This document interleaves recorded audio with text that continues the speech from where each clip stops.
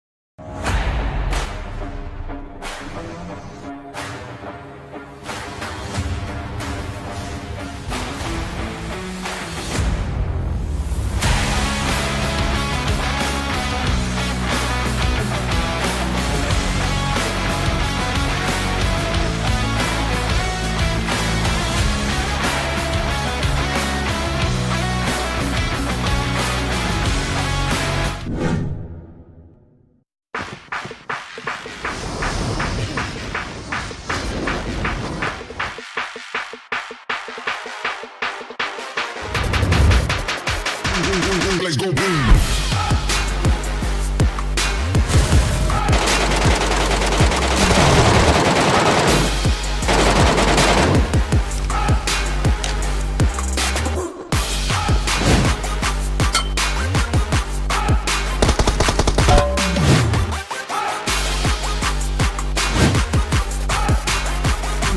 Let's go boom.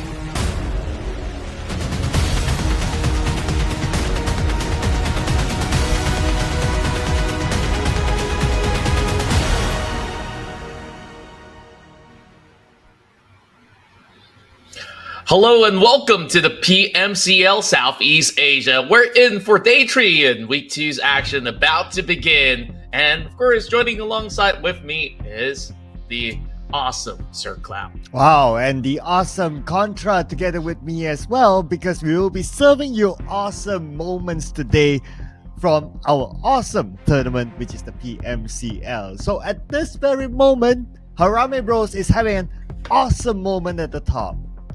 Yeah, I mean, there's definitely a whole lot of awesomeness that will be offered, but they are ready to unleash the heat as well, where we've seen so many of all these teams really stepping up a notch heading into week 2. Some maybe need to really fine-tune their engines to really kick off their run in a better fashion, but of course, a brand new day is always going to be a brand new opportunity for all of the teams out there to claim as many points to get their way into the grand finals. Now, of course, some of you guys may be joining for the very first time. We welcome you on board and we'll show you how the format of the tournament actually runs in a moment.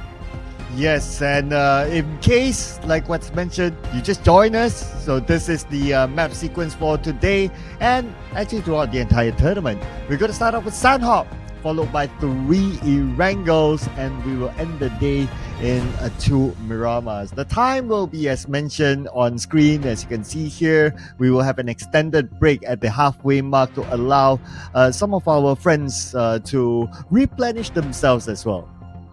That's right, and of course, for the point system, if you guys are familiar, it will be the same format used globally for the tournament, where, of course, for the first time, Chicken Dinner awards the team that wins with 10 points, followed by 6 points for second place. As you can see, the number reduced by 1 every step below the rank. And when we look at the 9th to 16th position, they will not receive any placement points. Therefore, it's always important for teams to go in for elimination. Meanwhile, this is the scoring system where each respective week, points from matches will be accumulated, and based on their placement, they'll be able to receive league points. So if they end up with the highest amount of points by the end of the week, they will be receiving 20 points, as you can see on your screen on the right. And of course, they will eventually get these bonus points to be the points at the start of the finals. Yes, and that's where teams, even though they're comfortable up there, they still need to keep the momentum, because you want to end up with the best amount of starting points in the grand finals as possible. But of course, we are somewhere at the halfway mark already by week number 2 today. So the narrative is also to look at the teams who might be eliminated by the end of next week. This is truly crunch time now, especially for teams who ended up at the end of the overall charts in week 1. That's right, and of course, it's really crucial for them to keep their survival in the league. So therefore, they will be fighting really hard this week. And we are having Group A, B, C, as well as E to play out for our very first 2 rounds. And then later on, we'll be having Group D to be joining right in as well. So here are the names from the side of Group A as well as B. It's Justice Esports, AEI Esports, Myth Clan, FV, and we also have Group B, Harame Bros, Enigma, MFG Esports, and Fearless Esports. Yeah, followed by a Group C, Yangon Galacticos, Exquisite Esports, Time to Quick Esports, APG Esports, and Group E, Stranger Esports, 214 Akira, Dread Esports, and Osja Esports. The teams that are representing Group D are not playing as what's mentioned. They are Playbook Esports, The Quarter, See You Soon X Tiger KE, and God of Death 7. They'll be back and game number 3. That's right, and these are the prizes that they can win in the league itself. That's $27,900 US to be won. Well, everybody walks away with a little bit of money as well, right? Whether if you're placed first all the way to 20th, they will be able to receive cash, but they're aiming for that 4,500 at the top. And not only that, each respective week, they will also get bonuses if they are the best performing team. And the top terminator, the one with the most simulation, will be able to get $150 US as well. Each respective match will also award them with $100 if they get the chicken dinner. And again, this is only for the league prize pool. The grand finals will have a separate prize pool, ladies and gentlemen. So that will be revealed to all of you later. So for now, we're going to focus on to the league, and the prize pool is up here. And of course, it is down to the teams to put in the performance to get that moolah.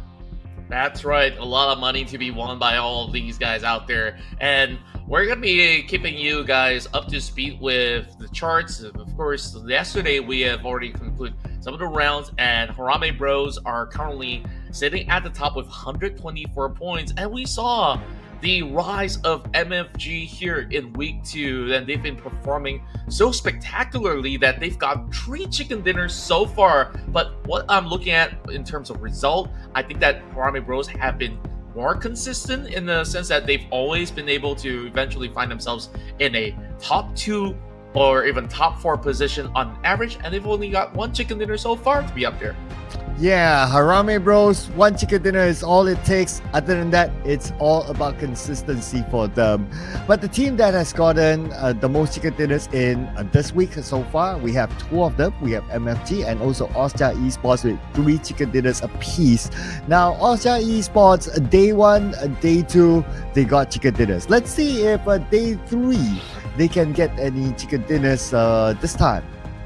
Yeah, we'll definitely be looking forward. Meanwhile, of course, PBE won't be in this matchup for the meantime, so they will be watching what's going to be the progress. But we'll ask you, what's the progress on your draws? Because this Dragon Emperor and Dragon Empress set is only going to last till the end of this week, specifically on Saturday night. So make sure you guys claim this for yourself, because the Dragreign NK14 is been sitting out there for you guys to claim, so you can upgrade the firearm and have a lot of cool effects on this weapon. So don't miss out on the Dragon Emperor set, and of course this is gonna be shelved by the but within a few days. Yes, it's getting close. If we based on the date, it's going to be tomorrow, but it didn't say what time, and it probably would depend on which time zone you are at. So might as well just do it right now, right? So you don't need to wait until tomorrow, because the first draw anyway is only at 10 UC. So take this chance to upgrade your MK14 and also your AWM. That's right, this is the Serpent Gleam set that is part of the new Guild set, where you can basically, of course, style on your friends with a 360 no scope. Well, if you could do that, you definitely want to clip it and upload it everywhere on the web. Anyways, of course, the Serpent Gleam set will be up in the stores for a little bit longer. That's up till the 21st of March. So all of these weapons that you see in the promo offers you loot crate, illumination broadcast, and on-hit effects. So make sure you guys get it quick before time runs out. Yes, in limited amount of time. We'll keep on reminding you until every single while you have gotten the sets. And do not miss out on the opportunity again. Do let your friends know as well, in case they somehow forget. Share the joy with everyone else. But well, we will have always ongoing promotions and collaborations, right? So from what I saw, some teasers on the PUBG Mobile social media, there will be an anime-related promo coming next. So if you want to find out more, do follow the social medias of PUBG Mobile as well to know what are the upcoming goodies inside the game. Oh, I've actually seen a little bit of that teaser, and I am actually excited because I'm actually a fan of it. If you guys want to know what anime it is, well, just think a little bit and you'll be able to find out. So, of course, we will be seeing what's really going to be happening here in the PMCL in the first 2 matches, because these groups that are playing, they will be having a good head start against the members of the side of Group D. PBE is only going to be looking on by. So do you feel like this actually opens up a little bit more? Because yesterday, PBE, they've managed to claim themselves some really hefty amount of points in the first 2 rounds. Yes, and I think PBE, it's okay to like skip the first 2 games, right? Because like you skip the first 2 games and then you straight play like the following 4 games. So like there's no chill time, there's no breaking of a momentum. So if to my knowledge as well, teams or players would prefer to have that rather than, okay, you play one game and then, you have to take that break just because of how the rotation is. They'd rather play it straight down. So for a team like PBE being so experienced, I think they would like that. Yeah, I'm pretty sure that they'll be okay with just basically moving into the bigger maps, because a lot of teams that play inside Sanhok, yes, those who are always on the fast pace, they do enjoy it. I think PB is actually part of the squad that does enjoy Sanhok a little bit more, but even so, there is a lot of potential of other teams that will set up huge flanks, and so it's always going to be challenging in this tiny map. Whereas when we look at other squads that have been playing throughout the week, GE, they start things really slow. They start to actually get more and more points going from yesterday's run. We'll see if they can catch up, because they managed to close that yesterday's final game with a chicken dinner. So who knows? They might be able to score another in this upcoming 2 rounds. Well, what I'll be interested to see is what's going to happen inside of bootcamp. We have gotten surprises before that Enigma lost bootcamp, and after they lost bootcamp, they don't seem to find their footing after that. So maybe they really need that bootcamp win in order for them to bring that momentum into the following round. So bootcamp will be one of the places that we really want to see. Other than that, it depends, right, on the draw. We have seen a fight inside of Camp Alpha before. We have seen a Sami fight before. We've seen a Painam fight before. But the consistent one is always bootcamp. So I'll keep my eye on that first, and the rest will come second. Yep, and we'll definitely want to see who will be able to build and boost their morale heading into the very first match, and it is going to be in Sanhok. Yes, here we go. Sanhok, ladies and gentlemen. It's going to be our first match today, and as per every day, we're going to play only one Sanhok. So there's that one and only chance for the teams to make good use of this map. Expect hard and fast action, because it is the smallest map in the competitive PUBG Mobile world, and we will expect early fights to happen. It just depends on where will it be. Yeah, now of course with the flight coming from the north point, this is basically direct access, but heading into the island will be just a slight stretch. Should still be very much doable for most part. Where we're taking a look into the boot camp right now, we still see Dread Esports floating by, and we have TTQ in the vicinity. So I guess that's going to be a little bit of a change, but I still spot some members from the side of Enigma to be along the outskirts. Perhaps it might just be a plan of setting up these kind of ambushes, where we're moving into the side of Exquisite as they manage to actually land the first blow. Nathan getting his first draw and 1 point in for the side of Exquisite. Yeah, taking out 2 members of Flash Vision Esports. In fact, the team that I really want to see do well and get a chicken dinner. So hopefully they'll be able to recover in the following round. I mean, Sanhok is a small map, so the chances of meeting up other teams is definitely there. But speaking about the meeting, where will this circle meet at the end? Because the first circle, it does cover 3 different islands. This is going to be tricky for the teams to decide on where to go. Yeah, this is really rare from a lot of the matches that we've gotten so far, and I really do like what I'm seeing, because for most part, a lot of all these squads that are inbound, they will be figuring out what's the best place to be. For now, I would say a lot of them would want to go to Ruins, because it's kind of in between all these 3 areas. But we will focus on the fight that will happen inside bootcamp. As we expected, Enigma now challenging TTQ for another time. QB is providing a little bit of assistance with a lot of shots being fired from the side of TTQ. They've been able to garner control over onto the center of the training grounds. So KH with the QBZ, let's see how much can he actually deal towards Enigma. Yeah, quite a stalemate here. If we base out of the Sandbox previously, normally we see like a very, very early knocks. But this time, looks like they're going to take their sweet time for now. Unless Caps can get a knockdown with this one need that he has in hand, but he's going to keep it back. He's going to reset the reload time of it. And for the third time, I guess he's really unsure where the members of TTQ are at. I totally understand that because they seem to be quite far. Yeah, a little bit further away from the usual way that they've been playing. Enigma now seemingly a lot more careful in their approach on taking this team fight. So I do appreciate a little bit more of a tactical play coming in from the side of Enigma. Although, they still have one planet over on the top side. So this is going to take a while before anything concludes. KH tries to see if he can basically find a little bit of opening room. Two members on the side of Enigma just having different positions altogether. Now, things are getting a little bit quieter, but of course, they're trying to trace a little bit of those footsteps along the way. Whereas we'll move towards the side of GE, they will be overlooking the hill, might be able to third party against whoever sets foot outdoors. Yeah, and West is going to play this time, so Zai is taking a break.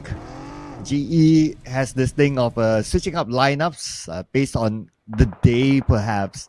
And I guess they'll be looking to find their momentum as they found last week. So far, they're okay.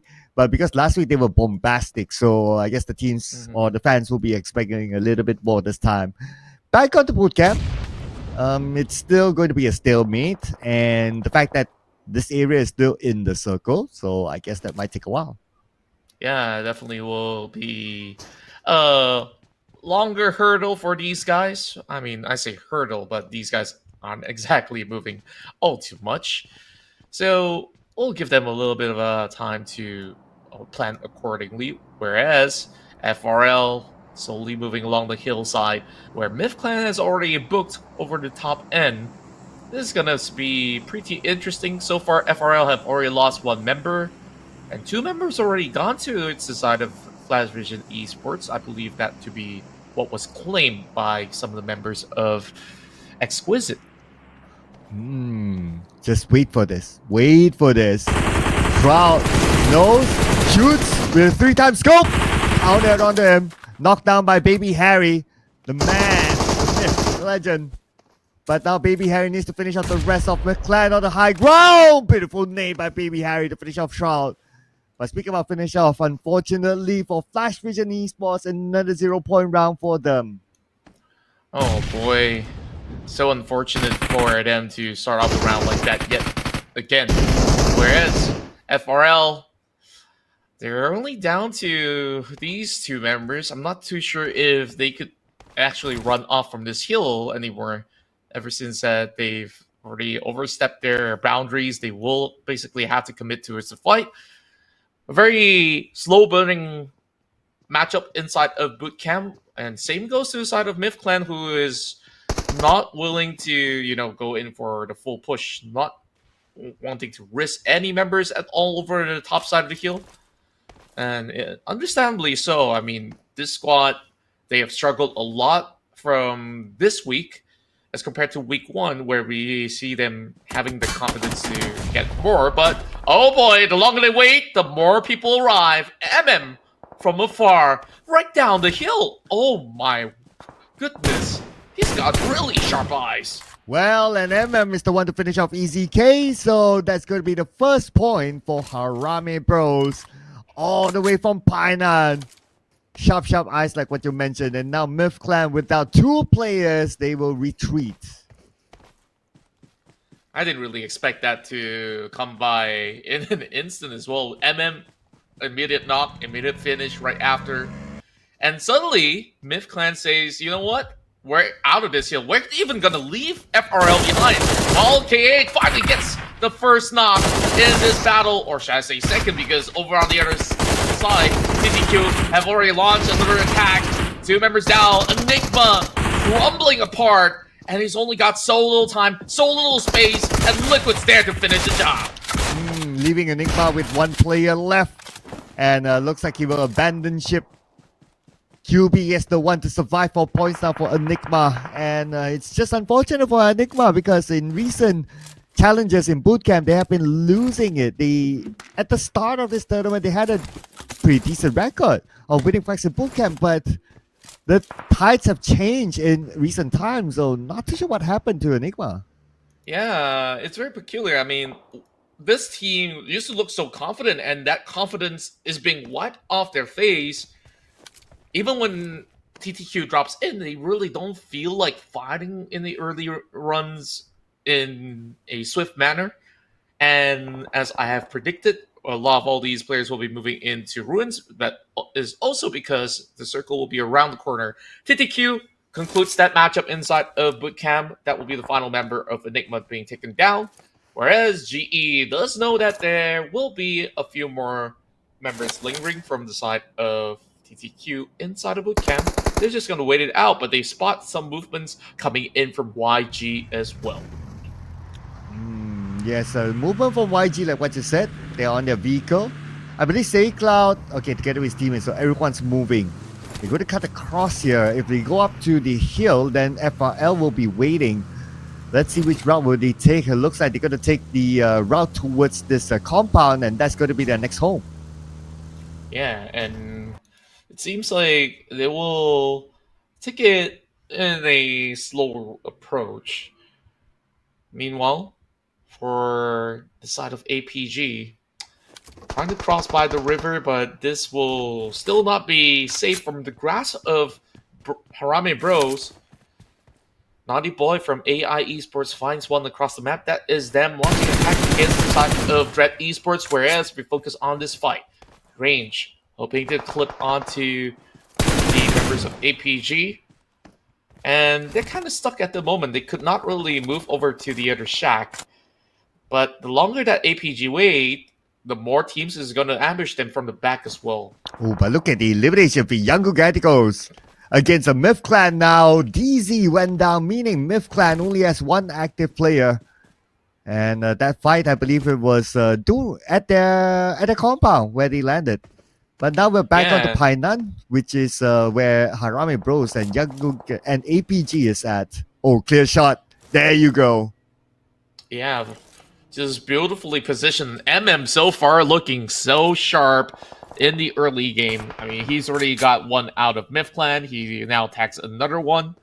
Range will be able to finish the job. Where APG, they decide that they want to share this Painan area because it's still within the coverage. Myth Clan, very unfortunate for them. They were not exactly controlling the hill. I mean, they managed to take down a few members out of the squad that was on top, FRL, and eventually, with just tiny bits of pressure coming from MM, they left that area, they went into YG, now they lost to YG, but at least they go down with a fight, bringing YG only to 2 players left. Yeah, YG, a team that potentially can go up to top 4 at least, but unfortunately with only 2 players, it's going to be kind of tough. And the fact that GE has the full squad still, they stand a better chance at this point. But speaking of chances, so looks like Painan is no longer within the circle, and Harame Bros will not want to leave their chance behind, and they start to make that move. Probably going to go up to the high ground. Yeah, and speaking of which, I mean, we look at this update of the circle, and we'll go towards 3 sectors of the river. This is so confusing for all of these players out there. I guess like YG, even despite them having a good position, they only have 2 members out there. So I like what GE is doing. They plan themselves still over on the top side of the hill, and they're going to remain unchallenged for the moment. Whoever crosses will have to try to fight off against them. Oh, looks like this circle is really going to force a lot of teams to fight. Speaking of fight, we got AI here up against Dread Esports. Trust me, knows that someone's behind the stone, but Isaac knocked down from the other side by Moy. Looks like the preemptive strike is given to Dread Esports. Huge nades coming in from the side of Jipna. And we'll be able to take down Trust Me, spots out some movements over on the top end of the bridge. Shots being fired from Master Fate, but unfortunately not connecting towards Jipna. A little bit of a problem for the side of AI Esports. This whole area of Ruins have already been compromised, and you know what? Dread Esports, this is their home ground here inside Ruins. They're not going to let anyone pass. Okay, nobody shall pass, including Master Vape now. Just by the outside of the circle, he can use the underpass, that's okay. But immediately known by Dread Esports. Where is he going to go now? He can cut across the open area, but then again, it's an open area, so he'll be easily spotted out. Yeah, and there's really nowhere else to go. And later on, we're going to be having Stranger Esports coming in from the Alpha Island at the same time. This is not going to be good for the side of AI Esports, but what they're going to do now is just to lurk around the river, take a little bit of swim, and maybe get through the river safely. Dread Esports really locking them out now. And not only that, okay, just look at the Camp Alpha Island here. There's STE there. And from their position, they can actually overlook this ruins area. So it is the worst position for AI Esports to be in. Yeah, and I don't think that there's really all too much of a safe area that they could basically land at the moment until these two teams budge off. But there's no reason for these two teams to move anywhere else but here. Jipna has got to be careful. I mean, he's got only a tiny cover by the tree, while we take a look at Asia Esports having the rest of APG right behind them, though. Master Riggs trying to actually get right in, and we start to see players dropping out of the play zone. Okay, Astro X. I wanted to really know that Insight is there. Not really giving too much focus onto him, but the good news for Insight is that the circle actually went his way. So all he needs to do is stay quiet, probably move a couple of inches forward, and he'll be fine. But let's put focus back onto Ruins. Now we're back with Dread Esports, but this time with MFG. MFG trying to play a very defensive position by the bottom side of the Ruins. Holy Lanju will try to flush them out with a couple of grenades being lobbed right in. So far, not really having the perfect connection, but Holy Lanju get the angles right. He gets two. Oh boy. Where exactly has he been able to strike? I mean, he's been dropping all these grenades, and MFG falling apart with the push coming in from Jashi as well. But Jashi gets brought down. Oh, Jimna too. Now leaving only with Moy and Holy Lanju. Moy needs to follow up quickly. But his teammate, Holy Lanju, pull off a big one inside of Ruins, winning it for his team. But at what cost? Man, this is one of the toughest places to play, but Red Esports, with them being in their home ground, they are so confident to basically say, man, you guys are not welcome into the Ruins at all. And it was just a very tough area to play for the side of MFG because they all clumped up inside of the same building, hiding by the corner, and that made it a lot easier for the side of the Red Esports to flush them out. Ooh, from the other side, we got Rankit 2-1 for Akira. Spots out Naughty Boy, and that will be a tap that will finish him off. And now for STE, knowing the presence of 2-1 for Akira through that shot. How are they going to cut across right now? 2-1 for Akira. Has the coastline guarded? Very difficult place to actually bypass if they remain to be there. And teams are just basically swirling around trying to get across, but it's just going to be a picks off the picks. Master Vape being brought down while Newbie tries to swim over the river. A tad late. I mean, they didn't really have to take that much of a swim, but of course, desperate time calls for desperate measures. Same goes to Edward in the water. Should be spotted out by Wako. I think he knows. Yep. Easy as that. I mean, Wako just basically waited for him to cut across, but look at the shift. And suddenly, YG will be able to claim the best spot possible. The only few compounds left other than that small little shack, as well as one shack by the north. So we'll expect a fight coming in from GE against Exquisite in order to stay into the next phase of the game. Lufa climbs up to the high ground with one knock onto GE. This is their opening. Lufa is playing right now. Molly onto the right. Sprays onto the left, but no targets hit. Mernat instead tries to find a good angle, toss his nade. He's being shot at as well. No clear opening for him to save his teammate yet. Not at all. You really have to take a slow crawl, but yeah, that damaged some of these members from the side of Exquisite in order to buy a little bit of time. So hopefully that actually results into something for the squad. But I can only say so much about this current situation. But the timing for them to move in within 1 minute, they really got to settle the scores quick. Oh, the zone not really helping Genesis Esports at this time, though they have the high ground advantage, but they're being locked down still by Exquisite. Lufa solo handling Genesis Esports at the forefront, not allowing them to move at all. Genesis Esports still not able to take down anyone from Exquisite, and now the blue will be on top of them. West only has that one first aid. Man, the damage is really high. West can only do a little bit more of that damage. Now he tries to cut across, will be knocked out, and eliminated by the rest of Exquisite Esports. While we continue on with the fight, 6 more teams remain. Astro X finds one back from side of Asia Esports. A huge bounce back from Asia with 6 points already accrued, and Harame Bro with 8. These two are basically the top gunners of the matchup, but Asia Esports, they've already lost Red Bull, who has done most of the damage for the team. Ooh, 6 now. I believe the circle would go entirely to the Ruins Island at this point.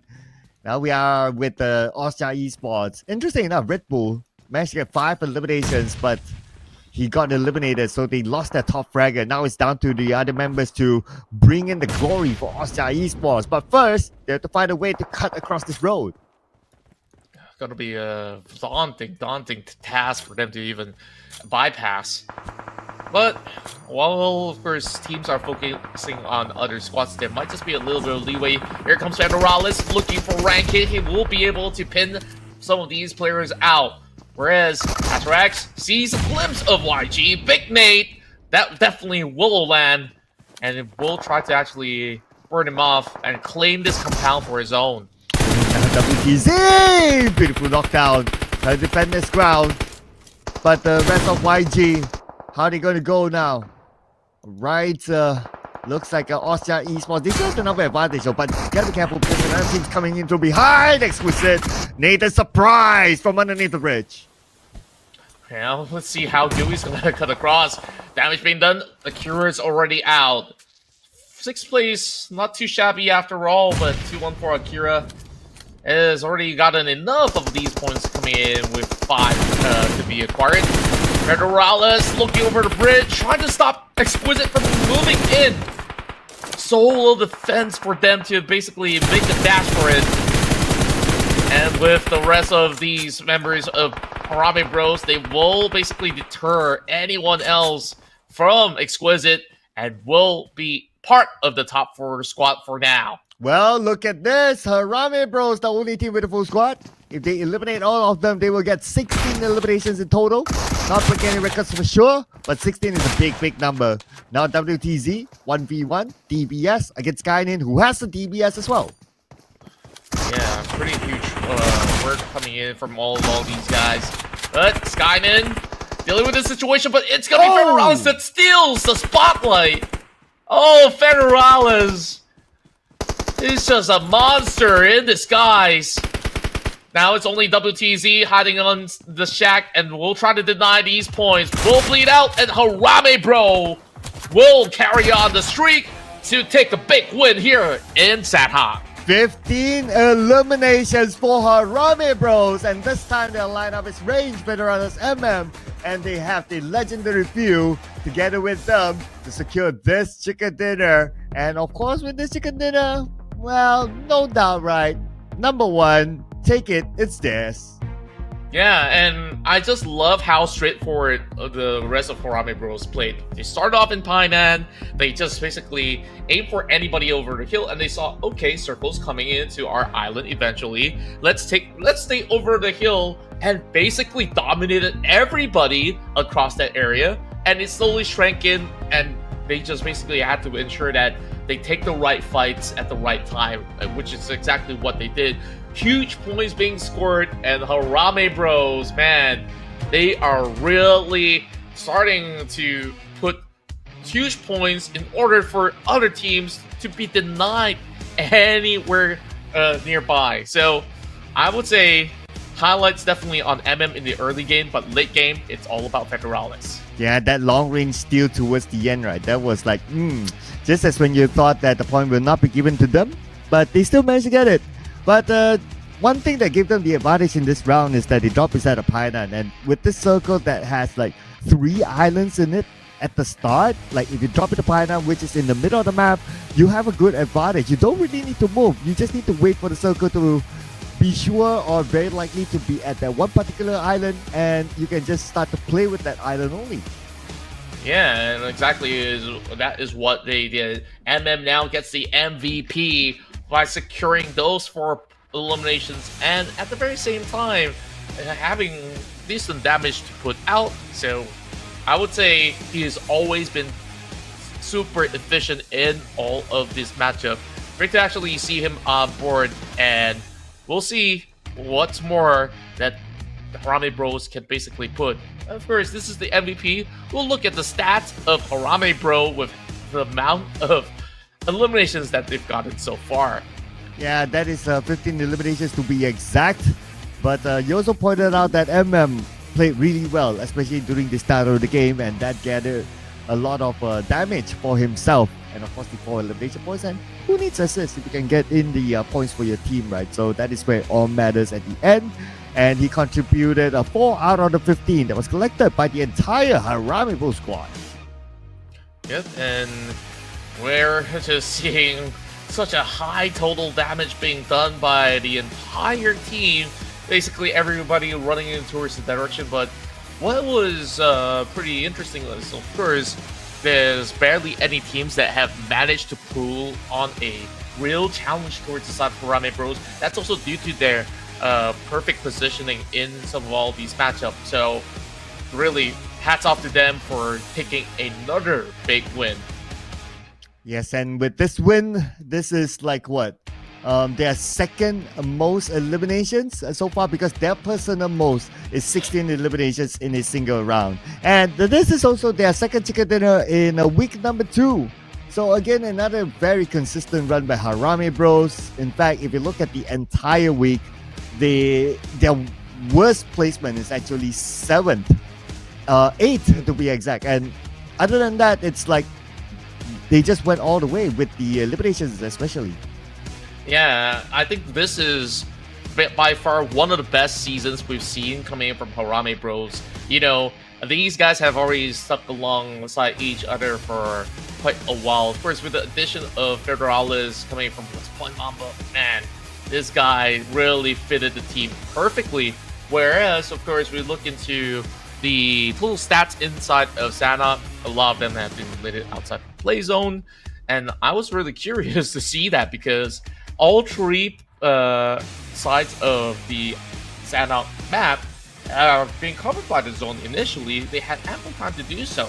So very interesting to actually see that happening. But I would say a lot of the accurate shots probably has contributing to those headshot numbers. Yeah, all the way to the high ground and all that. That is definitely his highlight in this round.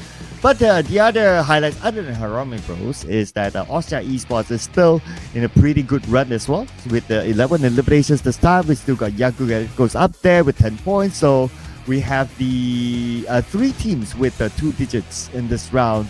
But on the other end, again, it's still a very unfortunate round for Flash Vision Esports, a team that I really hope to see gets the chicken dinner. Yeah, I mean, they really got into a very early battle, so they didn't really get to play the game against Exquisite. So Exquisite managed to go in for a deep run, but unable to cross the bridge, but they still garnered about 5 points in total. And Exquisite did a really strong challenge against GE, resulting in GE to be only receiving 2 points in this round, whereas I would have thought that MFG would have actually gotten more, but Dread Esports, they basically ruled them out of the match. Let's check out the overall standings, because this is where it all matters. Harame Bros, undoubtedly, they are number 1 right now. 29 points gap with MFG, and they played the same amount of matches, followed by Austria Esports with 96 points, 4 points away from hitting that 100-point mark or 100-point club.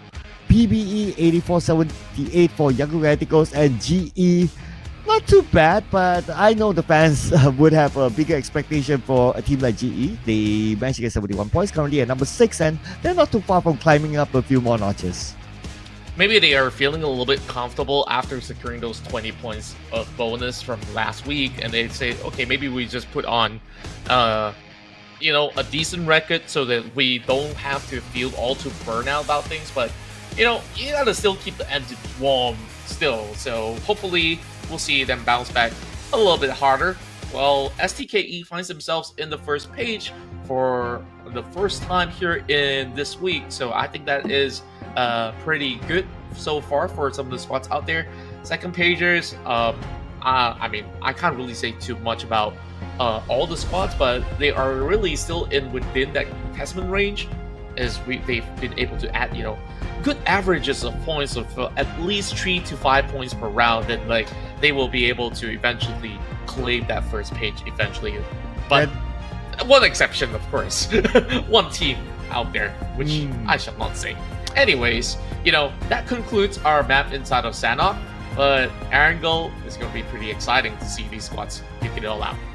Yeah, I guess the good news for teams in the middle is that the top teams really pulling up the points, so it makes the middle bracket very, very close, and one good match could change a lot for the middle bracket teams. So you can consider that like a good news for them, because at the end of the day, or end of the week, end of the final match in Sunday, it is all about the ranking that matters. It doesn't matter how many points that you collect, but what rank do you end up in.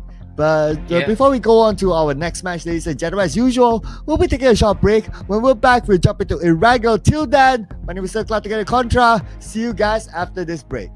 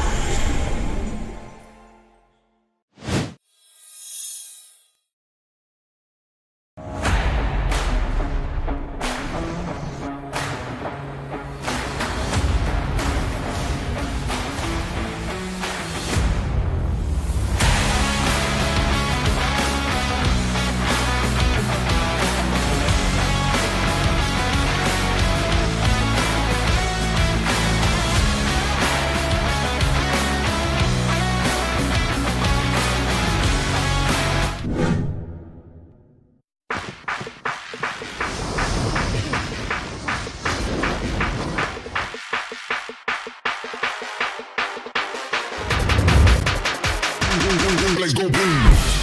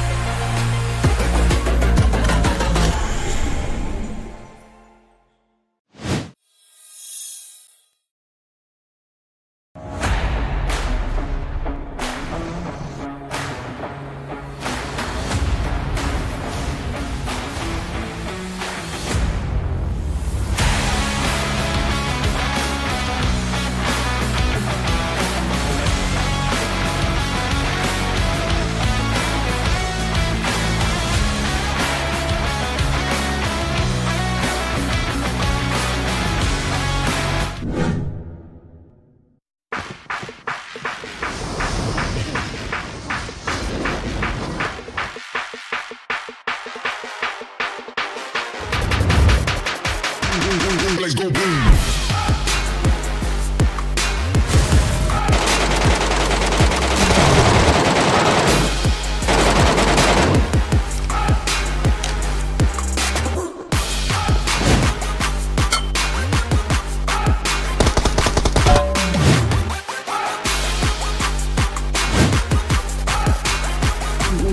Let's go boom.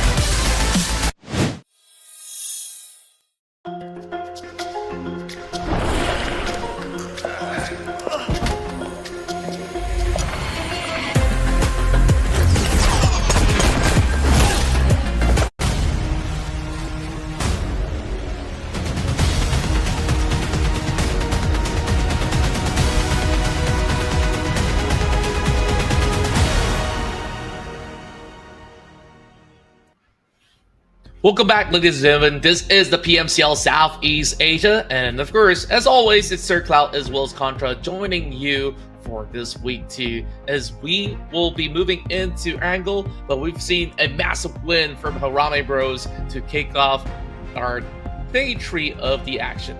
Yeah, Harame Bros, man, these guys are just not stopping yet, and they are stomping at the teams to the top at this moment, opening up a good gap, arguably a 1-game gap points now at the top, so they are really comfortable this week, at least for now. But of course, we're going to jump in onto our next match, which is going to be inside of Erangel. And in case you just joined us, we're going to reintroduce the teams that will be playing the next match. As usual, it will be the same for the first 2 matches.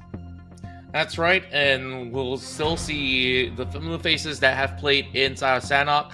So the Group B teams will definitely have to wait till Erangel happens so PB can join back on the block alongside with some of the names like the Quarter, See You Soon, Tiger KE, and also God of Death 7.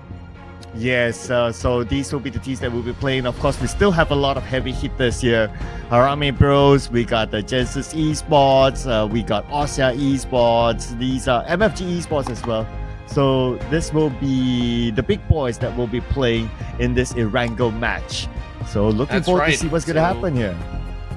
We'll definitely have to see, like whether or not will they be able to really readapt to some of all these shifts of the circle, because when I look into how certain teams have been playing here in week 2, it's been a little bit quicker in terms of rotations into, the direct center of the map.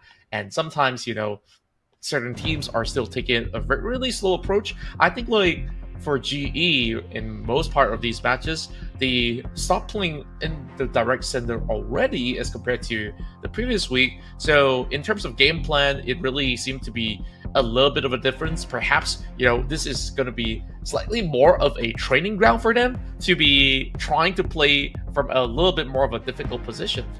Yeah, I guess it really depends on like the circle as well, right? I mean, when we talk about PUBG Mobile, it is very circle dependent for the most part, and that is up to the teams on how they want to problem solve, to find a good way to play around the circle, whether they want to play on the outside, inside. It's always that never-ending debate. But I guess it will really depend on the confidence of the teams on how they want to play it, and also the timing, where they start, and what sort of loot do they have. And yeah, there's a lot of factors, and I guess that's what makes a PUBG Mobile really interesting, right? Despite it being like, you may see like, it's the same map again, but because of all these variables, it makes it a very complex game.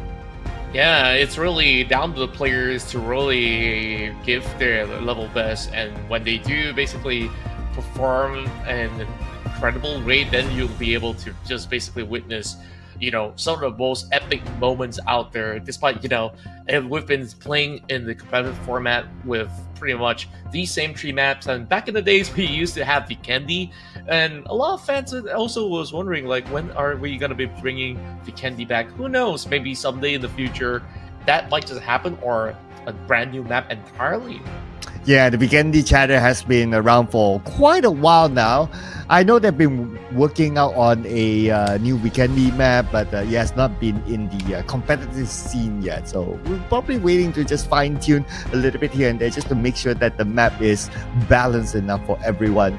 But there's also this new community chatter that potential, I wouldn't want to call it a rework, but potential update to the Miramar map as well, in which we're not too sure when will it be out, or will it be out in the competition, or will it just be a classic map, we don't know. So these are some of the changes that are always ongoing that will keep the game fresh and also exciting for these players to explore what will be the best way to play around these sort of changes. Yeah, it was really interesting to actually see any sort of changes moving into, these current map pools that have been played for, multiple years already. even if I'm allowed to make that formal comparison, if you look into the PC counterpart, a lot has definitely changed there. But not everything is meant to be on the competitive side. So I guess we'll definitely have to see what happens from there. But once again, we still have this offer for you guys to get your hands on the Dragon Emperor and Empress set.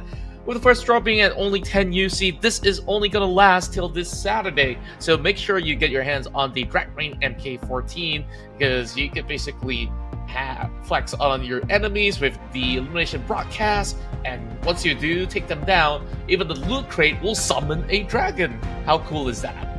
Yeah, it has that after effect if you manage to take down your opponent, so that is really cool. Do keep an eye on some of the animations as well as the players play this game and you watch them. Some of them have their own sets that come out with special animations and also the loot crate animations and all that, so keep an eye so that you can kind of see and kind of imagine how it will look like. But another set that also offers the animations is going to be the Serpent Gleam set. That's right. This is part of the brand new guild set where you could basically take your chance at it at 10 UC once again for your first draw. And this will basically last up till the 21st of March. So make sure you have enough time or saved up enough UCs to basically claim this, because this AWM is absolutely exclusive. A very, very beautiful animation for the effects as well, so make sure you guys get it in the store. Yes, it's only in for a very limited amount of time, ladies and gentlemen, only until the 21st of March. Don't miss out the opportunity again. And also, the first draw is only at 10 UC, so make sure you get it, ladies and gentlemen. But as we prepare ourselves for the next match, that will be in Erangel with the same groups. So, looking at how the teams have played so far, right, we are pretty much at the halfway mark of the league stage of this tournament. Do you foresee any major comebacks from any of these teams heading on throughout this week and also next week? If there's gonna be any names out there, major comebacks, that's a really good question, because I'm looking at a few hopeful potentials here. Exquisite, they are not really in the highest ranking, but they've been doing really well. I'm looking at names like Exquisite, Myth Clan, and maybe Enigma to be a couple of these names that has a good chance to actually move up the rankings. In terms of crazy performances out of that, I don't really think so. I think it will be somewhere similar as to what we see, because it's more of the race of the middle pack right now. The one at the bottom, if there's anybody out there, maybe APG. APG really did well this week. Yeah, I think if there is that one name to come up with a major comeback, it probably could be APG. I also want to throw out one name as well. I feel that FRL, because if you remember FRL, last week they were at number 19. So they only got 2 points out of the week. Yeah. And this week they're not too bad. And if they can continue on, of course they need to be consistent next week, because last week it was only 2 points. They could be one of the teams to slide away from the bottom 4. Yeah, and this is definitely a good thing to point out, right? Hitting into week 2, you mentioned by the end of the week who has the biggest comeback. I guess FRL right now is already there, in the top 6, and they are doing everything right so far. Even when we look into maybe Sanhok in the past round, a little bit of a hiccup, but they still managed to pull some important points back to the team, which is absolutely important. So long as FRL get themselves climbing at this form of rate, they should be good for the grand finals. Yeah, it's sometimes not about that one round, right? It's many matches. PUBG Mobile is a game of consistency. You can drop one round, probably that's still okay, and then you will have rounds to make that comeback in the following round to do well. Just like what I remember of Austria Esports in day 1, right? The first Miramar match that they played, they got 0 points. But the following round when they came back, they got the chicken dinner. And they even broke records that time. So as long as you can have that sort of game, then I guess you're pretty much good enough, especially at the league stage. Yeah, and overall, I think like they really have figured out how exactly to play in a lot more cohesive manner. So Asia Esports definitely looking to be in that prime position to really move into the end of week 2 here with a lot of bonus points. Now, the other question is, can they actually catch up to teams like Harame Bros and currently also MFG on that leaderboard? Same goes to PBE that have also giving them a little bit more of that pressure chasing into the top 3. So we'll definitely have to see. But here it is. We'll move into Erangel. As for the case of PBE, they won't be playing this round, ladies and gentlemen. They'll be back in match number 3 in the same map as well. That is the map of Erangel. But for now, we're going to focus on to the same grouping as per the Sanhok map inside of match number 2. In this particular map that you can see here on screen, the El Clasico Erangel. Early fights, by this time, I think we can expect some. Yeah, basically a lot of potential of early engagement. The last week we did, or should I say earlier this week, you have seen a little bit of skirmish happening even in the corners of Primos. Very Pure has always been this important route for teams to move into the island, and a lot of the games have been basically closing up on the islands instead. We'll see whether there's going to be any adjustment for Enigma, because they've been around the farm sector as well as Milta to try to keep teams at bay. They even managed to bring down a few members of GE, so we'll have to keep our eyes out on potential action like that. And yes, because the flight path is kind of balanced, potential action, we need to wait and see, because everyone can pretty much drop into their regular drop spots. But for GE, they have technically 2 regular drop spots. If it's not Novo, which is kind of far for this flight path, they will go back to their regular home ground from the past seasons, which is a Roshop. But Circle, 50-50, where will it go? Oh, this one is a lot harder to tell. I think like the safest way to basically get a little bit of that circle advantage is to be where TTQ is already at. Or should I say they're still kind of figuring things out at the same time. So it's along the lines of the Lighthouse of Very Pure to be one of the prime spots later on. But teams gotta start going quickly. I just really feel that this esports realm of PMCL is just given one of the hardest games to play. Yeah, I know, right? I mean, that's the challenge, right? If you want to be the best, you gotta beat the rest, including whatever challenge that is thrown to you. But speaking about beating the rest right now, I mean, I'm still hopeful for Flash Vision to get the chicken dinner, and of course, for them to do that, they have to beat everyone at least in a single round. We didn't get to see much of them in the previous round because they got eliminated early. In fact, the first team to be eliminated. But this time, looks like it's an okay start for them. No early clashes for Flash Vision or anyone else for that matter. And they're playing with Shake and not Papa J this time, just to point that out. Yeah, they've always had the switch up between these 2 players, and there are also times where they try to make certain adjustments as well. Meanwhile, when we're looking at the rest of Dread Esports that have did a decent record inside of Sanhok so far, getting to eliminate MFG to hold their momentum from yesterday. MFG was incredible on their work rate, managing to secure a top 2 spot by the end of the run. And Stranger Esports may be a little bit slower, but we've seen them really getting very decent records. Back in the very first day of week 2, they secured a lot of top 4 finishes, despite them not having, the highest of elimination points. So that they could basically work out eventually. I think like this squad of Stranger Esports is relatively promising. Yeah, Stranger Esports are though in the middle of the charts, but I do agree that they do show some level of promise, and I do look forward to seeing their performance. One of those teams who also need to maintain a decent performance if they want to get across until the grand finals, actually. And at this point, The ones, okay, if you talk about like at this very point, right, the ones that is clearly in danger, based on their current standing and also how they performed last week, is APG and Flash Vision.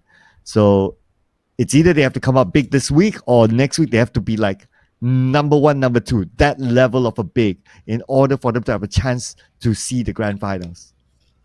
Yeah, and at the very same time, I would also say that AI Esports is not exactly in the clear as well. Though this actually marks their debut here in the Southeast Asia League.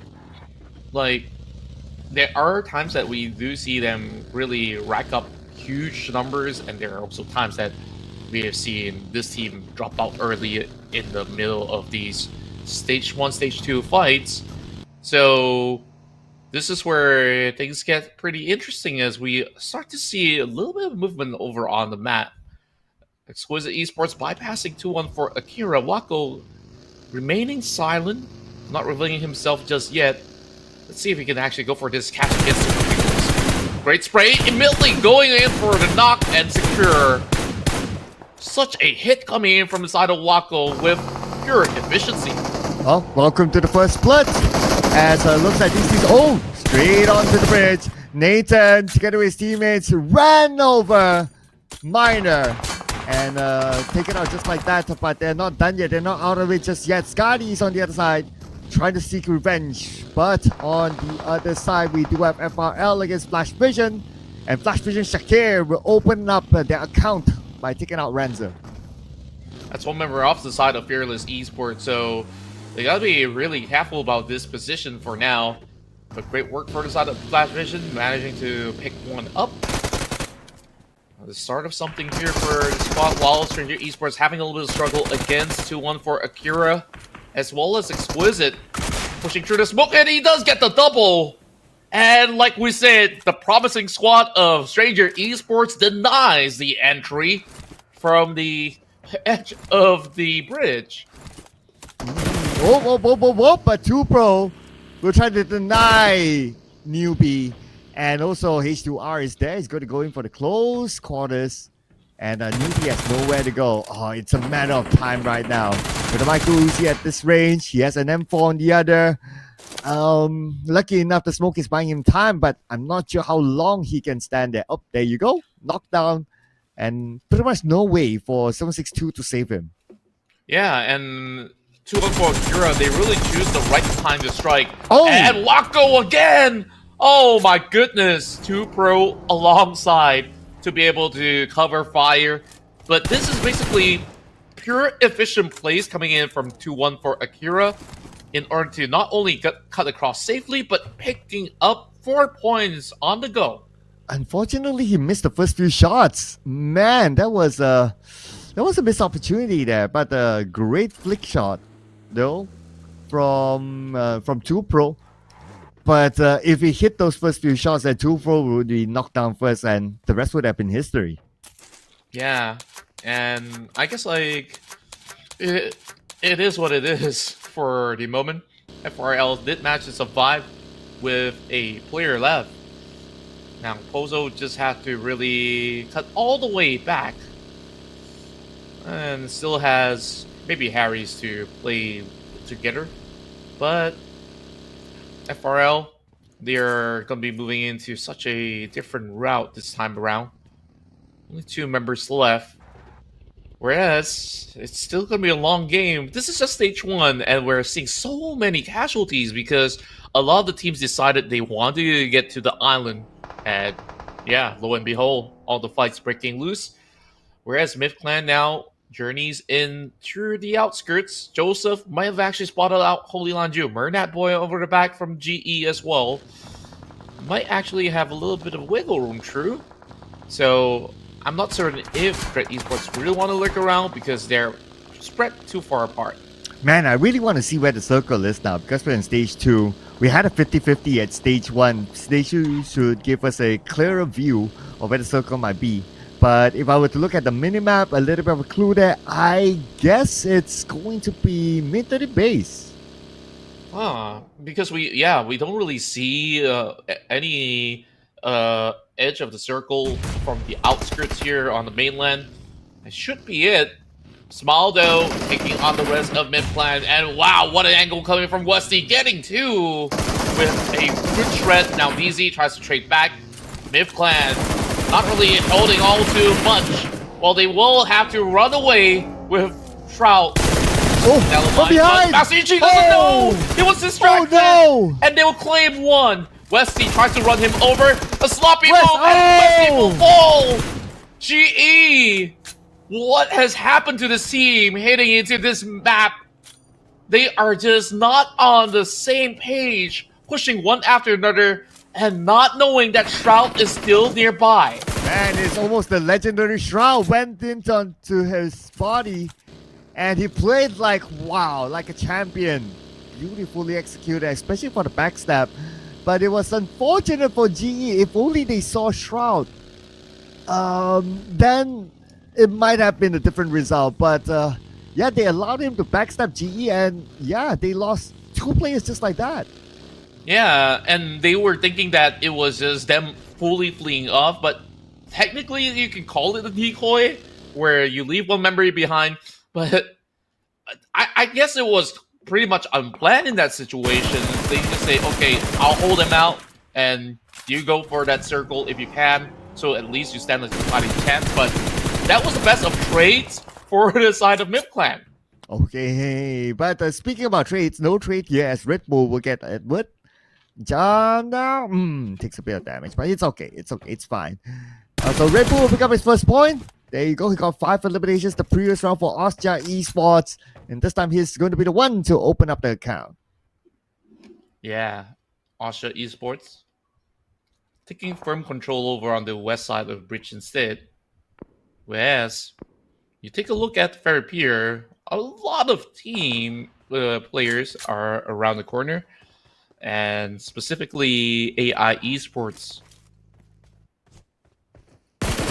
We're just going to see whether or not will there be any form of a pickup against Evi, who are kind of spread apart. Eras.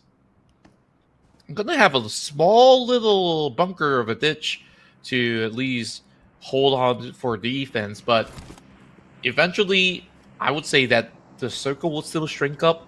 There's still potential of this circle ending up around the quarry area. Yeah, so it didn't go to meet to the base. Instead, it went to the main peninsula. And here we have a good clear view of the circle. Interesting enough, a lot of teams went on to the Ferry Pier area. We got at least 4 teams there, including Flash Vision. But they were going to share the same area together with AI Esports. Now we look over to the northern side where got KZ, MFG, 214 Akira next to each other. But I think 214 Akira will just mind their own business and focus onto the circle instead. Yeah, which they're on the pursuit to do so. Now, they're going to be moving into the open fields, and that gives a perfect vision for the side of MFG to try to take one off the vehicle, aiming for True Pro, but they will eventually sprint into a different direction. This long-range challenge is not really gonna find too much of an effect to deal much of a damage towards the side of MFG, as they will basically be hugging by the corner because it's still not too revealing yet. There's still a potential of it being very close towards the north or all the way down south. Oh, okay, 214 Akira. Just as when they went in, below them is TTQ, but I guess with this current position, they'll be 5 for now. I don't foresee TTQ to come up since both of them are quite comfortable in the circle. So as 214 Akira keeps an eye onto them, and if they can get a clear knock, well, why not? That would be a bonus. But if not, they'll be fine up here. Yeah, it should be A-okay at the moment, unless, 214 Akira wants to claim that compound for themselves and just want to go for a challenge. They've already got 4 points. If they get another 4, then that would be absolutely perfect for them to end the run, no matter their position. Master Rakes keeping an eye out from the side of Enigma. Blue Zone already setting true. They also do have to send these 2 members all the way back. I mean, APG eventually will be tanking some of the damage of the zone. Koopa seemingly having no space to work with, while Few comes in, secures Shroud, making sure that he does not be safe by the open fields of the edge of Gakta. Wow! Phew! Look at this legend go. He's got some help from Federalis as well. Nice long range shot. But they will need to move now. Say goodbye to their nice location for now. Focus will be on to the area where Fairy Pier is at. I believe that a lot of teams might go there. If not, the area where 214 Akira is going to be pretty nice as well. So those are some of the key areas with this sort of circle. But because it's just so small, teams want to cancel out each other before going in. Harame Bros coming to collect their points. Yeah, they want to make it quick as they send grenades, as well as having Federalis being in the forefront, going for jump shots instead. A little peekaboo moment just to see him before he meets his demise. That will be the end of Myth Clan. And all these grenades are coming from his own teammates. It's like, okay, bro, try not to hurt me too much. Now, MFG, still full squad strength for the team, as they will be moving into the hillside. And indeed, the top side of the hill will be playable for now. For most part, they will have to challenge another PH squad, which is 214 Akira, to take the position. Okay, the MFG. If they move any more further forward, like what you say, it's going to be 214 Akira, and that is a very good spot to be in. And I can understand why MFG is interested to try to take over this position. But just look at the spread by 214 Akira. They have multiple angles covered. MFG, they need to collect information before they rush in. If they rush in through one direction, then the off angle can take them out. So they got to be real careful on how to execute this. They already have the hindsight that there should be a team up there, since it's going to be in the direct center. Federalis somehow finds Master Riggs, where Koopa have also been able to steal that point away by taking down Master Riggs instead. Alright, boy. It will be the last member to be taken out by Harame Bros. That makes it 6 points for the leaders of the pack right now. Yeah, just as he shows up, he gets taken out. But now Harame Bros range. Gotta be careful there. And back onto the side of MFG. Now they have young Gugaticos joining them in this area. MFG, they have gathered the information that's probably not going to be easy for them to try to crash in onto 214 Akira. So they're going to let it go for now. But that means that they're going to share the same area with not only young Gugaticos, but they got to be careful of their behind, where Harame Bros can potentially scope them down. Yeah, a little bit of a daunting task. Meanwhile, FV goes out at 11th spot. And they managed to secure that one corner from the earlier fight over the hills. Liquid now takes another off. But PTQ is starting to lose members to the side of 214 Akira. And wow, what's the shot coming from Yaka? Out of nowhere. Just having a beautiful glimpse against YG. A lot of smokes being popped up as they try to actually climb up there. All these teams hoping to move in towards the top side, but that's being gated by 214 entirely. I expect, okay, if the circle goes away from this hilltop, then, well, it's going to be bloody here. The Harmony Bros, they're not going to wait for that. They're going to take the preemptive strike on the MFG. Having the elevation here against them, the snake from Federalis could be big. Toss on, but nobody knocked. But still Federalis not giving up. He has 4 and an ace to toss. Yeah, he could basically make it rain. Well, of course, that's a little bit of a long-range distance coverage in order to actually get any from the fleets towards his side. But here comes the shells coming out of Federalis, just claiming so many players out there. He's already got 5. Federalis, by now you could just basically say that he is going to be a legendary player of the PMCL. MFG Esports taken out by Trustby over on the top side of the roof. Nobody spots him out, but YG hoping to crash the corner, and finally Baby Harry's taking him out. Yeah, taking out the rooftop guy is going to be real important, and they will pretty much secure that elimination point. Now with the crash in onto Ferry Pier, they can take their time to reset. They are in the circle. With this compound to work with, they have time to buy. Romeo Ball will ensure the point is theirs, but wait. Look at the team coming across. Hello, 214 Akira. 214 Akira now crashing into the direct city, challenging the rest of the squads. YG separated into multiple angles while Yui will be able to pin down Sizak, I do believe. Can't really spot out where exactly Austria Esports is currently located. We see a little glimpse, and that's going to be over the south side, nearer towards the pier, and they could still actually get a very good advantage if the circle closes towards them. Harame Bros a little late, and will go to the flock of crowd. Rage nice down, big support. damage. Notice good support there by that spreader. Two behind, putting support, and now Harame Bros sending member after member across. Few will be the man as the marker, and they manage to arrive, but they lose Federales in the process, unfortunately. As for Dread Esports, no eliminations this time at number 8. Very unfortunate. Where this whole crowd inside of the ferry pier are just playing very tactically in terms of position.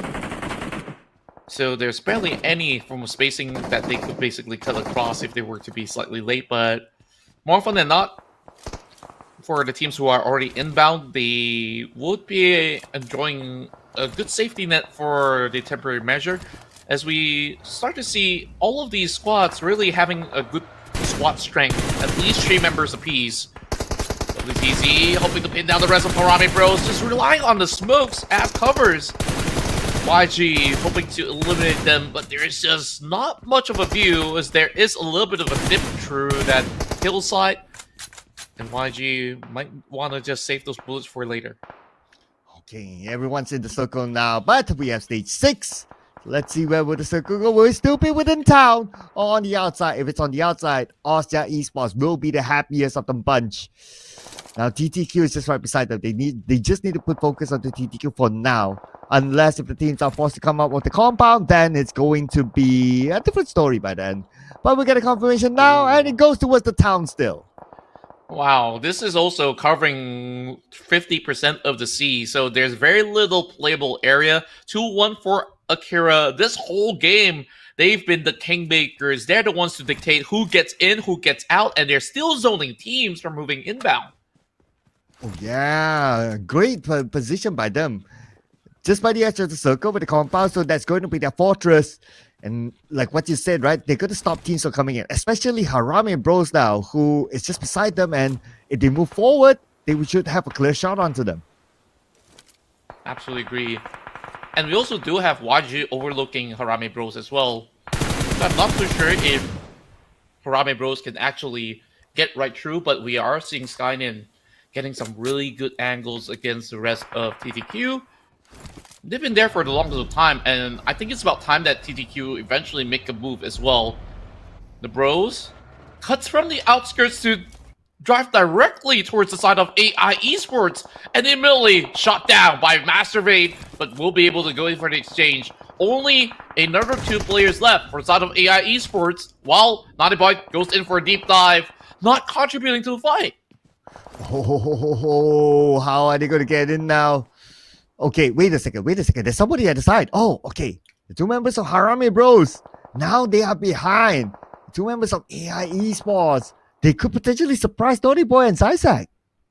Yeah, I think that they roughly have a clue of the whereabouts of Harame Bros, because of course with 1 member taken out earlier, they will be able to relay a little bit of that intel. But it seems to me that AI Esports, they're more concerned about surviving there, moving deeper into the city, and then maybe later on deal with Harame Bros. Ooh, TTQ now in the toughest position. Pretty much the only team on the outside of the circle, and the zone is closing. We got Liquid here together with Zuki. Liquid trying to get as close as possible to this compound, but because this compound is up on top of this hill, it does not have a good vision on the members of 214 Akira. But same goes for 214 Akira. They can't really look straight down. Yeah, they really can't do so. As much as they control some of the areas, so there's very tough angles to cover from. Zuki trying to prime a nade over on ground floor. Not really finding anything at all, but of course that keeps some of these players from the side of 2-on-4 a little bit busy. Wako so far playing a perfect game, while Zuki does actually get the grenade landing onto him. What a nade that was, but shots are being fired from the other corner of the map. Zuki, just about enough wiggle room for him to still survive by the shack. Oh, Erangel with a nade across. But no return yet so far. But at least he'll be able to stamp his position. 10 seconds and we'll see the next stage of the circle. Can you believe it's stage 7? But there's so little space to play with. Man, this is insane. Yeah, and it's all due to the terrains that's giving them so much of that coverage. And here comes a care package coming in for the side of Austria Esports. I wonder if they're going to be picking these up because there's about 2 crates somewhere in the middle. But, of course, they'll keep their hands busy trying to eliminate all the other players out there. 1 for Akira. Still needing to save Hitch to R. And I think he's by the play zone already. Or, well, it seems like it's going to be a pickup. Just about in the nick of time. So, the team will be able to remain intact. Eventually, they will have to go in for a Froome challenge. Now that 2-1 for Akira is not in the circle and now bombarded by the rest of Asia, this is not looking good. Red Bull will be the happiest of the bunch to get that knockdown. But look at the circle. We still have 50% of water at stage 7. This is crazy. Now focusing on the Rampage now. Managed to get 1 out of TT kill. So that's going to be another point in the pocket. But now, 2-1 for Akira. They're trying to move. Spraying on the Austria Esports on the other end. And Dewey will be on his knees. And Ranket's going to be able to find another, but will be traded off. The moment he took a peek, he gets punished instead. What a sharp shot that was. And the timing couldn't be any worse for them because they need to actually move into the circle. The moment they step out, YG basically clips them all out. They're trying to find the angles here. What can Pro do? Very swift measures coming in. St. Cloud goes ahead to ensure that 2-1-4 members will be picked up. More and more points added to the block for the side of YG, trying to chase up against Harame Bro. Harame Bro having 1 member taken down. Few is very far away from range, and they're just by the corner of the pier. This could basically be an ending directly on the waters of the port. Probably by the port, because in an esports mode, it will not go 100% in the water. Yeah, so it could probably go by the edge of the port. That could be the best. That could be the best guess. We still have stage 8 though. Let's see where will it go. And yeah, of course you can heal up your teammate inside the water. So Phil will be back into the game very soon. But I can't wait for stage 8 circle. There you go. You still got 50% of land, 50% of water. Okay.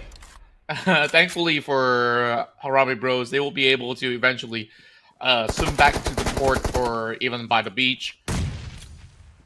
The grenade coming in from Red Bull to be primed up as he dodges 1. I just love how they are so mechanically gifted from the side of Harame Bros that they also make good use of these new features of water revivals. And now YG stuck by the corner with nowhere to go, nowhere to hide as well.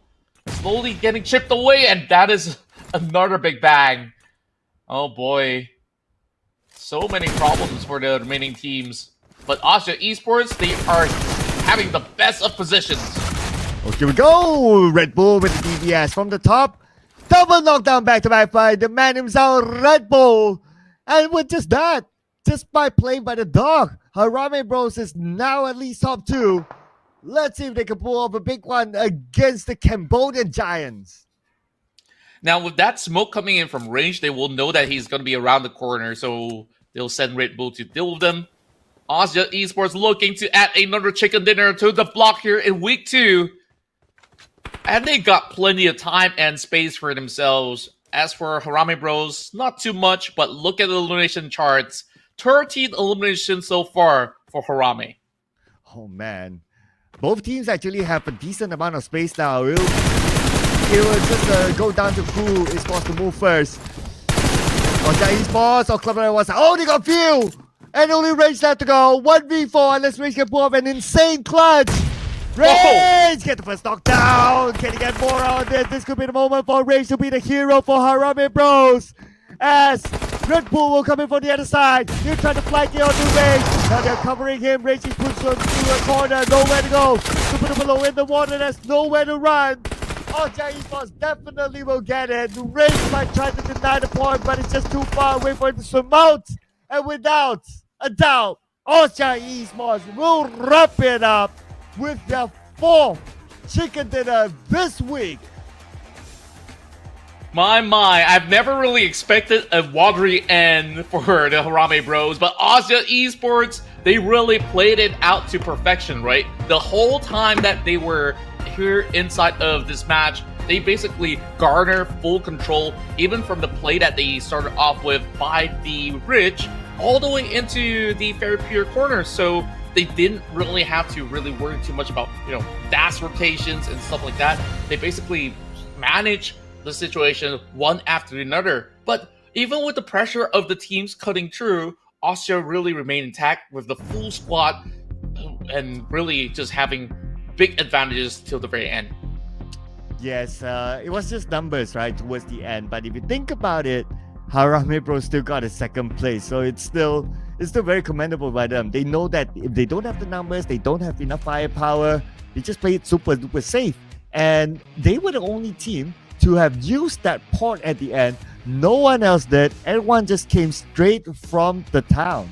Yeah, and the plays coming from range really was quite spectacular as well. When we take a look at that standoff where he was alone, those nades being cooked to perfection, and then of course once he gasses out, he just basically takes a deep swim.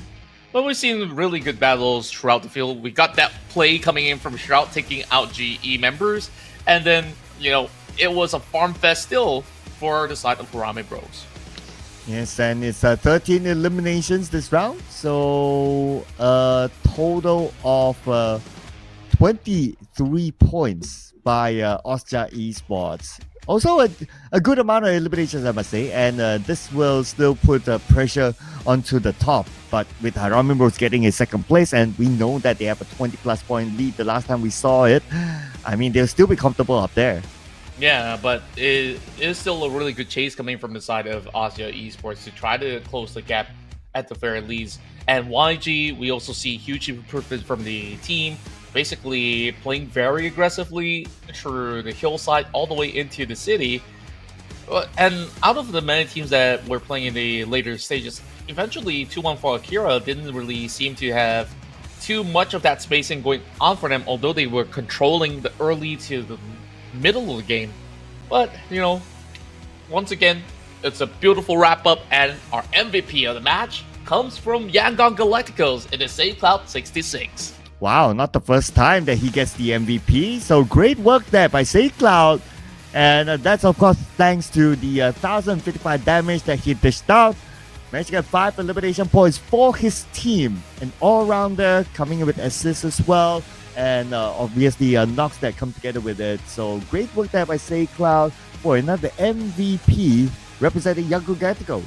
Yeah, and of course, right after this stats, we're just going to move into the winners of the matchup, where we've seen Austria really putting up quite some numbers as well. And we had, huge performances coming in from the members of Harame Bros. But I didn't really expect that, Say Cloud actually did more damage than Federalis this round. Yeah, you thought that Federalis might have been the one, right? But maybe he got more eliminations. But of course, we'll need to review the stats of the team that got the chicken dinner instead. And clap to Austria Esports, bringing in 7 eliminations. Okay, with 1,656 damage. And this is their 4th chicken dinner this week. That's right, and it really seems like they're looking for a high average of chicken dinners in a matter of week. Who knows, it may even be 2 chicken dinners for today, as there's still plenty more games to be played out by Austria Esports. So later on, we're going to be adding the Group D onto the block again to see if PBE is going to be challenging some of these guys. But Austria Esports, calm and composed. We like what we see for today. Really huge step up from what we've seen for the past week so far. Yeah, Austria Esports, man. Last week was a struggle for them, but this week, they are flying. They're flying. They're only one more objective is to be the number one team. But because Harame Bros is also as consistent, then it's going to take a challenge. Now at this point, I would say that it's also about Harame Bros dropping before Austria Esports is able to catch up to them. Because Austria Esports, they're doing great themselves.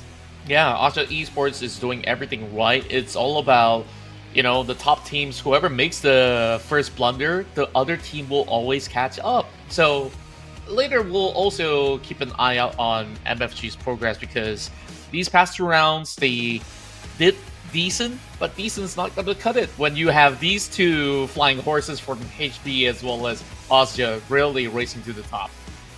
Yeah, I mean, this week, the top teams, I would say they're a bit more expanded than last week, if we kind of think about it, right? Last week, it was 3-4 teams, and that's about it. But this week, you have maybe 6 or 7 contenders for the number 1 still, at this stage at least. So let's check out the numbers out of this round. So Harame Bros, wow, they still have the most eliminations in this round with 13. And with that, they brought them the total points of 19, despite them getting second place. Yeah, and even though Austria did manage to get the chicken dinner, Harame Bros will be untouchable for now. But what they could do is to basically close off the gap against MFG, as MFG has only got 3 points so far, and it's a big number for the side of YG with those 9 eliminations acquired, which is why SaveCloud really have done a whole lot to getting those points back towards the side of Yangon Galacticos. AI Esports only gotten 6 eliminations, but it's good enough for those 10 points alongside with 2-1 for Akira. Meanwhile, points being spread out across mid-clan, only got those elimination points. That's also against the side of GE that they managed to put down. Well, here we go. Overall standings. So Harame Bros with that not only second place finish, but the most points collected in this round. Look at the gap that they have. That is 45 points. 45 point gap between them and MFG. That is more than, about 2 rounds, I guess. Yeah, and I'm really surprised, the dip of performance coming in from the side of MFG for today really have caused this landslide of points to catch up. But of course, credit where credit is due. Harame Bros really putting those double-digit eliminations per round in order to get up there. Yeah, and on the other end, APG is down there right now. Enigma sort of caught up to them. Of course, to be fair, Enigma, they have 1 game above APG. So APG can still catch up to Enigma. So not all hope lost yet, ladies and gentlemen, for your favorite teams, because we still have a good amount of games left. Yeah, and I was basically checking out the leaderboards as well from, 10th place all the way down to about 17. A lot of them are around that 40-pointer margin, so we'll still see a lot of changes right there. So nothing is concrete just yet. The only unmovable squad over onto the leaderboard at the moment is going to be Harame Bros. So they're definitely going to be matching up to what GE has achieved back in week 1. Yeah, the pros now are cruising at this point. 45-point gap with still a lot more games to go. And however that they've been performing, they look like they can still open up that gap even further. Potentially even getting more points than GE last week.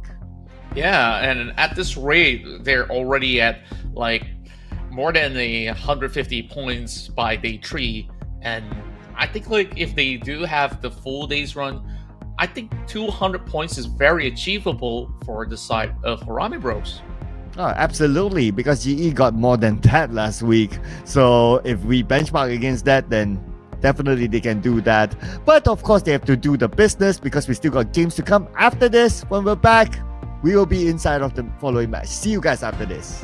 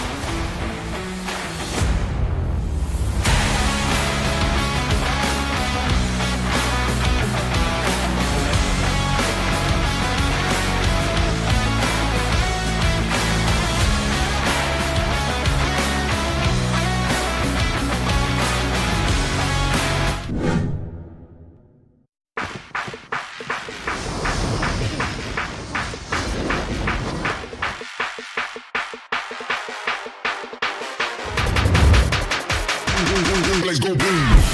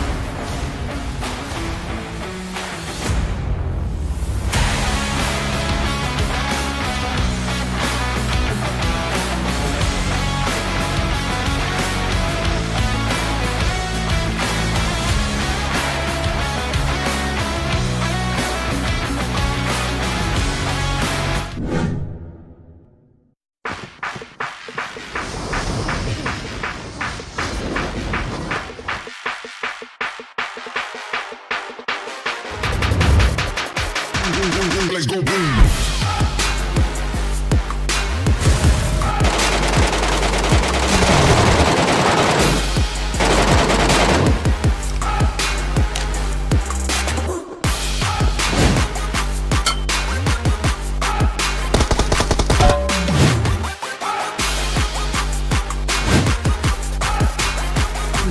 Let's go boom.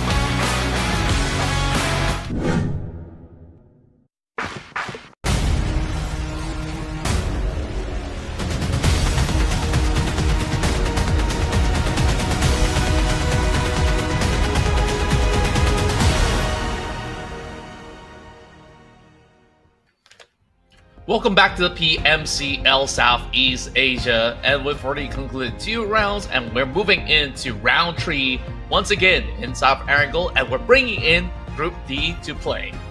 Yes, we will be switching things up before we go for an extended break, ladies and gentlemen. But before we go on to the next match, a little bit of a recap. Austria Esports secures their chicken dinner, but for Harame Bros, first round, chicken dinner, second round, second place. I mean, how can you complain about that? Yeah, they've been having some really good rounds going into their hands, and I gotta say that this race between Austria as well as Harame Bros sure still sees Harame Bros still holding on to the number 1 spot, but Austria, if they're gonna basically turn it up a notch to also chase in with those elimination points, this could be very exciting to see them eventually going close to overtake HB. Yeah, speaking about excitement, so like what you mentioned, this time around, Group D is going to come back. Playbook Esports, the quarter, see you soon, X Tiger KE, and God of Death 7. But after a strong run by Harame Bros, they'll be taking a break this time because they're in Group B, including Enigma, MFG Esports, and Fearless Esports. So let's see if a new team can get the chicken dinner. We still got a handful of teams that has not gotten their chicken dinner yet in the PMCL.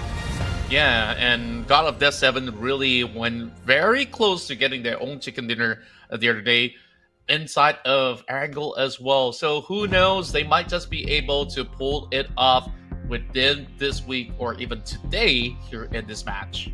Yeah, I really look forward to see some new names to get the chicken dinner. Do you know who you are? I mean, there's so many teams for me to name, right? So yes, please get that chicken dinner, get your own poster on the board, and I really, really want to see Flash Vision getting a chicken dinner. Come on, guys.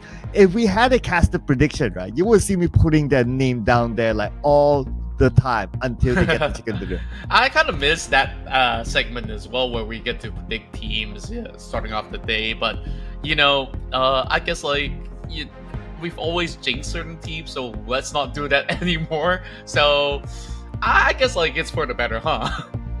Well, I've been pretty good with my caster's prediction, especially when it comes to off-season. But it's not only about predicting; it is about getting the truth out there. And the truth is, Dragon Emperor and Dragon Emperor set is currently live in the game, but only for a limited amount of time until the 9th of March. Yep, up till this Saturday, the first draw is at 10 UC. You can get the Drag Rain MK14 set, and it comes with elimination broadcast, loot crate effects, as well as, you know, all the cool things. Whenever you eliminate your enemy, the loot crate just basically spawns a dragon. Now, make sure you get this one quick because it's about to be shelved, and this is an exclusive skin that you definitely don't want to miss. Yeah, because you don't know when it will come back, right? So make sure you get it. But like what contrast say, it might come back like after 12 years. So you don't want to wait that long, obviously. So get it right now and keep it. There's a permanent set inside of your collection. And also keep this as a permanent set inside your collection as well, which is the Serpent Clean set up until the 21st of March, available inside the game. That's right, and this AWM is absolutely beautiful. It's basically, search it up and see how the graphics does look like, and then you can make your first draw at only 10 UC. Pretty affordable for a first draw. You might just be lucky enough to get it in the first try. Yeah, who knows, right? Who knows? We do know people who get lucky within the first try at only 10 UC, so might as well try your luck with the 10 UC. If not, well, you put in a little bit more because I can assure you it is going to be worth it. If you want a preview during the break, there's an advertisement. You can see how amazing it is. So get it right now. Again, a reminder, limited amount of time until 21st of March. After that, you don't know if it's ever going to come back. Yep, and that's all the promos that we have for now. So we'll focus back onto this current grouping, which now PBE is also brought back to play. So I would say that there is definitely a little bit more of a challenge towards those teams who, enjoy a little bit more of an open spacing. And maybe this challenge could also be against Harame Bros, because they've been dominating the first two maps of the field. Now with another high firepower squad moving into play, this could be a challenge for them. Yeah, but Harame Bros isn't playing, so that opens up opportunities for other teams because Harame Bros have been like stealing points away from everyone. But because they did that, so the middle bracket points are super duper close, like a couple of points difference with among all these teams in the middle bracket. So this is their chance to try to overtake each other just because of how close the points are. Yeah, and also they gotta take advantage of this while GE is not in that super hot form, but GE is still a very powerful unit that they will have to deal with in this matchup. So we'll definitely see how they adapt it, because GE, they're definitely not so happy about the past two performance inside of Sanhok as well as Erangel being basically gated off from even getting to play their finishing game. So with that being said, we'll be moving into our map of Erangel soon. Yes, Erangel is where we'll reintroduce some of the teams that who have not played today. So again, I really want to see new teams getting the ticket today. So you guys know who you are. Whichever it is, it's fine. But if it's FV, it'll be great. But yeah, if it's a new name, I'll be really, really happy. And without further ado, let's get onto the preview, the loading screen, I call it, which is the Erangel match. Here we go. That's right. First, shout out to production once again for all the beautiful views of the cities inside of Erangel. All parts to be played for, and a lot of the circles this time have really had coverages over onto the islands. If there's going to be a request that I personally desire, I don't know who sets the circles, but we have not seen any Georgia poll ending just yet. That would possibly be another tough circle with a lot of space that is very dangerous to play. Yeah, I know, right? Well, I don't know who really sets or controls this. I doubt so, since it is all automated. Yeah, technically nobody, but technically somebody as well. But he's obviously not observing every single match. Can you imagine, as game goes, in the entire world, there's somebody clicking on circles, the person doesn't need to sleep. It goes 24/7. He's like, okay, let me put this right here, right there. That would be such an interesting job. I mean, would you sign up for it if there is a vacancy? If there is. If I sign up for it, which circle I will give every single round. Oh, so yeah. they better not give me that job. I guess they definitely don't want you to take that role because they want this circle to move still along the lines of Gatka, Ferropier, as well as Pachinki. Meanwhile, the flight path pretty much put them into a very further estate. So there's going to be a lot of rotations in this game. A lot of pressure will be built onto 214 Akira because they have to move from mid to power, having a flock of crowd to deal with, and then only they will be able to make it past. Well, Rosal, where GE drops, looks like this time they'll have a contender. This is the first time that a team contests Rosal out of GE's hand, and it happened to be STE and GE. They've been playing Rosal for the longest time. They know this place at the back of their hand, and that's where they have the advantage of taking out the member of STE at the rooftop. And that's the dangerous thing about GE, right? You never know when they're going to go into Novo Rupnoy. You never know if they're going to go into Rosal. So, Strangers Esports, they're basically surprised getting into this area and will have to flee off, taking that vehicle with them. So, I'm not sure if there's going to be more vehicles later on for inside of GE. Yeah, I don't. We need to wait and see though. At first, they need to defend their Rosal ground. But not only Rosal though. Interestingly, Yasnaya has two teams, but it looks like they have some sort of a truce, right? One team takes the right, one team takes the left. But we're back on the Rosal again. So STE, they're worried about the vehicles later. For now, they're trying to wipe out STE from their home ground. Wow, Westy, great shots, two connecting with the S1 shotgun. He's just so accurate on this. It's as if you gave him a sniper in close range. My goodness. That's a big play from Westy. Well. I mean, it is West and it is home ground talking about. That leaves Miner alone from SDE all the way at the other end. And Smile is up there. So I don't know if they know that Miner is there, but GE seems to be moving towards that direction. So maybe they do know that he is at that house. Most likely they will know because when they do parachute, they should be scouting out which team drops where. I mean, each respective members. And they basically sniff him out on exactly at the corner of the compound. But there is fight coming in from the side of Miner. He still has the S12K. Trying to see if he will be able to get more by lifting downwards, but that's now being done. But these upgrade to a DBS to make sure that this is going to be a clean fight for him. Ooh, clean fight. Indeed. And that's going to be 4 points in the pocket of Genesis Esports. They can continue to loot because they are within the circle still, so they have the time. And you ask about the vehicle, they've got it. So, perfect start for Genesis Esports. Yeah, this is what they really needed after a few rounds that actually started a little bit slower for the side of GE. And now, having a perfect passage to also hit into the circle without needing to worry of how exactly to move out of the island. This Rozok decision worked too well for them. So now the Rozok fight is over. I wonder if any other team will want to challenge Rozok again. Well, we'll see. We'll see if anyone's willing to take up that challenge in the upcoming rounds. That's the first time this season in the PMCL that GE is challenging Rozok.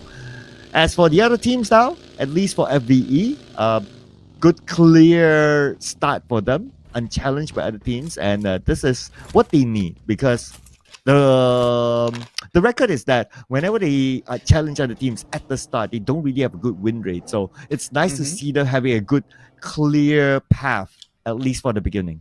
Yeah, hopefully they will be able to pull it till the very end of it all. While we're taking a look at the rest of Young Galacticos, have been very, very consistent heading into this week, as it remains to be the Burmese veteran squad, or legacy squad, if you must put it, that this organization has played even or existed much longer than Genesis Esports did. I mean, some people can fact check me on that because YG has been able to represent Myanmar for many, many times in SEA, and then of course GE have always been on the radar. Now these two teams on the Burmese side really putting up some tough fight. There's still more and more people moving into Rozok though. This time it's going to be Dread Esports cutting across as Jashi is on the sniper's nest, but not much that can be done if it's only going to be only Jashi coming in from the side of Dread. I think that there is one player moving into the far east side of Rozok. I wonder why Rozok is such an interesting space for all these teams because it's not really in the middle of the circle. I mean, after stage 1, it could probably move out of Rozok, but teams really want to go there. So that's pretty interesting. Now, if it's Pachinki, I could still understand. But for Rozok, okay, maybe it's just Dread Esports trying to take the advantage because they saw the elimination feed that GE is probably worn out of the fight and they want to see if they can get something out of it. Nah, if they're anywhere worn out, they would have had so many of their members with some, red knocks on the screen. But it seems like for Dread Esports, there can be a few things that they have in mind. Sure, they can actually take a few advantages from that current position that they're holding, either to bypass into ruins later on, or basically hold the rest of GE hostage if they could. But for APG, they're the ones inside Pachinki this time, interesting enough. Taking over the side of Harame Bros for this city directly in the center, but we'll have AI Esports to be just across with a little bit of a scatter coming in from the side of AI Esports now. Going back to the side of Dread Esports, They are basically sending two members towards the top end of the hill. I think they know where Master Ichi is, but it's taking a little bit too long for them to plot it out now that the zone is also closing in. So it seems like my guessings could be true that they really want to get keep the rest of GE. Yeah, that makes me like, I wonder what. Okay, there is another theory, right? Like, because of how these teams are in the charts, like they want to try to cancel out each other to try to overtake. That could be probably one of it. Because, yeah, like what we discussed, very likely the circle could go away from Rosso, and it actually did. So that could be the other reason why they really want to take out GE. And maybe Dread Esports also knows that GE is not in the best form. Yeah, perhaps so, but I think that they finally gained a little bit more of that momentum after taking out STE. So I'm not sure if that's going to be too much of a wise choice for them to really challenge the squad. While AI Esports, they've removed out of Pachinki, looking at the vast fields to see whether if there's going to be any room to play. I don't think many teams are inside of Gatka yet, are they? I think they're just starting to enter. There's already a good amount of teams inside of Gatka. The last we saw, it's just a matter of whether they have the space to play with or not. Because Gatka is such an open area, like places to stay in, like they are quite limited. But we're back onto Rosot. This is where it gets interesting now. One member of Dread Esports down. GE still holding this strong as West will collect that point. It's going to be his fourth elimination now, but they do have the time to spend in the blue, it seems. But Dread Esports, they decided like, okay, we're done. Well, that hole seemed to be pretty short because the blue zone is already closing in. GE shouldn't have too much struggles. They've already looted like, what, 5 crates by now? In order to have just about enough stash to outlast the blue zone. Well, the damages will slowly take their health, but for the side of FV, they managed to get the farm over on the south side of Gatka, but Exquisite, they're keeping an eye out to see whether if they could basically get themselves a little bit entry later on. I like the fact that a lot of players have adapted and utilized more of the AUG as compared to the M4. Of course, end of the day, weaponries are always going to be down to preference, but seemingly to be a very powerful weapon in the right hands. Easy K now caught out.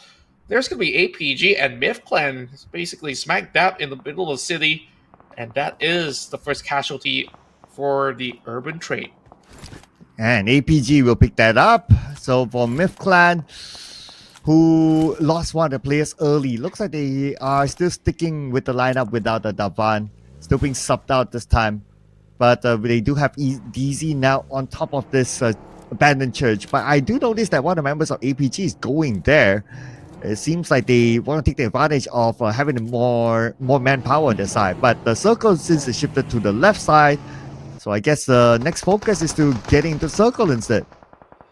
Wow. PBE having 3 members knocked down. GE having a full collision as they will take out PBE. An early exit. PBE did not manage to secure those knockouts yet, but here comes another squad. Not sure where that shot is coming from. Oh, it's going to be Smart only. The man of Genesis Esports. And again, it is Dread Esports. They meet again in this area. Now Smart all alone behind the vehicle. Chip now cooking his nade. If Smart doesn't move away, he could be taken out by it. That nade, luckily enough, it did not put damage onto it, but they're circling around. Smile. DBS, yes, the pull. Big Clutcher gets the first one, but from behind, Jibna comes in at the right timing to follow up, and Genesis Esports out. But even on number 14, still with 9 eliminations. 9 elimination, and Dread Esports managed to exact their vengeance upon them as they had a player eliminated inside the city. The gatekeep plan has worked out for the side of Dread Esports, but there's also Myth Clan hoping to actually win for the trades. Now, APG just lurking behind them, and DZ is already slowly depleting in health, will be taken out by the play zone. Ooh, the zone is taking out a good amount of players, I noticed that.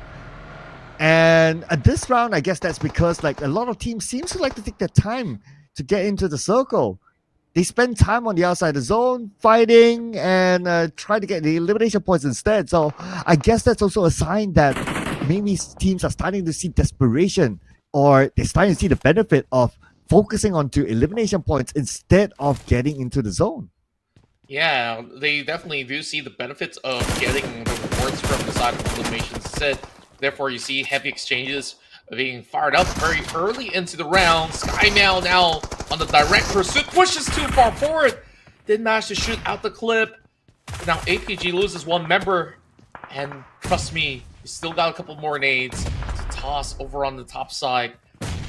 Let's see if they're going to be anywhere over on the other corner of the pitch. But the moment he peeks out, it's going to be GOT7's KS that takes him down. Oh, 3 teams in the same area. AI Esports, trust me, will need to be revived by Naughty Boy. That should be okay. That should be fine because APG is kind of busy on their side to revive and reset themselves as well. As Dread Esports on the other side, if they heard the commotion and they notice the elimination feed and they want to take advantage of it, they might be able to do so. It will be a long haul trade between these 3 squads here. GOT7 taking full advantage while these 2 teams are in close proximities. AI Esports at least have a little bit more of a wiggle room to run around the ditches, but they need to run further away because this circle is slowly closing in towards the south side of the Gatka farm. Oh, circle down. So teams up north will need to cross the road. I'm looking at APG. I'm looking at AI. I'm looking at the Dread. Man, up north there on the right side, that's going to be heavy. Yeah. Meanwhile, also congested traffic from the side of where the players are on the south. Big Nate and now Master Rakes trying to close in. Rakes, let's see if he's going to be able to drop a big one. As Naughty Boy is on the other sector, I think he might have actually seen a little bit of movement. Trying to peek out at the right time. The Isaac. Oh, mid-air shot from Ngapikel. Oh, that was a good shot there. But the time is not on their side though. Gotta make this quick. They're still locked in with each other. But the main team that's actually locking them out is the team within the circle. So at this moment, AI and APG, they have to settle the score because the circle is this small right now. If they move out, they will be able to shoot each other. But speaking about shooting, Naughty Boy waiting for the chance to shoot. The smoke is blinding him, but there you go. Number 1, number 2, pull the trigger. Not yet, soon. He misses a chance. The shroud of smokes is just blocking his field of view, and he will be taken out. The patience play didn't really play out too well for him. Whereas Master Vape tries to see if he can basically leverage on this spot. He tries to peek out, hoping to actually catch over inside. He's on the other corner, and yes, he will take him down. There it is, APG Esports finally eliminated by AI. And now it's time for them to move. But we switch over to 2-1 for Akira. Circling around 2Pro, 10% of health left. Wako still healthy, but 2Pro is all alone. He has to fend off by himself at this moment, but he's being knocked down by Afar, by KH, who needs to focus onto the revive quickly before Wako comes in. So many fights taking place, and now here comes Wako. He does move right in between. Nate's now being dropped. Revives did go true, but it only takes a little bit more damage to take the member of TTQ. Liquid exchanging with a grenade, and he does connect with a nade. TTQ survives by the strand of a hair, and he should be able to resuscitate his fallen members. Yes, the good news is that they are in the circle, so they have the time to do so. Speaking of in the circle, GOT7 within it, but AI Esports now passing by. They're making that long rotation towards the left side. So GOT7, no targets for them. They're on the clear for now. Absolutely cleared up for GOT7. While the rest of the members of Asia Esports are also slowly closing in. They're going to be prowling on the ground because there's barely any cover for inside of Gui. Asia Esports should be fine, but Dread Esports, however, has spotted out some threats coming in from the side of AI, taking down Isaac. One member still remaining for the rest of AI Esports. We won't assume that Trust Me will have any chance to even go anywhere out of that shack. Whereas Moy, so far, doing a really good work scouting over on the grounds. Trust Me, still got this buggy to run if he needs to, but shots are now being fired onto his direction still. Oh, on the outside of the circle, Dread Esports not able to fully get in yet, though they do have that one player as a marker. That's fine. But Sisek will be taken off in the zone, so that goes one into the stats. Moy, oh, he knows that Trust Me is there. Tapping away with an M4. 1-2 tap, 1-2 tap. Trust Me, only one bullet onto him so far. Still A-OK. Exclusive Esports, next one to bow out, and somehow AI Esports really holding through that fine line. Not much room for Trust Me to get to his buggy as well. Meanwhile, FV having errors knocked down. It's a little bit of pressure coming out of YG, I do believe. Most in the gun on the hands of Mr. Tay as he tries to actually go in for exchanges against Austria Esports. The good news for FV is that they're within the zone. They could basically go in for a safe pickup. AI Esports will eventually lose Trust Me. Now we only have 9 more teams remain. Ooh, Austria Esports now. This is the opportunity to collect more elimination points. But they're going up against TQ, who has the higher ground at this moment. Stage 5, moving on to Stage 6 soon. As TQ keeping an eye on to Austria Esports. So they do not have the advantage still, unless they get a knockdown to one member of TQ at least. But Firm, at the moment he's being shot, he pulls back. And Austria Esports still holding the ground because they haven't got the knock yet. Yeah, there's not much of a point to put themselves in a risky position for the time being. They could basically share this hill for a while, and then later on, there might just be teams that will also be cutting by. But Stage 5 seems to be pretty clear for now. Now, let's see what Astro X will be up to, because he's on that buggy. He might be looking for a new position to play. Skynin trying to find the advantage by raining down the nades. Unlike what you said, right? They can still share this and focus on to the next stage. But they can get an advantage, why not? Looking at the elimination feed now, Flash Vision in a skirmish with TTQ somewhere else. Inside of the farmhouse is the last we've seen the members inside of Flash Vision. Dread Esports really pushing through. While TTQ wants to, of course, secure those points, but it's going to be Zuki being taken down. A full-fledged fight coming in for the side of FV. Meanwhile, Smart, just basically holding on to the slope while the rest of the quarter just try to drive by, looking for position, but Asya way too sharp, and now it's only going to be Cruz being exposed, and that is a beautiful, beautiful shot landed across from Yui. And the circle happened to go down south, so now this entire hill is the hill of Austria Esports. They can overlook all these teams, including our rip from Flash Vision. Skyrim just needs to land that one shot at this point. If he can do so, that's going to be another point in the pocket.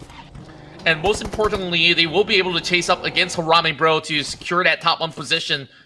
Currently having 120 points on the block, if you add all of it together. Of course, more to be gained here by the ranks. See you soon, Tiger KE. Now, just having YG to deal with from across. But here comes the rest of GOT7, slowly rotating in. Oh, they got to be careful about this. Joseph was already cooking up a big nade. Oh, a little bit of slide over to the corner. And Red Bull is going to be able to keep everybody out there from GOT7 to be depleted. My, just like that, they lose 2 members out. They landed into the crosshair of a Red Bull, and that's going to be 3 shots for Austria Esports from that hilltop. And what did I tell you? That hilltop is a prime position with this circle. But we still got Stage 7. We don't know whether they still have the circle. But as long as the circle is still there, that will be the place that might bring them the chicken dinner. Yeah, and they can basically play it slowly. Even if they lose that hill, they can still play on the terrains. So it's not too much of a bad news for the side of Austria Esports, especially having a few more trees to cover from the forest. RF now getting a little bit of pressure from the edges as that vehicle will blow up. RF's got nowhere to go. It's just turtling in, and the zone is closing through. Okay, zone closing through means teams need to come in. I do notice that there are still some teams on the outside still. Arip, Red Bull not letting him go just yet. But is he in the circle? I don't think so. He's on the outside, so at some point Arip needs to come out. Yeah, he's already on his feet, but has to hide behind the tree. He does not want to give it away to the side of Asya. Asya looking for 10 points. Oh no. Oh no. Is he gonna survive? No, he does not. 10 points in for Asya Esports. FV eliminated, but that is a top 6 finish. A better standing overall for the side of FV as the match continues on. Dread Esports by the far end of the corner. Just hugging by. But I'm not certain if there's going to be any good leverages coming in. But if the circle does pull towards the side of Dread Esports, it's going to be an open range for them to fire upon their enemies. Absolute domination now by Austria Esports. Harame Bros will be watching this round like, thinking to themselves that wait till we come back, because now Austria Esports is really chasing them down. But speaking about Austria Esports, they have a company on the other side of the hill that's Dread Esports. But we did talk about the circle and whether they'll still get in or not. It looks like the answer is no. The circle went down to the lower ground. And Austria Esports can still play from the top side and hopefully catch a few more before they move in. But that definitely gives them a little bit more trouble in terms of positioning. Same goes to Dread Esports. Now they will move directly into the center if they can, or just by the edges. Austria Esports decides, you know what, let's not stay over the hillside. Let's just leave Gui do his job. And already receiving some damage coming from God7. Red Bull. Finding the right angle. Goes in from the other side. Where are you going to run right now? DBS into the face. And Austria Esports claims this house. Yeah, there's only one member to flush. That makes it a lot more easier. But see you soon, Tiger KE. They do have those nades being prepared. Boyshawn hoping to flush them all out. We have a couple of nades to be dropped out there. Meanwhile, Lulutev finds SayCloud. One member down from the side of YG. More coming in from Jipna with those nades. So they're basically relying onto the smoke. And that is a big bang. YG is already down and out. Taken off by Dread Esports. And Dread Esports so far plays so well in this game. Taking out GE and Yangon Galactico. So they've been taking down all these big Burmese team. Can they win is going to be the question, because there is still some of all these players left from the side of See You Soon, Tiger KE, and also Austria Esports. Ooh, Austria Esports could be left with only 2 players because Astro X is on the outside. The 2 players, Skynen, as well as Red Bull, is in the compound. So I don't think they'll go out or be able to go out to save Astro X. So they have to let him go. Meaning that we might see a 2v3v3 towards stage 8. Potentially so. Whereas when you look at the current area of play, See You Soon, Tiger KE really have been holding firm into this huge estate for themselves. Not going to be too much of a direct push coming from Austria now that they've already lost 2 members. Meanwhile, Dread still's fine. Boyshawn, and finally an opening to make things a little bit more doable for the side of Dread Esports. Oh, here we go. Stage 8 circle going to close after about 40 more seconds. And we have some players on the outside. See You Soon. Lulutev will need to be the one to come in. The good news, at least he has a teammate inside as a marker. So he should be able to come in still. We might see this close up at stage 9 onwards. Just a little bit of a calm moment for the teams to really plot out their movements into the direct center. And See You Soon, Tiger KE. This looks to be another solid chance for a chicken dinner. They managed to actually get a win back in Miramar. And this could be a good record for them to set, to put them into a poised position to further solidify themselves from the rest of the pack that is in the middle of the leaderboards. Dread Esports also holding on very, very well. As Dread Esports, some of the players that played together, I managed to catch up from a friend that did mention that Polanju as well as Moy, they've been playing together back in the days of Sin Esports. Yes, that is right. They used to play in the PMCL SEA wildcard together back in the day. Now underneath a new banner that is Dread Esports. And speaking of Dread Esports, right, since they have the numbers and they do have this terrain, I also want to point out that if they were to get this chicken dinner, it is going to be their first chicken dinner in the PMCL. Yeah, this could very well be their very first. We'll definitely have to keep an eye out on where they basically land the chicken dinner, because right now it's really hard to sniff out the rest of CU Soon KE. While Asya is all the way on the low ground, it's really up to Boy Sean to see if they could basically go in for the catch, and they're sending Lulutev in hopes to amp up the firepower on the back end. Dread Esports now sees a little bit more of that opening, gets themselves a chance to cut through. A lot of smokes now being primed. Oh, Huge grenade from Jipna! Same goes to Boy Okay. Sean. 1 for 1 on each side, but Dread Esports now is the healthiest of all. Big nade coming through, and Asia Esports has got nowhere to go.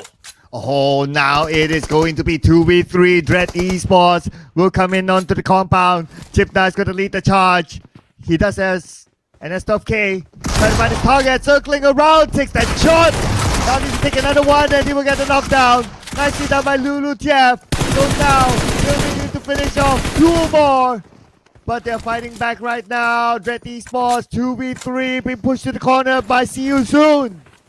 See You Soon now finds themselves a number ahead for the side of this matchup. Holy Lanju as well as Moy, the deadly duo. What more can they actually offer? DBS in the hands of Lulutep as well as the John to try to draw it to a close as it all strings all the way in. Let's see, Moy, Holy Lanju, can they overwhelm them with their effort of working in tandem? Going to be an urban position, ladies and gentlemen. You see the first knockdown now. Dread Esports only has Moy, and See You Soon will claim this chicken dinner away from Dread Esports. This is their second chicken dinner in the PMCL. And here are your players: Lulutev, Kaya, The John, and Boyshan. See You Soon Tiger KE, they were unflinching, defending this compound all the way till the very end of it all. And that was basically a solid display where we see great coordination. They sent Boyshan as well as Lulutev to deal with Asia Esports first, and then later on basically go in for those equal trades, and eventually will have the numbers advantage to close things out. I think that was absolutely magnificent. I almost got my wish list of seeing a new team getting the chicken dinner, which is Dread Esports. But, well, at the end of the day, it's given to See You Soon. They got one yesterday in 100 Miramar matches, and now they're going to get one inside of Erangel. So if they want to complete their puzzle, it is Sanhok that they should get next. Yeah, that's right, and See You Soon, they really further solidified their position on that first page because things were really looking shaky on who's really grasping into the top 8 rounds. But I think with this win, See You Soon Tiger KE can even vie for the top 5. Yes, they are. I would believe so. I would believe so because we did talk about like the middle pack. The points are close. So with this sort of a chicken dinner at this moment, it will give them a good chance to leap up to maybe a top 5. But we need to tabulate the scores later on, ladies and gentlemen, as we check out the highlights from the previous round. And in this round, Genesis Esports, I would say they had the most eventful round among all these teams. Yeah, there's just so much action going on. And even for Dread Esports, they really played very well against GE, against all the other squads on the outskirts. And then you have this commotion that happens over onto Gatka, and 214 Akira was challenging TTQ, and it was quite the clutch moment where KH goes in for a final hurdle, and eventually Wako was overwhelmed with a grenade being lobbed right in to really save the day, coming in from the liquid. Yeah, and this was the moment where Austria Esports, they actually got a lot of eliminations in total. Despite them not getting a chicken dinner, but with the amount of eliminations that they got, they would have collected a lot of points here. They went from the hilltop, they cleared it off, and they went down to the compound. They cleared that as well. So along the way, they were collecting eliminations as they moved from checkpoint to checkpoint. It was just too bad that towards the end they only had 2 players and they were caught on the lower ground. If they had the number of manpower, maybe they could have done better. But it's okay. Still good for them. Anyway, their player, Red Bull again. I've been counting. This guy has gotten 3 MVPs at least so far. Yeah, he's been doing excellent, especially with his joining Austria Esports, making such a big mark here in this very season. At first, a lot of fans were thinking like, "Oh, why is there so many changes coming in from the side of Austria?" This is why Red Bull is absolutely dominant in this matchup.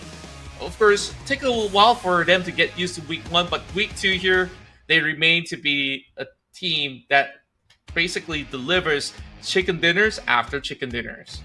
Yeah, Austria Esports again with a good amount of elimination points. No chicken dinner, no problem for them. But the team that got the chicken dinner, obviously, we saw it, we just got it, and it is CU Soon X Tiger KE with 8 eliminations. Yeah, they managed to really hold their ground so well, wrestling everybody out of these compounds, and we definitely want to see more of all these type of plays coming in from CU Soon. So long as, CU Soon survives that early game, they've always been able to churn some really good trades, some really good team fights, and I think like from yesterday's win up till now, they are really getting that formula onto getting into the final few battles of each respective map. Yeah, if they can continue on, who knows? They could be like the surprise team of last week, which is Yanggu Galacticos, that quietly went up to a top 3. So see you soon. They look like they're doing that, but we gotta look at how far the points are as of now between these teams. We gotta because we also have to include like these are the teams that are not playing in this round, just to have a good overview of how it is so far. But before we get onto that, we're gonna check out the overall stats this time. So the circle, it's a Gatka circle, kinda open. 5 of them got eliminated by the zone. We saw one of them denying himself earlier on, so that's a pretty okay stat. Yeah, pretty decent, as we saw so many of all these fights happening around the Gatka fields, and a lot of teams managed to also go in for massive trades, and a lot of damage to be done. Therefore, a lot of revives have happened inside of this map. So other than that, pretty standard stuff that we are getting from the overview of this particular map. Whereas, of course, we'll be looking forward for our upcoming match. Before that, we'll definitely want to take a look at the overall standings for the teams thus far. Yes, the overall standings will come up later. And as of now, based on the stats, airdrops do that too. Yeah, that's pretty okay. I think we saw the 2 airdrops earlier in stage 8, if I'm not mistaken. But yeah, here's where it's important. The most important part of the game, of course, the points. So it's only 1 point difference between CU Soon and also Austria Esports, 18 and 70 respectively. And Dread having a good round, coming into the double-digit club. But you have to give it to GE, the only team on page 1 without ranked points, but they're number 4 with 9. Yeah, it's so impressive that they actually got eliminated very, very early on, but have still managed to cut into a top 4 with that 9 elimination points. So that's really huge for them. TTQ also sees improvement with that 7 points added to the block. Same goes to GOT7 with that long haul battle that they had on the field. So that's 5 points for them, 5 points for FVE. So yeah, we're definitely seeing this to be the game of improvements from all these teams.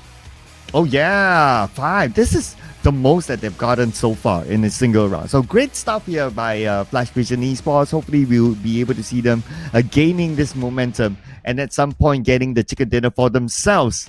Looking good. And with 5, they would have doubled their total points, because at this moment they were holding 5 points, and this only got 5, so it's like double right now. And I also want to point out that they have finally entered the double-digit club. So great work, the FVE. Want to see more from them. Yeah, and of course 4 points each for YG and the rest of the pack, and some of them of course receiving 0 points. But here we go, heading into the overall standings. We have 13 games played for Aja Esports, but there is still plenty of points to chase up against Harame Bros. But this chicken dinner definitely closes the gap a little bit more, while MFG retains that number 3 spot, with YG slowly breaking into the triple-digit club, PBE holding into 5th position with 84 points. And we're just going to be taking a look at the biggest leapfrog in terms of positioning as well. STKE, 67 points, and now at the 9th place. Dread Esports is just 1 point ahead of them, and you're looking at even GE starting to be chased up by 2-1 for Akira. Yeah, just look at how close they are, right? Like Dread, 68, then you got 1 point STKE, FRL, 3 points difference. I mean, that is what's happening at the middle pack of the chart right now. Like one game could just switch, just like that. So this makes the race really interesting towards the end of the week, I must say. Yeah, I gotta say that this is basically the best week to watch because of the interchanges and the unpredictability on who's really gonna be able to get those rewards. Other than, when Harame Bro plays this week, everybody's gonna be a little bit more concerned of getting rushed by this aggressive squad. But overall, I think teams are definitely adapting in terms of team fight on how they basically manage some of their resources, where they take a little bit more calculated risks this time around. Yes, and but some of them just take big risks, just like the one in Rozov. Like all of a sudden, everybody wants to go there when it's kind of clear that the circle will move away. So I'm starting to see some shift in the way these teams are playing. They probably want to go for more action, more elimination points, and starting to see the value of that rather than trying to rotate and bam, not even getting anything out of the rotation. Yep, definitely. So with that said, let's also hit for a little bit of a break, and we hope to see you guys after this for more matches to be played here in the PMCL Southeast Asia.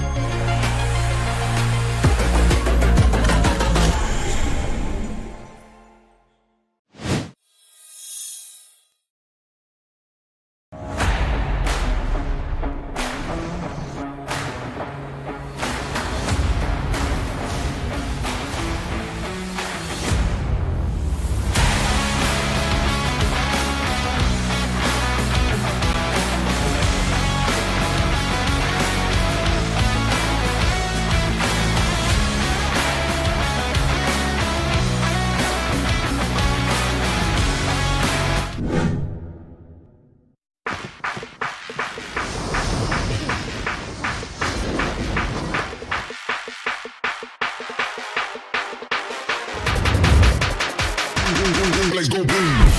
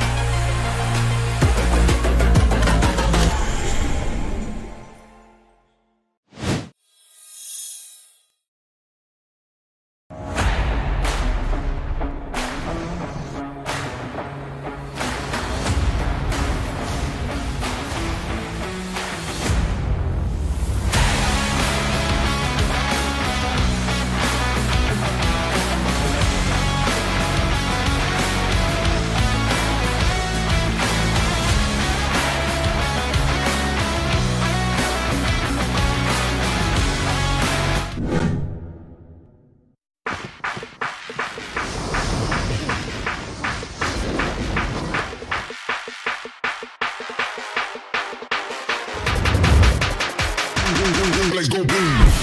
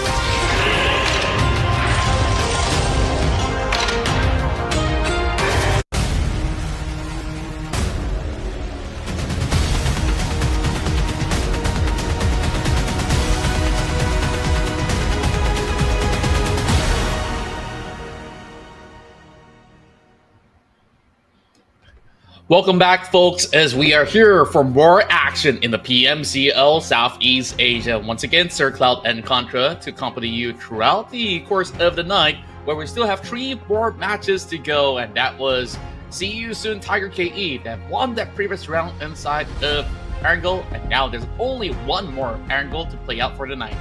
Yes, and it was their second chicken dinner in the PMCL so far. They got the first one yesterday in one of the Miramar matches. And Dread Esports almost got it. Their first chicken dinner in PMCL, but looks like they have to wait. Yeah, it was really close run for the side of Dread Esports. One of their best performances so far, but today they are looking in a good position, especially in those maps of Erangel that they have played out. Now, Group A, B, D, E will be continuing on with the journey, while Group C will be taking a break for now. So no Yangon Galacticos, Exquisite, Time to Quick, as well as APG. Yes, and the big boys are back. Harame Pros. They obviously would have watched the previous round, telling themselves that, hey, you know what? You guys can get the chicken dinner because we're not around. So, can you imagine them like saying that like in person, like doing a little bit of a jab there? Yeah, now they're back, boys. Feels like it. Yeah, I think like it's something that few might have actually said. yeah. I'm like putting character into the teams, right? Because well, we couldn't get a team interview. Maybe we'll get it later. I don't know, but yeah, it's nice to inject some character into them. Yeah, and I could definitely tell that if you were to put them onto a stage together, man, a lot of all these family banters, taunts could basically go wild. But of course, that really depends if they eventually get these kind of staging somewhere in the future.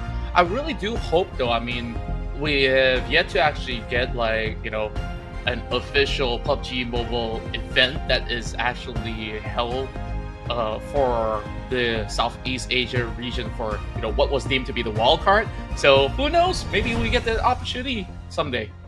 Well, there has been an announcement recently regarding the PMWC, and they do have slots there, but that will be the next season story.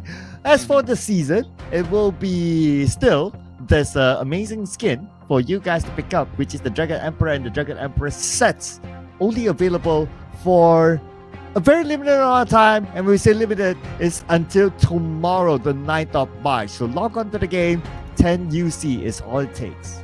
That's right. Same goes to the Serpent Gleam set. This is part of the new guild set where you can basically get the first roll at only 10 UC. And not only that, this is definitely that skin that you really want to check out, as it offers you pretty much a very beautiful animation effects when you basically get those illuminations, and first those loot crates are on the ground after you illuminate them. Yes, this is your chance to get it for a limited amount of time, also until the 21st of March only. After that, it might never come back, so do not regret your decision of not putting in at least that 10 UC for now for your first draw. But teams, they should come out this match big because they don't want to regret their decisions. Also, I still want to see new teams getting the chicken dinner. Dread Esports almost got it, but let's see if anyone else can. Well, we'll definitely have to wait till, of course, the match begins to see if they have what it takes to, you know, snag one out of the hands of some of all these big winners already, especially for the side of Harame Bros. They're in such a grand position to maybe score another one on the block. Well, yep, they did take a extended break because it was the break from the previous round, and then we had a longer break during the mid-match, just like how we always do every round. And yeah, they had a lot more time to chill as compared to the others. Hopefully that doesn't cool them down, but it's Harame Bros we're talking about. The entire week, they have been doing really well. There wasn't a round that they drop out without points.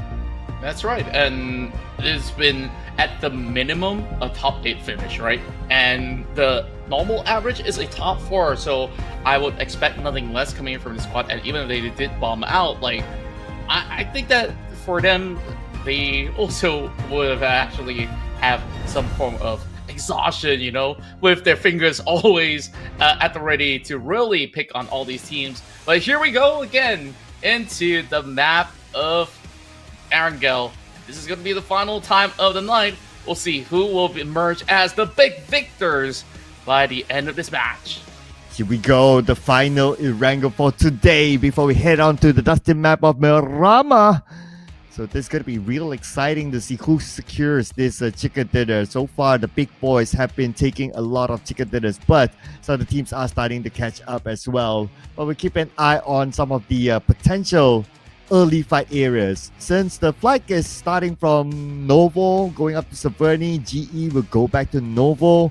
But we have also seen before STE challenging GE for Novo. So keeping an eye on if that could happen again this time. What could potentially happen actually, but GE moving into this area of Novo Renoy, and there doesn't seem to be STE to be around the corner this time, it seems. Or this could be the mind games. Yes, there is STE, but I wonder if they're gonna be actually going for that fight. I think that there's a couple of shots have already been fired, and there is definitely that challenge. Round 2. A little bit of a vendetta being created between these two squads. Man, these boys are just inseparable now. From Rozok to Novo, and nobody gets a circle. So I don't know if they really want to settle the score or just leave it for later because the circle is not in their sight at this stage or at this map. But we already got the first blood, and Scotty got 1 out of GE. Oh, I wonder who could that be? Meanwhile, 1 sec on that challenge against Fern. He's got that grenade, and other than that, the Scar L at hand, only having 2 clips to go. The longer they wait, the rest of the quarter will also try to seek him out. He's going to be running over onto the roof and towards the balcony. But 1 second, being very, very patient with this play. Yeah, patience is virtue, they say. But with the numbers that they have, they don't need to be overly patient. Goes up, he knows that somebody's there. Does has the right weapon. Feng on the outside, footstep heard. 1 sec waiting for backup. Yeah, speaking of backup, even TQ is going to be sending in some cavalry as well. Now shots fired. And set and ready with the UMP. Gonna try to maneuver. Gets 2. Not enough for more, unfortunately. 1 second. 1 second faster. Oh, but for the rest, looks like they're going to continue on. Okay, TQ, they're not going to let this go easy. They're going to take advantage of the 2 knocks that they had. The top, Micro Uzi, VSS on the other hand. So he's going to depend on his Micro Uzi. Not going to use the VSS with this close quarters combat. So only the Micro Uzi, 25 bullets, quick reload. So he has to be really efficient with it. Yeah, he managed to deal some damage, but not enough to actually take them down just yet. Fearless Esports can actually recuperate, given more and more of this time. But where is the rest of the quarter? They need more manpower if they really want to fight this out. So very interesting decision making. Here comes Save to try to give a little bit of a helping hand. Maybe Harris gets a glimpse. DPS can't really puncture through that wall, unfortunately. But damage has been done. Fearless Esports don't really have mats to recover. Well, speaking of recovery, all 4 of the players from FRL is back up by Chris with the M16 from the other angle, knocking down 1 out of Baby Harris. The nade for Save, taking out Ransom. Now it's the advantage time for TQ. And here we go, Save a knockdown. 1 more to go, 1 second on the second floor. It's going to be everyone against him at this moment with the Scar L. And look at his bullets. He only has 30 in the chamber and 9 in ammunition. It's not much that he can basically do to fend it off, especially Chris now pushing forward. But oh, he actually whipped it. And my goodness, 1 second clutched it. He saves the day and will be the hero of Fearless Esports. My, oh my, gotta have time to digest that, but no time, because now we're back on action with the Enigma and Flash Vision with Cap. DPS into the face. On the outside, another member of Flash Vision is waiting. They're playing at this house. On the other side, Eras healing up. Ooh, that was a close one. Enigma still hugging by the corner there. Eras secures one at the very least, making sure that it's still going to be a 2 versus 1. 1 versus 1 at the moment. Eras now gets a little bit of wiggle room. He knows that he has to push right now, or else the healing will come true effect. Shall I say the revives? Eras keeping him at bay, making sure that he will be able to get more out of. It doesn't seem like he's crawled too far away, but he's trying to actually bait them for a fight. Caps Luck might need to just commit to it, but here comes Eras. Now pushing out, he knows he's just by the corner. There you go. Pushed out, and yes, Eras wins it! Flash Vision, they get all 4 points to open up their round. Wow, Eras! Wow, we saw 2 amazing fights back to back. That was crazy. My heart can't take this. Man, I want more of it. I mean, this is what I want to see out of Flash Vision Esports. Winning trades. And, you know, they're adding more and more of the high point averages per round. Things are looking smooth. Doesn't matter. You have that one member still playing in the long game, but that 4 points ensures that they will retain a little bit more of the chance to climb back up. Yeah, although heavy trading, right, for Flash PG Esports, but you gotta think about it. It is significant improvement by them. They got like 5 points before this, and now they are 4 points, and not only 4 points, they won this fight that was very, very tight to them. So Flash PG Esports, if I have a graph, they are on the rise. So nice doing by Flash PG Esports. I really want to see more out of them. Yeah, especially it being against the side of Enigma, which is also a team that's currently near the bottom end, right? So they are finally showing their fangs and not really be that team that people deem to be pushovers. So Enigma now definitely suffering a little bit, though they did manage to get those 3 points still. So it's kind of like equal grounds, trying to cancel out on each other. While over on the side of Dread Esports, second place back in that previous map, but have not really seen too much of an action inside of Yasna Polyana. That's also due to the fact that it is a little bit far away, the zone. Speaking of the zone, I gotta recall where exactly is it going. It went up to the right side, somewhere that is familiar. Yeah, that zone that has that zone that we have seen enough. It's like on the right side, the area of shelter, mansion. Oh, okay. Yeah, that side. So yeah, it's a zone that we've seen it a good amount of times. But if you're curious of what happens to Yasnaya, I'm curious on what has happened in Novo, because GE and STE, we haven't seen them in action after that starting point. Oh. And GE's only got 1 member left. Huh. Oh, yeah. Okay. We missed that because of the overlapping action. But now we're not going to see an overlapping action because we're going to focus on the PBE coming into this compound, trying to take it over. As Smith Clan, Trouble will be the first one to get knocked. Davan is back onto the lineup. Let's see what sort of magic he can cook up. Oh, great shredding coming in from the side of the Vaughn. And Myth Clan still needing to recover here, but PBE is definitely piling on with the pressure from Jarrell as well as Ryman. Big Nate's now dropped in, and that will be Jarrell securing Joseph. Gonna be going for the exchanges, but Myth Clan, they get overwhelmed as Mitchie comes to clean it up. Well, that's a short-lived re-debut today of the Van. Taken out as the third team. Only managed to get 1 elimination by taking out Monboy. So circle time. Okay, this time at least it goes away from the usual spot and it moves towards the area where Rosong is at. The circle is divided by the north and the south. This is going to be real interesting this time. Yeah, and it seems like FV will be caught out from there. But of course, they did a magnificent job on that 4 versus 4. While Few and the rest of Harambe Bros hoping to catch Osja off guard. They're the ones on the blue zone. And they're slowly driving into the top end, trying to actually go for the full challenge because they got the knock onto MM. Osja Esports really want to hunt them out, and they've really had enough of Harambe Bros farming those numbers. And if there's going to be any chance, it has to be now. Yeah, here we go. Both teams taking a little bit of risk spending time in the blue. But okay, nope. Osja says it's not going to be worth it. because if they go out, then Harame Bros can open up a huge gap. So they decided not to do so, not going to take that risk. Instead, rotate and focus onto the circle because it's stage 2. True enough. And yeah, that's quick thinking coming from the squad overall, because fighting later on definitely has better benefits than to fight so far away from the zone. You gotta travel all the way to Yasnaya or Rozok.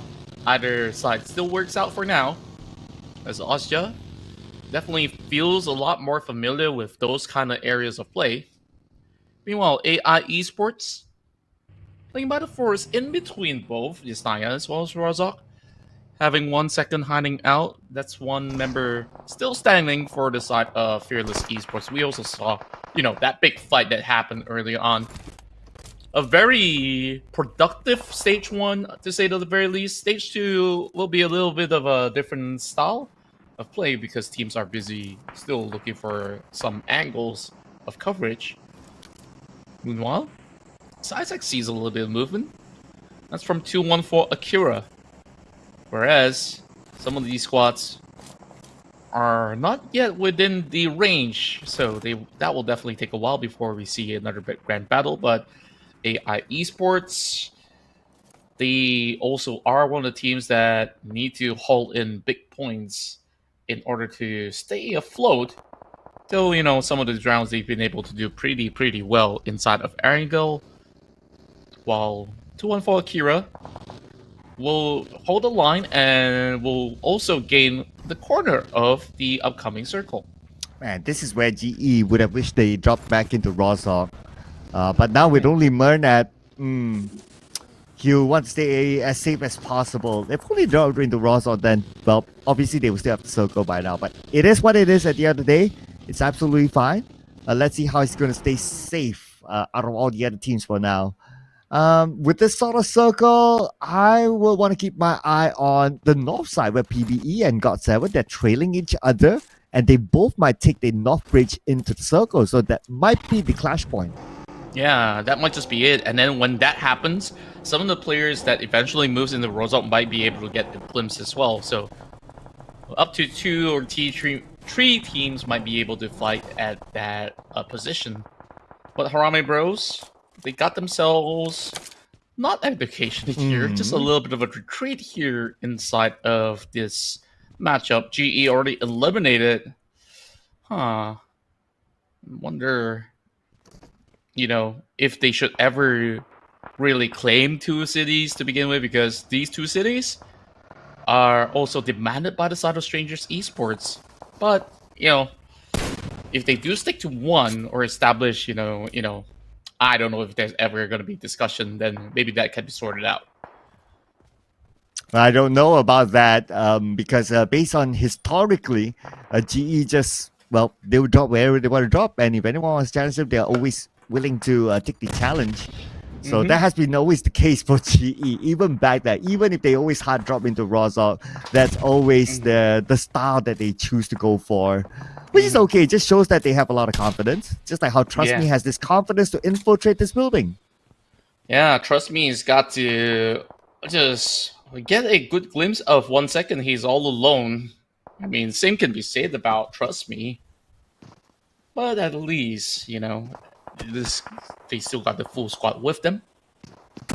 Very tricky angle coming out 1 second. He pops out. Surprise, surprise. Man, this guy's pretty much getting a cardiac arrest from that situation. Yeah, it's an in-the-face moment. I mean, he couldn't even react to that. But speaking of reaction, so God7 has a chance to react to this against Austria Esports. And it's not PBE like what we predicted. They probably went across already. But for God7, they're still caught on the northern side in the area of shooting range. So they need to plan how they got to get across now with Austria Esports guarding the bridge. Definitely going to be a very tough area. God7 is already by the blue zone. Trying to actually get the attack over onto Gui. Damage being done. Amura committing to this. He still have about 3 first aid kits that he could utilize, and they definitely have to cut through. Jarrell's going to be overlooking. Now, you have the rest of the PBE squad cutting in from the Yasnaya side as well on the gas station, eventually needing to close in. they either need to challenge GOT7 or AI Esports to get through. The north side will be interesting. I would say on the east side will be pretty interesting as well. Dread is there and STE is across the road. So Dread might need to plan on how to fight against STE if they choose to go straight in because they need to plan how to cross the road. And by crossing the road, you're going to meet up with STE. So that's how the whole thing will work. But look at the elimination feed right now. Austria Esports, instead of GOT7, they have See You Soon. Yeah, and at the same time, Darrow now getting sprayed as he did manage to pin one member down from the side of GOT7. Halts them for ever so slightly. So they do know that this fight, like you have predicted to happen, will happen regardless of the consequences. And the consequences is one member down in the river that overlooks GOT7's player inside the water. But what is he doing? He's not shooting back. Okay. Did you not see it? I'm not too sure about that. But hopefully we get a better visual later on. But what we're sure is that at this moment, Naughty Boy shoots across all the way downtown to Playbook Esports, who's playing without Mombol, who has been taken out earlier on. ZZ from GOT7 finish off. Now KS put up a Naughty Boy, and the rest of GOT7 making a desperate attempt to go underneath the bridge. Yeah, there's the only way for him to survive by the bridge. But I'm not certain if there's going to be much that can be done from the bottom. Whereas all these attacks far through, MFG does get one in the back, taking down Ryman as well. Strong challenge coming from the side of MFG, bouncing back into this match. Well, inside of the city of Roseout, we see a lot of players of 214 Akira to be inbound to hold out all the rest that is about to cross the bridge. Whereas Jaro have been able to survive, but now, speaking of which, shots are being fired towards this direction. This crate in the middle of the open is not going to be accessed by anybody out there. While 214 Akira have the perfect spot to be directly in the center. Yeah, 214 Akira, nice spot because they can block out teams coming in from the north side with this fortress that they have. As for Master Vape, okay, going straight into the center as well. But they'll land in the school apartment area. And school apartment has another team, Harame Bros. The team that will put up a challenge to them if they want to take over this compound entirely. That's right, and I guess that they found themselves a little bit of shelter until the rest of Harame Bros makes a decision whether to push them or not. Because Harame Bros, they do have the numbers advantage at the moment against them. Speaking of the Bros, they're also keeping watch over the back end of the hill where Dread Esports is slowly coming over. And this is not going to be within the area of play. Very, very difficult stance. The rest of these spots will have to drive into the outskirts of Rozak. And MFG is basically conquering the city. Austria Esports for the south side of the city as well, while PBE tries to take a swim. Will drown instead. GOT7's holding onto the ground. Playbook Esports eliminated, so MFG will be happy with that. At least one of the closest contenders out.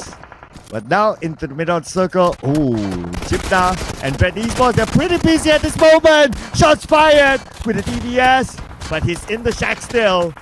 See You Soon eliminated. And Chipta will be the one to save his teammate. Revive kicks in. And they're having no other space but than this tiny little shack to basically hide out for Holy Lanju now being picked up. While there is going to be a little bit more problem for Moy. I can't really see where Moy is. STE, they are still having the full squad after eliminating majority of the side of GE. Also a very familiar ground for the side of STE to play within the areas of Rozak, but this is slightly on the outskirts. Let's see how they fare. Austria Esports remaining to be consistent throughout the course of the day. They're now moving into the school sector. MFG has the clearest of them all. But oh, Naughty Boy. Oh, comes in. Dewey, surprise. He thought that he would have been able to hide himself in the corner, but no, Naughty Boys know that he's there. He checked his corners. But the revenge came out. Red Bull the multiple MVP of Austria Esports, will not miss that shot. And he will carry the flag forward. Astro X can still be revived. Not so much for Gui that meets an unfortunate end, but here comes Harame Bros versus Aja. Take 2. Great jump shot coming in from Red Bull. He's got to deal with 2 more, and he's already done some damage for Federalis. Skynin comes in for the cover, and this is just straightforward as it goes. Red Bull will basically clutch them all out. Wow, Red Bull, he is energetic now. Taking out Harame Bros, and that is what Austria Esports want. They want to take out the #1 team so they have a chance to catch them. And now with 8 elimination points in the pocket, 3 players still active, 6 more teams to go. They can potentially still do it. Yeah, this guy is definitely growing some wings right now. Flying sky high with such a massive win against Harame Bros. Shutting them off completely, and the Bros have only got 2 points in this round. So this is another golden opportunity for Asia to get another chicken dinner in the bag. But of course, 214 Akira is still holding on to the best spot possible. That's definitely going to be a challenge later on for the side of Asia, who's coming from school. Because that circle will move away, but not too far off from where they need to be. Yeah, they can still move a little bit forward. Just need to be careful of Dread Esports in case they're spotted. But the more worrying team is going to be either STE or God7 because they are right in front of 214 Akira. Yeah, 214 Akira can actually be ambushed by both God7 as well as another squad from the outskirts STE. As they keep their eyes peeled out. 2 pros soaking some damages. Now, Austria Esports needing to deal with the rest of Dread, who's hiding behind that shack. I mean, there's no way that Dread Esports is going to get out of there. The question is whether if Austria wants to take over that spot. Ooh, Austria. I think at some point they will, though, because they need to plan how to get across. Because I do think that likely that the circle will move away to them and they'll be forced to cross that dreaded road in which, Dread Esports is there. So they need to plan ahead right now. But most important is to gather the information first because it's not only about Dread Esports now, it's also about STE on the right. Yeah. Because STE, they can have that off angle to take out members from Austria Esports whenever they cross. A very dangerous spot to be. Meanwhile, God7 direct challenge 2 members versus 4. And here comes a couple of bangers as there will be H2R knocked down to the ground by Unknown. Unknown's going to find more. MFG really striking them hard from the other side. So 214 Akira is currently sandwiched in between. Oh, on the other side, we can see movement here into the middle of the circle. Austria Esports and routes, but MFG will stop them at their tracks. Unknown with the long-range spray will help out their opponents indirectly. Up a cow. Let's secure the elimination point, and then Nate will take out Radkid. Just great team effort and also great assistance from the other corner, where we see MFG really open up a little bit more spacing for the side of God7. Now it's only going to be Wako left alive. From 4 members, they deplete all the way to 1. A buggy for them to utilize, but they don't exactly need it for now. The space is small enough for them to basically go on foot. Whereas God7, so far doing so well. All these 6 points are just secured by Amura and Ngapekel. Now, all the teams in the circle are ready. We're waiting for the next player circle to force all the teams to move. About 35 more seconds, we can see shots fired here. Dread Esports in trouble as Yaka launches that nade onto them. First nade, launch, bang, nobody goes down. Going to be pretty much clear vision for the side of MFG. We might have actually missed out on a lot of MFG action as well in terms of what we have covered from what we said so far, because MFG, they're still in contention, and I think they are definitely the biggest threat to Austria Esports at the moment. We're looking at Skynin kind of stuck by the corner of that tree, and Austria's got nowhere in. MFG takes full control of the circle. Oh, MFG with full squad. Now control the circle. Man, this is their game. I mean, MFG, they have been amazing this week as well. If they can score this chicken dinner, it is again another one of the top teams to secure it. And for Austria Esports, Skynet, okay, nowhere for it to go. Yaka know that he's there. The moment he steps up, that's it.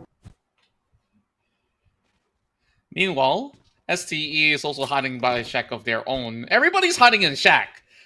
Nobody wants to deal with MFG. The only one's not in the shack is 2-1 for Akira.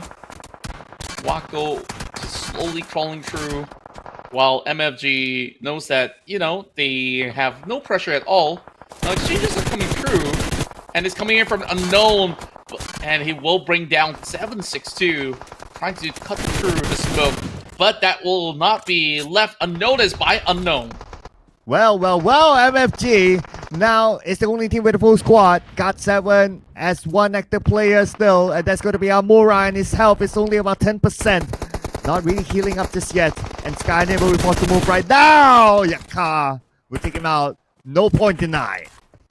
Yeah, that was a top 5 position for the side of Austria Esports.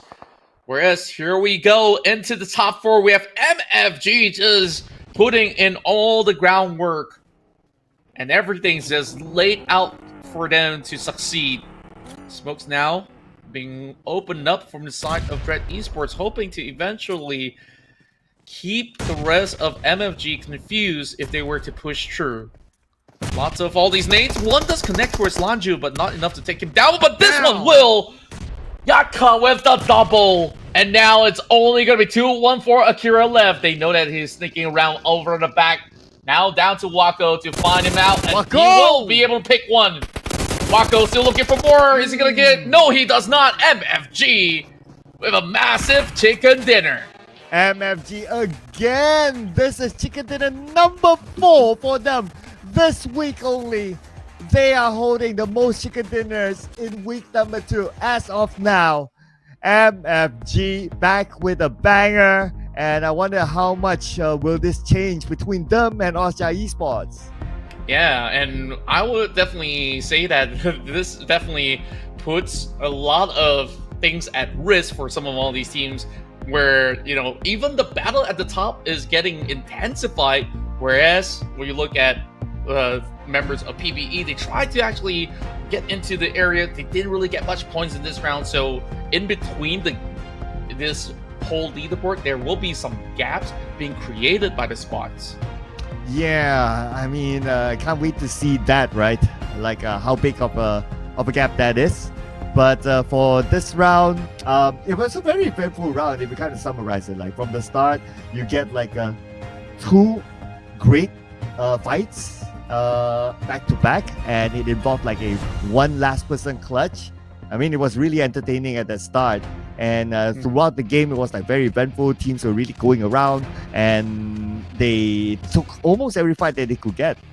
Yeah, of course, there were big winners out of it. We see Fearless Esports having 1 second to really put in the clutch, and then there's also a big win for Flash Vision Esports. This is one of the first early skirmish team fight wins so far here in week 2, and we definitely want to see more coming out of Flash Vision Esports, while GE, of course, got taken out rather early in this matchup.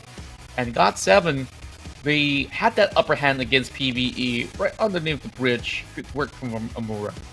Yes, and if you look at the circle in this round, it is quite a tricky circle if you kind of think about it, because there was like the river that actually separates like the top side, the shooting range side, and also the main peninsula side, and that forces some teams to have a hard time to cut across, especially for Godzilla, but they still managed to make it. But this is one of the highlight moments as well. As you can see on screen, Red Bull single-handedly managed Harame Bros, taking them out, and that's the target that they would have wanted to eliminate if they want to chase for number 1. Yeah, I'm pretty sure the people at the back end producing all these highlights was having a really fun time in this match with so many golden moments created. But of course, the chicken dinner was in the hands of MFG, and not only that, it's unknown to be the MVP of the match. Unknown MVP, 919 total damage. Nice number there, not gonna lie. 3 eliminations for Mr. Unknown, but because he got 3 and the total number is 13, and I believe that it's quite well spread across like the members of MFG to get the chicken dinner. So it just shows that everyone pulled their weight to get the chicken dinner. It's not dependent on only one player, but of course we have to select the MVP. And if we were to maybe line them up together, the chances of getting the MVP, all of them probably are pretty close. Yeah, and we saw how Unknown have been able to deny a lot of all these teams from really entering into their ground. So definitely he is a very pivotal player that has been able to give advantages back alongside, of course, great teamwork from the side of MFG with another beautiful win. So of course, we're going to see what the rest of the teams have been able to put in terms of the score. Yes, and when it comes to the total points collected, yes, it is 14. Apologies there. So 2,529 total damage taken by MFG Esports. So with 14 eliminations with the chicken dinner, there's going to be 24 points. I really wonder now how much is the difference, at least between them and also Austria Esports, because they were the closest in the overall charts before this. I think Austria Esports have gotten quite a number of elimination in this matchup as well. So I guess like it kind of evened things out a little bit more. But MFG will definitely fancy their chances, especially with a chicken dinner with a bigger of a coin to be distributed towards their side. So with that, we'll see in the moment time when we bring up the leaderboards. Yeah, while we allow our beautiful people behind the scenes to prepare the scoreboard, of course, we're going to check out the overall stats from this round. And for it to be a... Yes, there is a level of toughness to it, but it is still somewhat in the middle side kind of circle. So you don't get that many people being taken out by the blue. You got 4 of them out. So I think that's pretty okay. And yeah, but the only thing is that ain't nobody got time for airdrops. Yeah, I mean, even when there are airdrops that were right in front of them, it was pretty much out in the open. So you could basically say that this rose out ground was very dangerous for players to play. So they always have to keep their eyes on their enemies instead of going in for these loot. So very, very understandable. Meanwhile, I'd like to see more of these troubles used because throughout week 2, I think like a lot of these teams didn't really get to really manage some of all these utilities that they could basically put to good usage. Yes, and other than that, all the other stats, throwables used 214. I think that's pretty okay. But I've seen about 300 for this kind of map, but that's fine at the end of the day. But what matters is the match standings, of course. MFG, wow, more than double Austria Esports, because Austria Esports only managed to get 11 points, but a whole lot of elimination points that they got. Wow, I gotta say, this is definitely a staggering number to beat. So that means that MFG really does have either a chance to tie or overtake Austria Esports. So Austria got to work a little bit harder than that, while GOT7 got themselves 10 points for their effort, 8 points in for Dread Esports, 7 for both 2-1 for Akira and STE. Meanwhile, some huge clutch coming from FRL will secure them 5 points, and PBE with 4 alongside with FBE. Yeah, look at this. FBE 4 points, not too shabby though. Previously 5, now 4. We can see that there's some level of stability, so looking good there. But let's look at the overall right now. Harame Bros, they have a good enough gap, so not to worry about their number 1 position, whatever happens in this round. But the interesting part is that with MFG's chicken dinner, they overtook Austria Esports at number 2. Yeah, and Austria Esports now really firmly planted into the top 3, being pretty much having the triple-digit scoreline, while Yangon Galacticos is still chasing right through. So we'll definitely see a little bit more of an action coming from YG later on because they got 2 more matches to play. But MFG, they definitely deserve to be up there. And now we have another 2 horses to race up against Harame Bros. Yeah, it's interesting, right? But if we compare with like last week, the top four as compared to this one, Harame Bros and YG is there. So if they end up somewhere around here again by the end of this week, the grand finals is well, I guess they can prepare the ticket basically. Yeah, and I gotta say, Harame Bros, if they end up within the top 3 range, it's pretty much secured that they are going to be in the finals, but there's still the prize pool to fight for. Everybody wants a piece of that 4.5k to be earned in US dollars, so I'm pretty sure that will definitely give them the morale boost and also maybe a better positioning to start off their run heading into the finals. And true enough, that's the fun part about having a set of prize pools in the league, right? It's that, and then you have the top eliminator, you have the chicken dinner every round, you have the best team of the week, so you still have some other nice nuggets around for them to go for or motivate them to go for. So look forward to seeing whether they can retain that spot or not. So far, they're doing very, very well. But again, you know what? I don't get to see another new team getting a chicken dinner, so I'm still hopeful for the following rounds. Yeah, we'll still have to wait for that to happen, but you know, that's a great conclusion of that matchup. So we'll definitely see whether or not will there be a big challenge heading into the rounds of Miramar. So we'll catch you guys real soon as we'll be moving for a short break.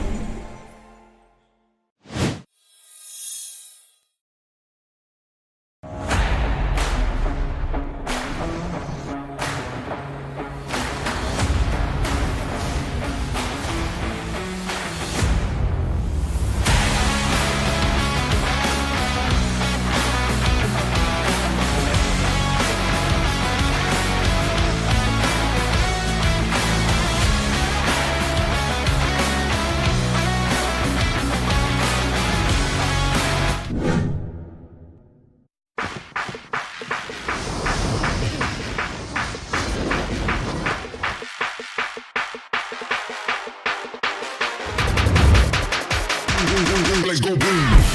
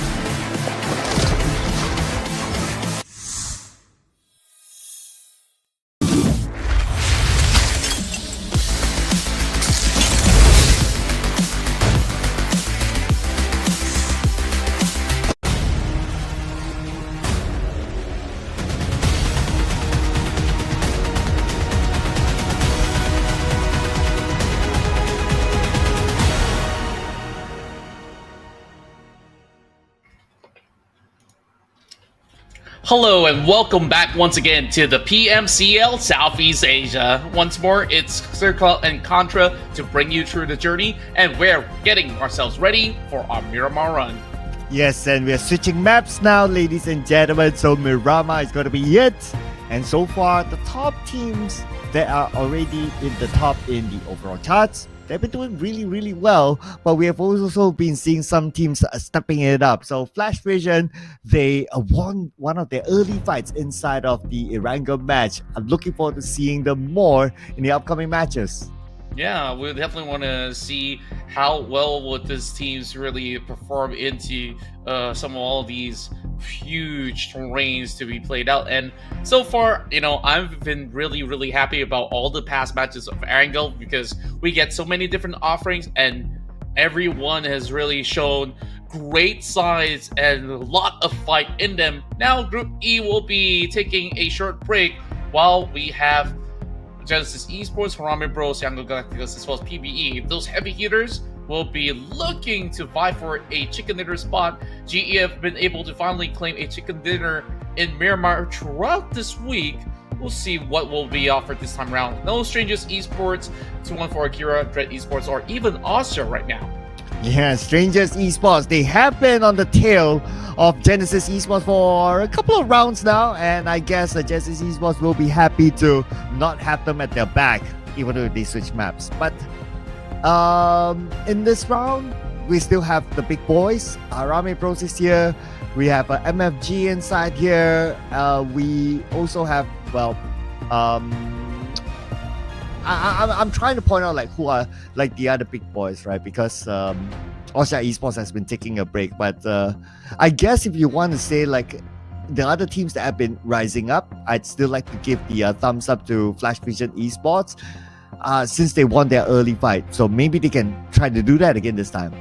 Yeah, I definitely think that it is very possible if they really want to, but with MFG now holding on to the second spot, Austria not really playing the game, it is a really good opportunity for the side of MFG to really find a way to, not only chase up against Rame Bros, but to create that big gap against Austria Esports. So, of course, before we kick off our run, we always do have those promo shoutouts, and of course, you guys just have to bear with us with this for a little bit because we're going to remind you every single time that the Dragon Emperor and Empress set is lasting only till this weekend on the Saturday.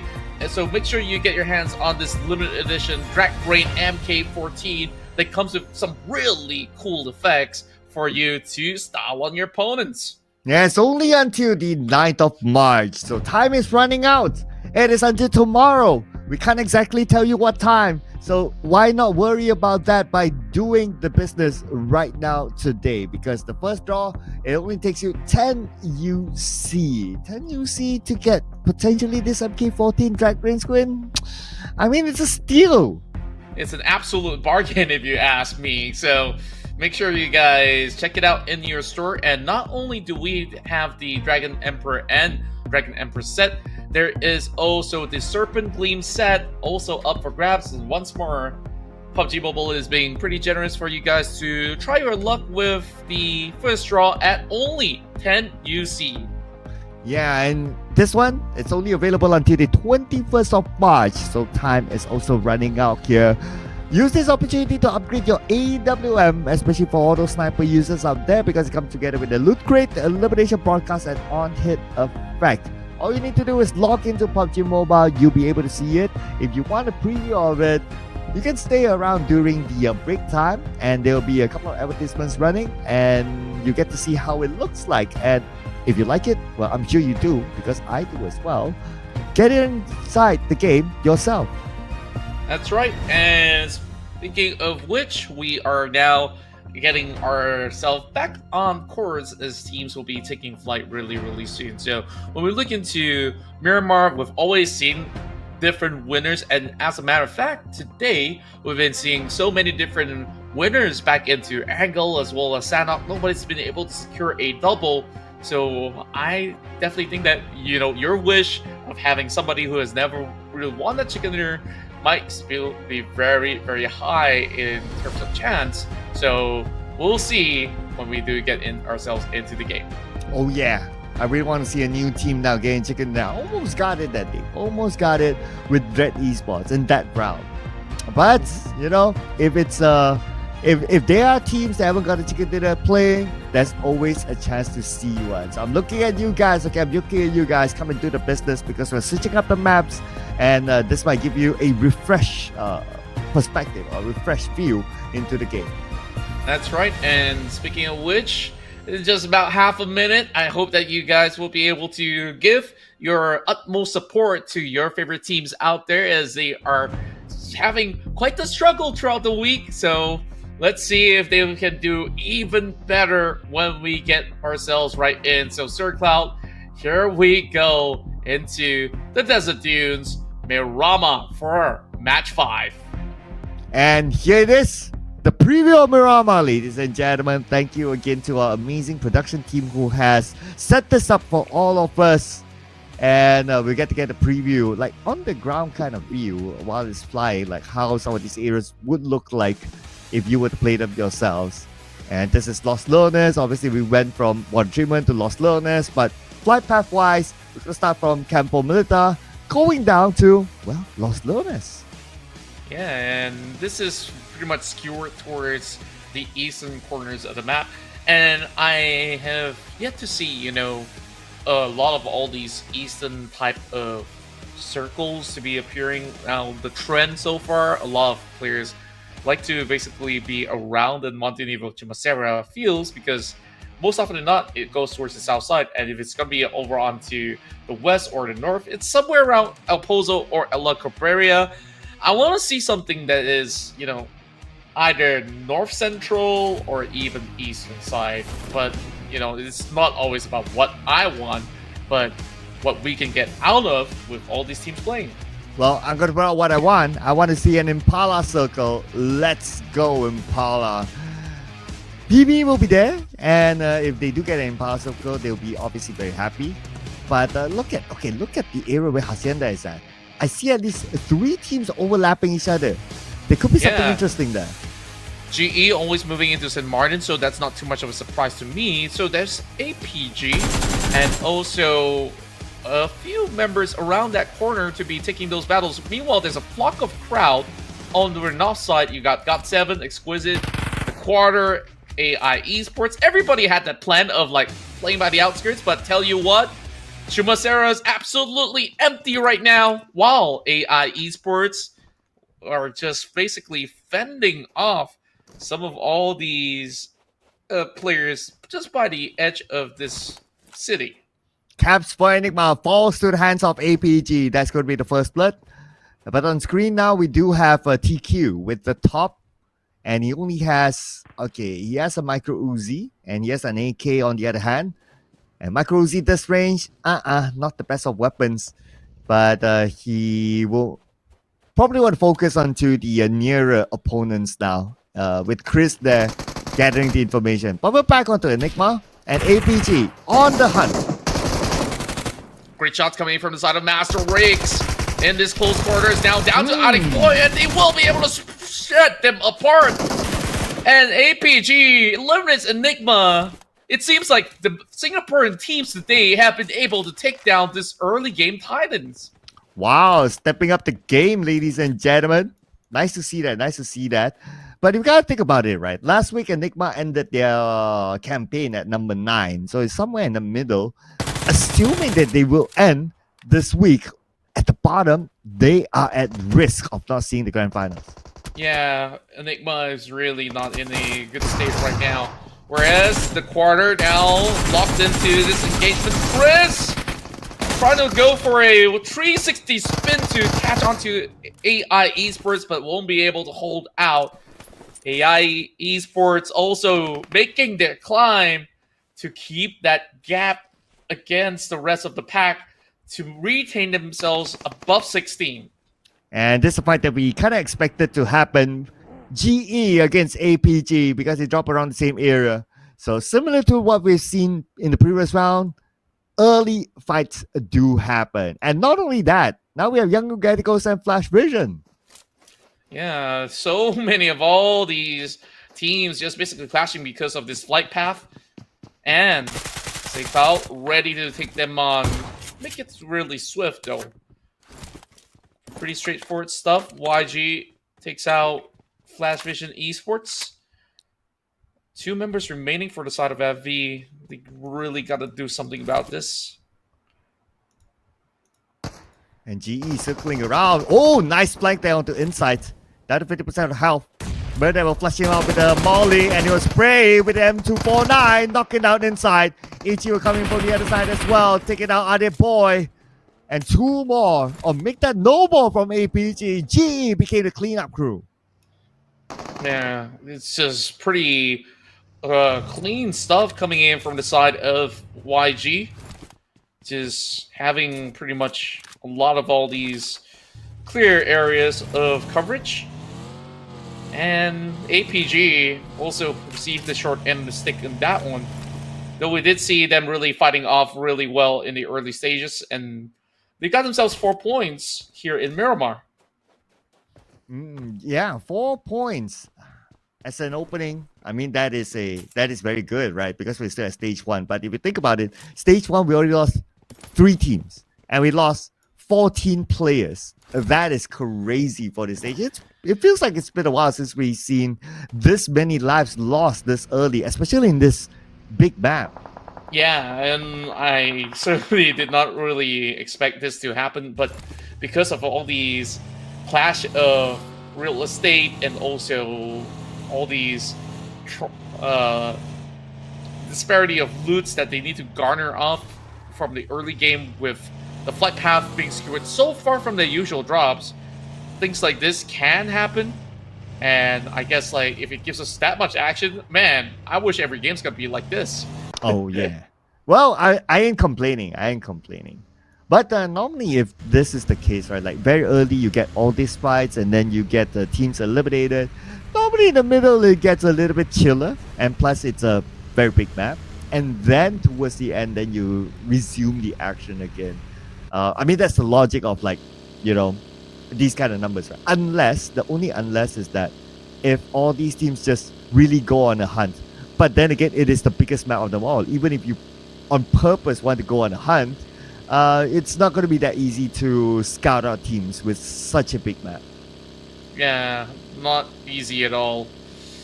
Whereas for most part, they still have long journeys ahead of them. And for the side of FRL, they steer clear away from all these danger. AI Esports so far having a phenomenal opening. No members being lost in these early skirmishes. And having that 4-pointer out there. It's just going to be cruising by. GE doing exactly the same. Whereas for the side of Lufa Boy and the rest of Exquisite, they're driving past the members of AI Esports, still by the blue. But AI, they gotta start taking those vehicles, man. Like, I mean, get into the vehicle, get into the rotation. This is still a little bit challenging for them to play around with on the outskirts. But we're pretty confident since Zizek, for example, has 3+8s. His other teammates probably has about the same amount. So that's why they're like, okay, we can still take our time. It's still pretty cool. But anyway, they probably heard you as well. Now they're on the move. We're back onto Myth Clan now. Okay, FV only has 2 players and Shroud in the building alone. But from our view, it looks like they're close. But in reality, I think they are far enough. Yeah, they're still within, a safe distance. So they won't be punctured off so early on by the rest of Myth Clan. And of course, with a coverage of the walls from the church side, this should be A-okay. As the last time that we see the circle, it was basically moving into the side of Surmasera. Flash Vision is not too far off to get to where they need to be. Oh, okay. The bros on the high ground. Look at the circle. It's all the way down south. So where the bros are at right now is one of the, I would say one of the best positions to be in. They can block out MFG. That's great. And if the circle goes there, for teams to go up, it's going to be pretty tough. So for the pros to defend that ground, it will be pretty nice. Assuming that it goes away onto the other side, it won't be as tough as where the pros are at. Yeah, and at the very least, they could still match a little bit of a rotation until more and more of all these teams actually move over onto the hillside. Then it could be a little bit of a daunting task for them to get anywhere off. But from the looks of it, they should be fine for now. And there's so many of all these late movers coming in from the edges. So GE, if they could basically spot even more out of it, this could be a very clean run for them to just make their passage into the circle and also pick up a lot of all these players along the way. Speaking of which, TTQ is going to do exactly just that. And we'll see how they're going to be able to manage this. Yeah, from the top of this hill, so far, it's an okay spot to be in as well. One of the best, I must say. So as long as they're there, just wait for the next phase of circle. They can still overlook other teams in case there's a team that wants to challenge them. They can have that preemptive look, so they can prepare themselves well. FRL, one of the nice positions on this high ground. As you can see here, MIRF clan below them. And as long as they still have the circle, of course, they stay put in this compound. But if they're forced to go out, then FRL will have that first strike.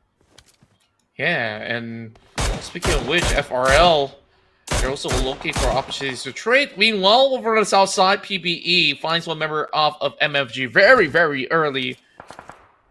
Quick reactions coming in from the side of Ryman. He sees some vehicles over on the far end of the corner, tries to actually attack them off. A very tempting angle for him to just basically go at each other, but nothing much will result out of that. Ooh, movement here by See You Soon, just right beside the Yango Galacticos. Everyone tries to take the high ground now. It's totally understandable, right? But it'll be interesting if the circle somehow moves away from the cycle. Like it goes up north and it goes down to the low ground. Man, tracking down everyone together, that'll be super interesting. Yeah, this is going to be a little bit of a challenge for the side of YG as well. STKE around the corner, as well as GE just hovering around, just arriving to the scene. But not much that has been shown to the hands overall, as the circle will move deeper into the territories of the south. FRL taking firm control while TTQ is on the other side of the hill. The rest of Harame Bros will have to move in a little bit deeper. Now, G is going to be blocked by the side of SYS. I want to see how they fare later on. I want to see how Naughty Boys fare because he's on the outside of Lost Learner still. But I believe he has enough first aids. Well, now we're back in action. Flash Vision going up against the entire squad of CU soon. Only 2 plays from Flash Vision. Now Rip with a nade onto the left side. But a nade onto his face. I believe we cooked that a little bit too long. But Shakir has his own nade. His one and only trusted nade. Tries to do that angle move. But nobody will be there. No one as of yet. But soon to be challenged. While the rest of the squads now goes into close proximity. We're gonna see whether or not will FP pull off a successful defense against the rest of SYS.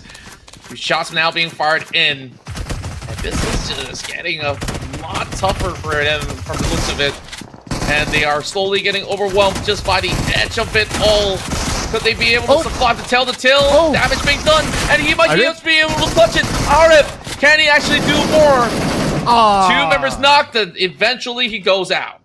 Well, we saw heroics in the previous round, but unfortunately not this time. But Harame Bros, they want to claim the hero title now to come in as a third party. Gonna put a lot of pressure on to see you soon. Orange sends a molly onto the right door, stopping it from going out, but range! Oh man, Nate timed so well. Yeah, Harame Bros, they just crashed through the gates, and then now with the Nate, they will be able to hold for the moment. STKE managed to go in for full recovery. I mean, as much as they can heal up, they don't really have medkits to actually equip. But things are looking to be pretty good for now.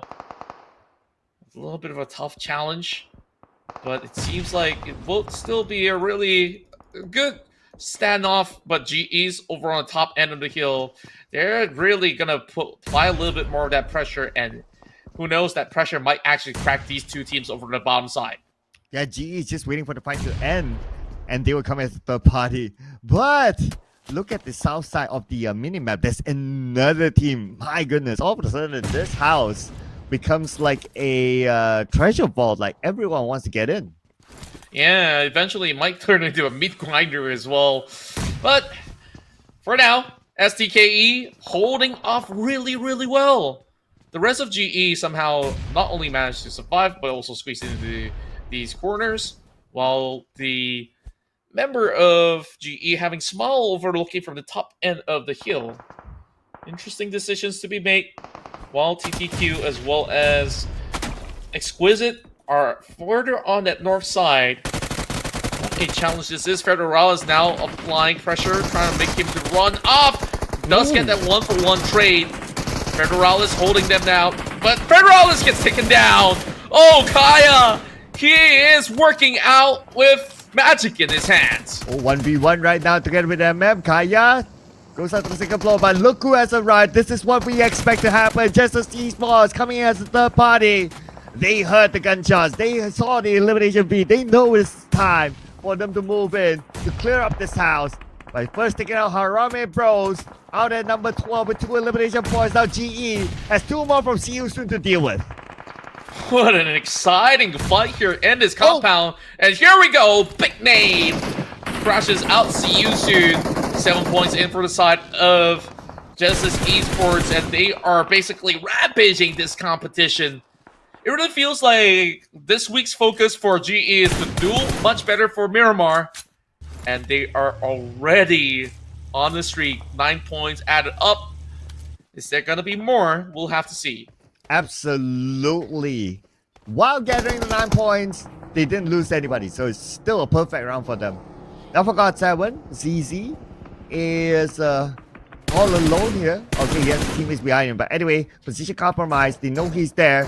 Amura trying to mind time, but he is knocked down. Nice spray with the UMP from WTZ. WTZ with that coverage, and now GOT7 only having that one player over on the other back end. CZ really has to move off. While there is definitely more fish for the side of WTZ to fry if he does get the angles right. Now he gets one, might actually get 2. Oh boy. Amura needing some rescue, but the Molotov now being dropped in. A little too far short. Secures the kill nonetheless. While the rest of YG are just closing through from the low ground all the way up there. Oh, Master Ichi now scoping out with a 3-time scope. M4 try to take down the members of Yango Galacticos on the other side. GE managed to slide in across the road. But looks like they're repositioning themselves. They're going up north instead. Try to take that high ground. And maybe trying to challenge their opponents from TTQ. Very possible that they will be able to eventually seek them out, but a very interesting choice coming in from the side of GE. They just got to ensure that the other corner isn't all too exposed, which is why they leave one member behind. Usually Small will be the one on that scouting duty, while Zuki have seen those vehicles moving up, so he'll keep an eye onto Westy. High guy advantage still for Zuki Scar L. I guess for GE to know that the terrain does not give them that advantage, I don't think it's wise for them to pursue. They might want to focus on to cutting across the road where they came from, because the circle is there. So it's time to go now, GE. Yeah, and then you take a look at the other side. It's either they cut through the side of Yangon Galacticos, but that hill does not really provide them enough of these covers as well. So I think that as much as GE wants to try to push over onto certain teams, this is going to be a tough task for them to follow up with, especially with YG coming in really close. So the other valid option that they have is to crash into the compound where Myth Clan is currently holding. Ooh, look at this. GE, one of them stuck on the other side, and Time is not on his side. Merna keeping an eye onto the high ground, but they're being shot at from behind. Yango Galacticos is there. So now they're changing their focus towards Yango Galacticos, but both of these teams not inside yet. Yango Galacticos making their move down south. Looks like they're going to fight their way through. Yeah, They really gotta create a little bit more of that opening space, or else the blue zone will eventually devour them, while Super Pickles will be able to pin one player out from the side of TTQ. Say Cloud up close and personal. This is invading a little bit of space of privacy, but it seems like the Lutz won't be able to help Pozo at all. Oh, Say Cloud comes in, takes out one by one. And look at this, TTQ. Okay, they have Exquisite now. Hello, Exquisite. We didn't really see them earlier on, but now they're up onto TTQ. And TTQ seems to be winning this fight. Exquisite still has 2 active players on the other side. Super Pickles is there. KH knocked down. Exquisite turning the tables around. Only one left to go. All in onto him. And Exquisite wins the fight against Time to Quick Esports. Almost a clean sweep out there. A little bit of battered bruise across this corners of the hill. But now that that is cleared up, they will have the whole northern region by themselves.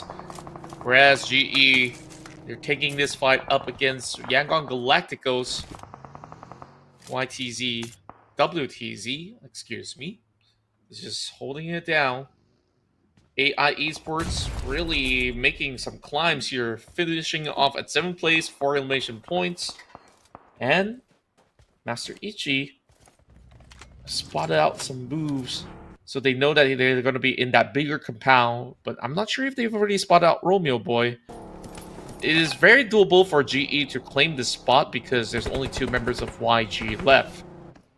Whereas 12 points have already been accumulated from the side of Genesis Esports. Maybe they'll be able to really get a record round here inside of Miramar. Yeah, it's still possible. I mean, there are like 14 targets for them left. That's abundance. Okay, just to recap, the number now to beat, to break the record, it is 17. So if they can get 18, which is just like 6 away, still very doable for Genesis Esports. And like what you said when we started this round, looks like they're shifting their mojo towards having a good round in Miramar. Yeah, it really feels like they want to improve all these gameplay throughout every single map. And now Murnat gonna be priming a few grenades. Master Ichi needing a little bit of help. YG holding down the line, even having 2 members to play with here. One more big nade coming off, and that will finish off Master Ichi. And PBE is coming in as well. So this is bad news for Genesis Esports. PBE, please bring enemies. And now they want Genesis Esports, but Monboy gets knocked down by West from afar. West has 10% of health, easily knocked down by the other member of PBE. Murnat is the only man standing for Genesis Esports. They look like they had a chance, but now it looks like their chance is slowly simmering away as PBE will finish them off. But anyway, it's still 13 eliminations that we're talking about. Yeah, huge pointer is being accumulated by the side of GE, so not too much to worry about, but I would say PBE really chose the right time to strike when these 2 teams are battling each other. Now, YG is still within that contest, though. Look at YG. They also have 9 elimination points. And PBE tries to go down the hill, needing to rescue his teammate. Romeo Boy gets a wiggle room, needing to heal up. Same goes towards the side of WTZ. He's only got 1 first aid kit left. That's why he's utilizing whatever bandages that he still has. While Myth Clan, they're also making this climb. Everybody wants to be the king of the mountain. Oh, here we go. King of the mountain. Can PBE be it? Because right now, if they want to be the king of the mountain, they need to take down Younger Galacticos. I guess they're still gathering information. We can see what player been sent out. Perhaps to find a off angle. But, okay, maybe it's not going to be worth it, right? Because they must consider the time that they have. Now that the zone is closing. So instead, they take the lower ground to come into the circle. And they'll figure that out later on whether how they want to win that fight. Yeah, they're just going to take their sweet time. 1 second, and the rest of Exquisite Esports are also being, a little bit more defensive of their position. Especially for 1 second, he's the only member remaining from the side of Fearless Esports. While Lufa Boy now getting tagged up, I believe that to be either YG or even PBE. And, well, confirmation coming in. It's going to be Myth Clan that will be receiving the trade. And Super Pickles is just around the corner. no problem at all for these boys out there. Oh, look at this. Myth Clan keeping eyes on the younger Galacticos. It will be kind of interesting to see what they're going to do or how younger Galactico is going to manage this if the circle shifts away, because they not only have Myth Clan to manage, but PB on the other side. I mean, that part of the circle is very crowded. As for Exquisite, they have the easiest entry into the circle. Now, it's just a matter of whether they get the next stage or not. Yeah, and also as a matter of fact, this is the fastest Miramar run that we've seen so far. It's, what, stage 5, and there's only like 5 teams left. So stage 6 now will definitely be a decider. Now, Shroud's going to be having the circle entirely to himself alongside with 1 second. So Myth Clan, what they are looking for to do, since that they do have members over the top end of the hill, gatekeep YG, gatekeep PPE, and it should be sorted out eventually with the rest of Exquisite. Ooh, circle goes there where Myth Clan is at. Ooh, this is going to be real interesting. Advantage for Myth Clan now. They have at least one person in the middle of the circle, so that means better circle control for Myth Clan. Okay, look at this. Who's on the outside? That's where the action point is going to be at. Playbook Esports making their move right now. WTZ is behind still, the final member of Young Galacticos, and not spotted out by PBE just yet. Instead, PBE put the focus on the Myth Clan. PBE just really having a little bit more of that wiggle room, and that huge nade coming in from Ryman really does get them a little bit more of an opening to basically commit into this fight. Devon tried to actually hold him out, but Michi is driving really closely. Grenades now flying in. Even the vehicles cutting through, but he will not be picked off just yet. Jaro now swings, but it's Shroud that will clip him instead. And look at Shroud. He's going to get 2. He's the only one alive. He needs to stay alive for much longer. Looking for Michi. Michi trying to actually hold out against him. He's holding on to the shotgun. Big nade dropped in. Close. Couple of shots left. Close. And can he actually do it? He eliminates the entirety of PBE. Man, that was so close. But look at the minimap now. Look who's coming. It's going to be Exquisite. They want to take advantage of it. They don't want to wait until stage 8 or stage 9. They want to close off this round. They know they have the man advantage. WTZ comes in from behind to finish off Shroud. Backstab from outside the circle, but also reveal this position to Exquisite. Exquisite Esports now pushing through, just needing to deal with WTZ and then later on figure out where exactly is 1 second. That has been very quiet. And Fearless Esports, they squeezed their way into top 2 with WTZ naded out. So where could this guy be, UA says? You know, there's only one way to find out. Take a stroll. Take a long stroll. And I think they know right now. Shots now fired from the shack. And UA's down. 2 versus 1. Ooh, okay, Exquisite. It's been a while since we last saw them getting a chicken dinner, and obviously they stand a really good chance right now, unless we can see a big clutch here. Okay, the numbers don't lie. I mean, they do have that chance, but it's 1 sec we're talking about. One sec. We've seen him pull off big moves before. Yeah, he's got a little bit of room to dance around for the moment, and a little bit of peak will give way to UA to secure the chicken dinner for Exquisite Esports. Yep, with the line of Super Pickles, UA, Blanks, and Lufa, they will pick up this chicken dinner. It's been a while since we last saw Exquisite getting a chicken dinner. Last week they did pretty nice. This week is it's kind of quiet for them, and finally they score 1 chicken dinner in week 2. Yeah, and it's of utmost importance because Exquisite, they have been bouncing up and down through the rankings, and now finally getting a chicken dinner here. So, well, what I really did like about this matchup was the fast-paced action that we get from the early game. How many teams pile out? We counted like, what, 3 or 4 teams in the span of stage 1. And then when we move into like stage 5, there's only about 5 teams left. Yeah, arguably, this is the fastest round that we have ended a match out of all the games that we have played so far. Out of all the map? Yeah, actually. out of all the match. Because this was like, what, stage 7, I believe? Stage 7. Yeah, stage 7. So I don't recall seeing any game ended at stage 7 except for this one. Yeah. A beautiful, beautiful run so far. But, what we've seen so far are just basically teams just battling for points. AI Esports definitely see a little bit more improvement in their firepower in the early game. And you got GE, who basically stomp out squats after squats. They first take out APG, and then later on there was this fight that break loose between FV as well as Yusun, which even GE was a part of. Yeah, what a fight this was.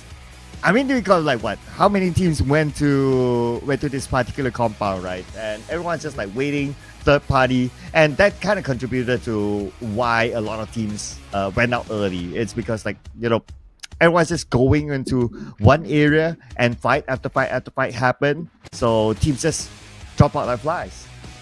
Yeah, and then what's really exciting was the battle over the top end of the hill. At first, it was GE taken out, and then you still got Yangon Galacticos that really hold off a lot of all these players. And then heroics coming out of some players of mid-plan. Unfortunately, of course, the firepower was a little bit too immense hitting from the top side of the hill. And when it's time for all these sort of fights to take place, mid-clan as well as Fearless Esports, there's really not much that they could basically acquire. So Exquisite takes their golden opportunity to land their big win of week 2. Wow, the first time MVP for Super Pickles representing Exquisite. And he came out with 3 eliminations, 568 total damage. Interesting. So we have seen Lufa getting the MVP before, I believe. Okay, it's starting to lose count right now. There's just so many games. But it is definitely the first time for Super Pickles. And I must say, his name, it does somehow stand out. Yeah, I mean, I really do wonder what's the story about his name, because not everybody like Pickles, but this is Super Pickles. People better like him, man, with his performance. Yeah, I'm the type of guy that removes pickles from burgers, not gonna lie. You can pass it to me because I love pickles. Okay, all right. So I'll send you the biggest pickle of all, which is Super Pickles. You can Okay. have the big guy. Sure, Okay, sure. yeah, I'll take him. Sure, yeah. Now, anyways, of course, a great performance coming in from Exquisite, especially with Super Pickles. He's always on that radar a lot of the times on the elimination feed, and now you finally see him getting that MVP, and the entire squad gets 7 elimination points with some big numbers to book out with 1,438. And frankly speaking, why the numbers are not that big for them, 7 elimination, because they came like from the east side of the circle. All the action that we saw was on the west side of the circle. So when they came in, it's like, oh, you guys done already? Oh, that's left for us? Oh, okay, we'll take it. Yeah, and at the very same time, I mean, they really worked really hard for these elimination points. Like 7 eliminations with 1,400 means that they basically deteriorate all the armory to get those knock as well as elimination, so to speak. So it's not really just about stealing points away from other teams by third partying. They basically go brawling to earn all these points. And here are the overall stats from the previous round. Lots of airdrops looted, considerably a lot, I must say. If it's like 4 and above, I would put it as a lot. But not many throwables used. 185 in a map like this. Normally we would see close to 300. This is almost half of it. So teams are really not interested in nades. They just, take it face on. I think like there were nades that has been utilized, but for smoke grenades, not too much, because they were playing on some of these slopes as well as this high ground terrain. So most often than not, it's just usually grenades as well as bringing out DBSs into play. And most of these fights didn't really take place inside of urban terrain. So understandably why some of all these stocks were not really put into full effect. So yeah, very, very interesting stats in either the fastest or one of the fastest match that we've gotten so far. Yes, and the most action-packed round it is brings us this amount of points. Exquisite 70 points. Jungle Galactico 16. GE, wow, welcome back up here. 15 points. PBE 12 points. But for Harame Bros, it is rare to see them getting only 2 points. Screenshot this because I don't know when will be the next time you see this sort of number for them. Man, I guess like for some of these guys, they are never hoping to see this one again since, you know, they got a little bit more of that run in that early round.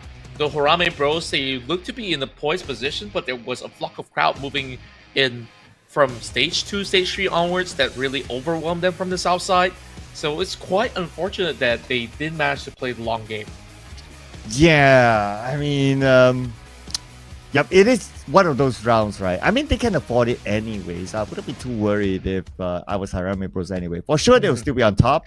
But the closest ones on top right now is between MFG and Austria Esports, playing the same amount of games now, 6 points difference. Jungle Galacticos and Austria have a little bit of a gap. That is the 29 points, about one round. Yeah, one round will be able to do the trick. Whereas, of course, GE with this massive round, they are getting themselves into the triple G soon. But PBE, a perfect 100 points to make that top 5. And then let's take a look at the top 7 till top 10 because everybody's around 70 points. And of course, 2-1 for Akira is going to be the one closer to GE. But there is still a little bit of a barrier being created. While if you look into the second pager, we silently see a little bit of gap, 70 as well as 50 points. That's going to be a little bit of chase for TTQ to break over on the first half. But between 11 to 14, anyone could just overtake. Yeah, we're starting to see that slight gap between page 1 and page 2, right? But of course, we still have a lot more games to go. So it still can switch up. But if we just look at like that small switch, it's like divided by the second half of page 1 and majority of the first half of page 2, I would say. And now coming up next is going to be another run of Miramar. I'm hoping that the pacing will remain to be the same because, man, we have not gotten action like this in a very, very long time in the Desert Dune. So we'll see. Maybe if the flight path is going to be similar, we expect maybe something that will happen in similar fashion yet again. Yes, early fights around the area of St. Martin, there was one. Up north, outside of Campo Militar, that was another one, and everything else is just the second or the third checkpoint of the rotation of the respective teams. So it will be interesting to see if that continues on in the final Miramar that's going to happen after this, in which we will reswap the group, of course. That's right. And with that being said, we will go on a short break, and when we come back, we'll bring you the final match of the night. So, till then, of course, catch you in a few minutes.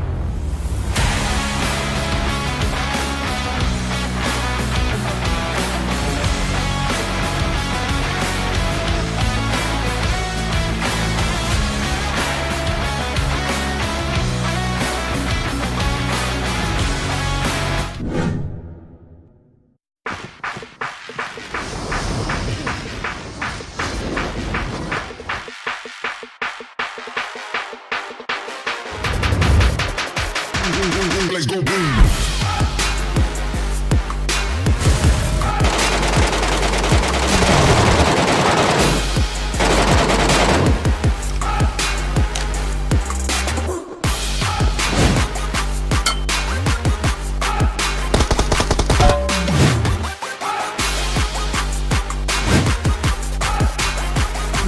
Let's go boom.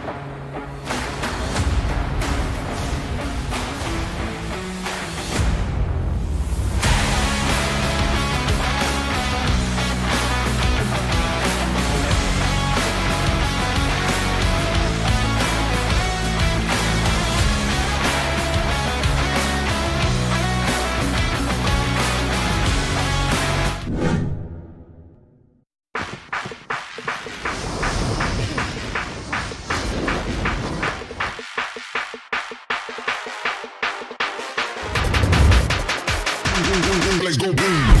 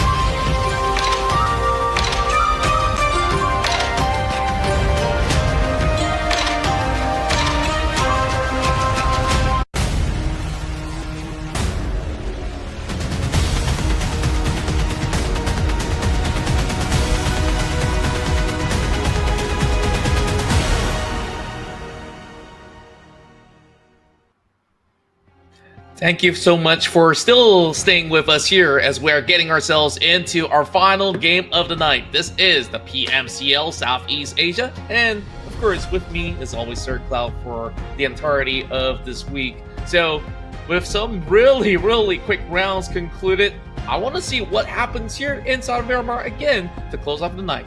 Yes, but if you want to reference the previous Miramar, it was havoc.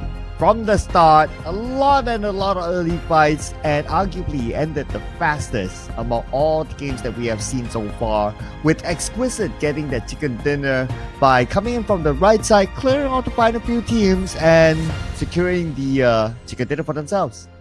Yeah, and I guess like certain teams did manage to thrive in that chaos. GE is one that definitely benefited with these terrains that they played out, pushing very aggressively and eventually kind of overhauled over onto the course of the battle. But here we are. We will have Group A taking an early rest for tonight. Genesis Esports will not be playing alongside with AI Esports and the rest of them. But here, BCDE, we welcome back some of all these players that may have actually missed out on the action. That's Younger Galacticos, Exquisite Esports, Time to Quick, and APG. Well, without Genesis Esports, that means the San Martin will be open, but we might see other teams fight out each other. So we need to keep an eye on that, because that seems to be the trend now in not only the Miramar match, but also the final Erangel match. It was kind of like that also. And I guess like I gotta correct myself, because Austria was the one that was not playing in that previous Miramar.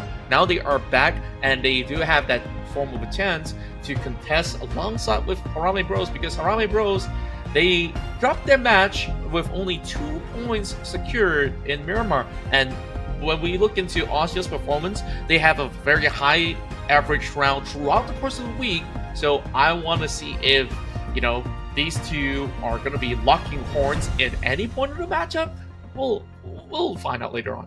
Yes, but I would say that because of the gap that Harame Bros has, even though if they go out with 0 points, they would still be on top. But for you guys don't want to go out zero, empty-handed. You guys want to take home something for the show, and we're going to make this offer for you. And this offer is for a limited amount of time. This is the Dragon Emperor and Dragon Emperor set, and it is only available until tomorrow, where you have the chance to upgrade your MK14 with a Drag Rain fire upgrade. And this also comes with the loot crate, elimination broadcast, and on-hit effect. So again, it is until tomorrow only. So make sure you log into the game right now and put in that 10 UC at least. That's right, and who knows, you'll be able to get the set in your hands in the very final hour. Like you want to make good use of draws. It's only going to last up to tomorrow, so make sure you get that. And if you don't have enough time, or you're just busy over the weekend, maybe Serpent Gleam set is for you. So this is a brand new guild set available now all the way up to the 21st of March. So this will last for about another 2 weeks or so, while you guys, of course, will be seeing how beautiful this AWM skin is. Once again, 10 UCs only for your first draw. So go ahead and have your chance at it. Yeah, the AWM skin together with the person skin itself, so it all comes inside of this set. The loot crate, elimination broadcast, and on-hit effect also will be part of it. So jump into the game, and 10 UC for your first draw. Everyone can spare 10 UC. We'll be reminding you all the way through until everyone has got it. So make sure every one of you gets it for yourself, because it is only available until the 21st of March. That's right. Now, of course, we are going to be moving into our final match, but we'll basically give our players a little bit more time to, utilize for strategy and how they're going to be approaching into this matchup in particular. What's interesting about that previous flight was also because it's not as central as it used to be. So some of these fights that did happen in Shibasera wasn't really involving GOT7 for most part, and a lot of all these teams, they drop very early into areas like Torre Ahumada, the military base all the way up north, and somehow, so some of these guys got into those early skirmishes, and those who didn't, they eventually still fight after they leave that blue zone.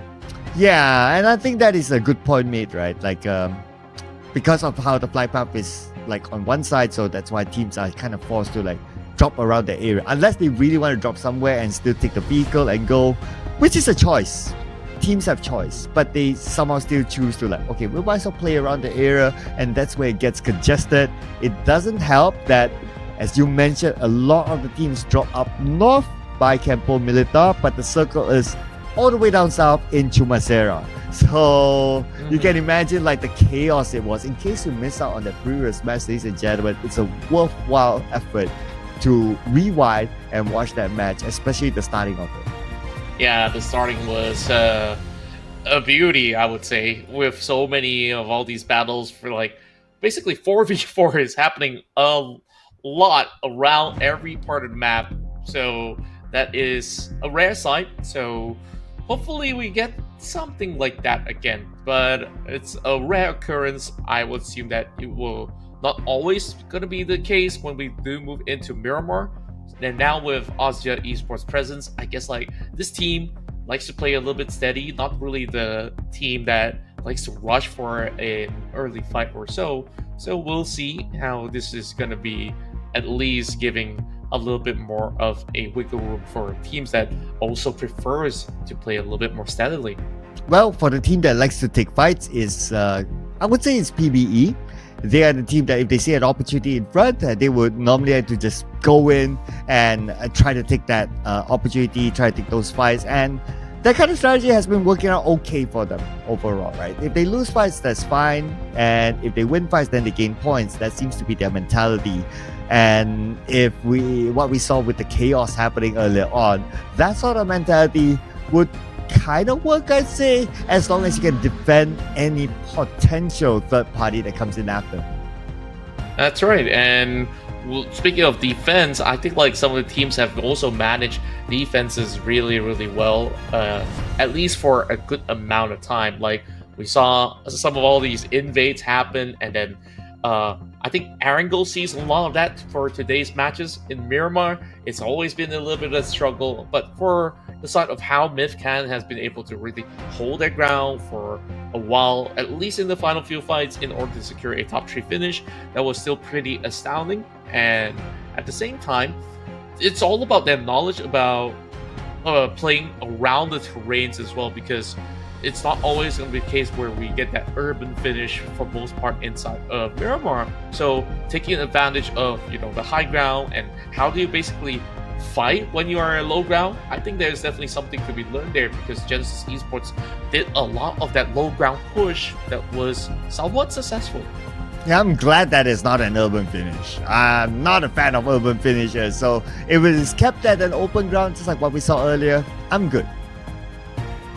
Yeah, I can understand why, because it will go all the way to stage 8 or even stage 9 if that's going to be an urban finish. But that also depends, because like sometimes when we do go into global rounds, urban finishes are super intense, like teams cutting across these corners that do stay put and just wait it out. Like the many alternatives of how teams are going to be playing some of all these matches. But we got 1 minute to go before we start off. Now let's see, there are winners from yesterday like SYS, and then you got GE to take the chicken dinner home. Now without GE's presence, I guess maybe some of us will dearly miss them for some of all these chart-topping kind of elimination points that they do get. But I know that Austria is going to be here, and also we still have Harame Bros that will definitely pack a punch. Well, no disrespect to GE, but the numbers don't lie, right? They aren't as hard-hitting as they were last week. The hard-hitting title right now is given to, for me personally, either to Harame Bros or Austria Esports. So between these two, and both of them are playing in this next round, so which makes it a really exciting finale for today, ladies and gentlemen, as we head on to our Miramar match. Here we go, one more time for the night, as the teams are now bracing themselves for another crazy run like they had in that previous matchup. And of course, nobody's really complaining because fights is what we want to see in this huge map with so much to play for. As we are also drawing ourselves into the halfway part of our competition. The weekend's coming pretty near as we'll see how teams are playing. And I guess we get what we asked for. Very similar flight, but not as skewed as compared to the last round. So there should be decent access over onto Chumacera, Picado, Hacienda. Yeah, before this it was from the north to south. Now it's south to north this time. Still keeping my eye on some of the contested spots earlier on. Let's see who drops up north and around the area of St. Martin. That was the fight area early on. And in the previous round, there was not a single team that dropped in Chumacera. So if the teams had the time to relook at the previous match, they might want to go there. And I can see Austria Esports heading that way. Same goes for See You Soon as well. But we'll hang that thought for a second as we have an early fight now. This Austria Esports, the moment you speak of their name, they will secure themselves first blood in such an early round. And where exactly is the rest of See You Soon? Okay, just around the corner, hoping to get those vehicles. But Austria, great work to really kick off with at least one pickup. But the John, he's still getting sprayed. Oh, dangerous. The John, no helmet, no armor at all. One more hit onto him and he will go down. Oh, there it is. There it is. Yep, the John. Looks like he will have an early exit, an early chill time for tonight. They all basically tell him, see you later, John. And good night. 2 members left for the side of STKE, if that's going to be the case. But APG, they've been fighting for Hacienda del Patron. And Enigma is not liking what they've been dealing with so far, as they are all on the outskirts instead of being in the dark center. Master Rakes gets the score, taking Caps Luck down. What's really happening towards the side of Enigma? I'm not too certain. Like, they're not really going for direct approaches. Now just basically peeping over on the edges. Not the best look, but QB at least will be able to look for insight. That will give spacing towards Spooky Baby and making sure that this remains to be a clean stream. What? Oh, Acha! Okay. I mean, I get the idea. He wanted a vehicle for himself, but yeah, not like that. Yeah. Absolutely being denied to move away.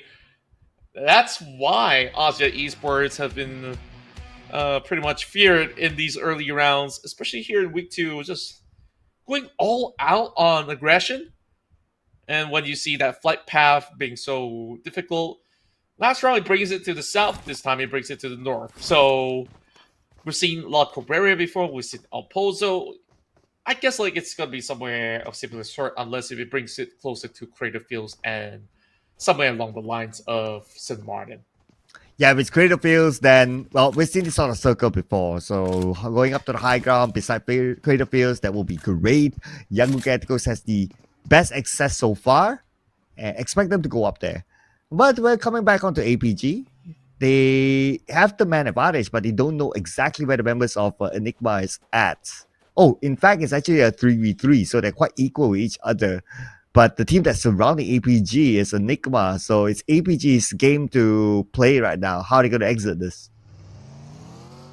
Really wonder how as well. Now, Koopa keeping them at bay, actually getting a knock as well. Great pickup as Enigma strikes back. This ain't the Empire, but they will try to rule them off.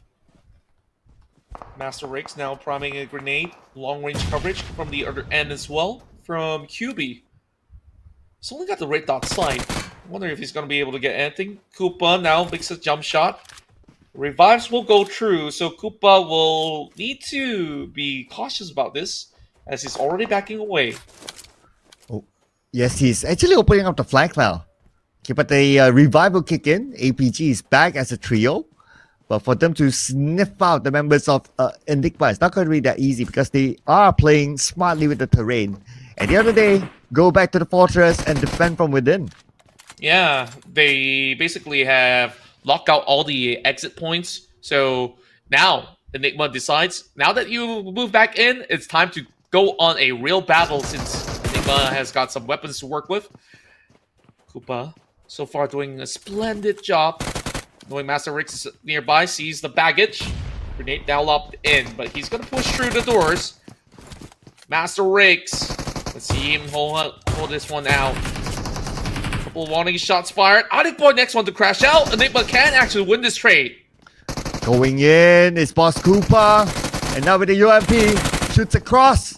Master Rix goes up to the second floor, tries to find a different angle. Koopa will get another one, leaving only Master Rix all alone. Master Rix needs to pull off a big clutch here. Okay, he has a shotgun. Alright, that's pretty cool in the close quarters combat. But he has to take all his shots. Running out the door, confirming the point for the side of Enigma. Koopa still has a grenade. He's going to lob that one down. While he knows that he's on the outskirts, great tracking and sense of hearing so far. Koopa really leading the fray while we're seeing Master Rix bringing the shotguns into play. To left. And he will be able to get one, but from the back, it is Boss Koopa shutting them down. And that is the end of this fight with APG taking on 1 point. Now move over to Harame Bros in early action with Yango Gadigos. A formidable foe, I must say. And unfortunately without MM, now another one been knocked and finished off. That's going to be range. And Harame Bros only has one active player left. Not the position they want to be in. Yeah, and that guy's basically falling in reverse. Scotty has been annoying them from the top end of the hill. He's trying to deal with the situation. Romeo Boy trying to give a little bit of spacing for Cute Loki to heal up. And once he does, it's 100%. And they will basically go on this long-range trade. But look at those early rotations coming in from majority of the teams. GOT7 firmly planted inside La Cabrera. El Pozo belongs to Harame Bros for the meantime. But a lot of teams are still on the far end of the map. But the furthest away has got to be FRL from Puerto Paraíso. I also want to point out that STE actually has one of the best areas in this circle. So great work for them. Yaku Gadigos spotted out. Low-key knocked out by 762. Southern team is just too far away. And with the long-range tap, with this Mini 14, 3x scope, it should be good enough for them to pick up this point. Yes, indeed. He managed to go ahead to secure that number. One member out from the side of Yangon Galacticos, while they have already gotten those 3 pointers from an earlier bout. Just trying to get a bigger coverage here from the side of STE, having Minor to also trace YG's whereabouts. While Monboy says, okay, that's pretty much over and done. We're just going to take another sector of the hill. Ooh. This time it moves further into Trailer Park. Are we finally getting a Trailer Park finish? Wow, I wouldn't mind that though. Because if it's that hill, then it's a big advantage to those who are already up there. And now if it moves out down to the area of Trailer Park, is that we're back onto equal playing field, I would say. And I must say this, because this is the home ground for MFG. They should know this surrounding like the back of their hand a little bit more as compared to the other squads. So I would see MFG to have a big advantage in this area. And smartly enough, they move straight onto Trailer Park. Nobody's there. Everyone else is still moving in. So the right side of the circle will be a little bit more crowded. They will avoid all that congestion. Yeah, it's going to be pretty much free reigns for the taking. Whereas Asia Esports is just about to bypass Montenevo, not exactly in the circle, but not too far off either ways. So there is a passage that they could basically cut across through the highway. Some of the members are already doing so. The quarter doing a little bit of rounds here from the south side. Whether or not will they basically bypass MFG, we'll have to see. It's actually another different route that they're taking here. Wonder where exactly are they in the map, and they are slowly moving in towards the far northern point. closer towards the oasis. It's going to be cleared up. Whereas Federal is somehow hiking alone. Well, I say hiking, it's actually a buggy trying to move all the way up. Up till today, I need to understand the physics behind this, while Federalis will just basically go back down. That's what they say about what goes up has to eventually fall back out, but he's gonna be fine. But even if it goes up, right? Okay, I see a Scar L. Not too sure what's his other weapon. If it's not like a suitable weapon with a suitable scope, then being up there is just to be safe. But I can understand, right? Because being the last man, you want to stay out of danger, and he somehow managed to climb back up there, then that will be okay for now. But if you notice that the circle shifted, and this should be somewhere by the edge, stage 3 might not be within this high ground area. So I don't know if it'll be worthwhile for him to spend this much time. Yeah, might as well stay there, right? Yep. That is a good place to hide out, especially when you're alone. Whereas Asia Esports is just basically getting themselves a little bit of a pit stop, where Astro X now goes into close proximity, going in for the ADS, but not really finding it. But he actually brings him down. 1-for-1 exchange, while Yui pushing through the smokes. Oh, the pressure is definitely on the backs of Asia because they just arrived, and not all of them have full health to actually play this one out. So Chris will take advantage of this situation, dropping more and more of the grenades. The quarter trying to hold them back, having the full high ground advantage. Oh, Chris making use of his elevation, but they don't have the circle. But anyway, the circle will pressure Austria Esports to come towards them so they can defend from the inside. Long range, knocking down Red Bull. They still have time though. As they do, Wild Red Esports getting some beautiful long-range shots out there, securing one against GOT7. And needing to actually get the members back up on track first before they go in for the further commitment. It's good to actually see Demios playing inside of Miramar this time around for Dread Esports. So only slight changes in terms of the roster.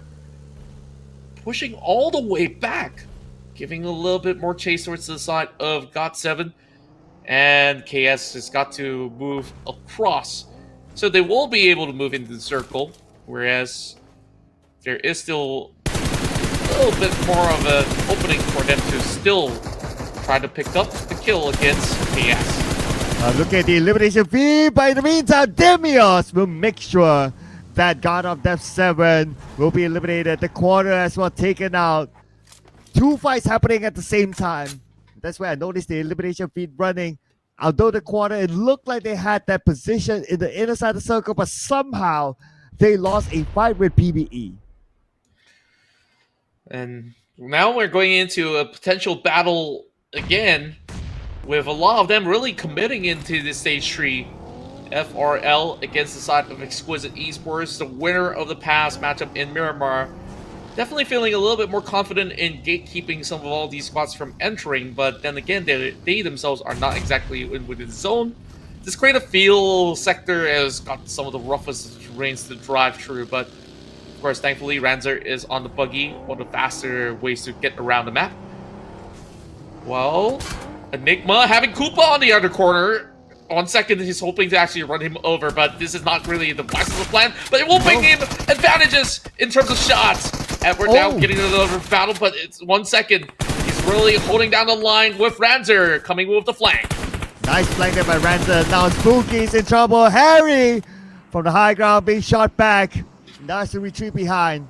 But he's not able to secure the elimination point just yet. But he can still make a second attempt. As QB now tries to get into position. FRL from the other end now spawns out the members of Exquisite just below them. All these teams are already outside the circle. The circle shifted away. They have about 40 more seconds, and look at this. How crowded it is on the south side. And look at MFG, they got 2 crates for them to pick up, so they're going to be able to stash themselves with heavy artillery. Meanwhile, TTQ trying to play a little bit more creatively all the way behind. from the exit of La Cabrera. That's not even La Cabrera, that's Ruins, actually. Well, this is definitely going to take a while before ending concludes. We still have 12 more teams remaining, but battles and shots are being fired across the map. Because shots here, it's Baby Harry is dropping out of the vehicle. Yep, with none other than Mr. MVP himself, Super Pickles, to pick up that elimination point. Speaking about elimination, see you soon out at number 12 without anything this time around. Super Pickles together with his teammates, still a full squad. Exquisite needs to find their way through, but FRL will be in front of them now, making their own moves as well. Shots being fired towards the side of Blank's Pozo, just hugging by the trees. And these is not really proper coverage coming in from the side of FRL. Being left in the open, grenades now lobbed towards the side of Blanks. Lufa is the next one to fall. 1 second, really trading well for the side of FRL to keep themselves safe for the meantime. But pressure is on. The rest of Exquisite needs to push through. Super Pickles now picked off. And it's already a 3-pointer in for the side of FRL. Making wonders happen across the map. Yui from the side of Asha finally joins in. And Asha Esports, with them coming through, this is going to be a little bit tougher for FRL. Oh, but FRL, they're going to defend from within though, so if they can find a good spot, they can be the gatekeeper, but they don't seem to want to do so. They want to go straight in as Yue shoots from the other side, but they do have enough cover.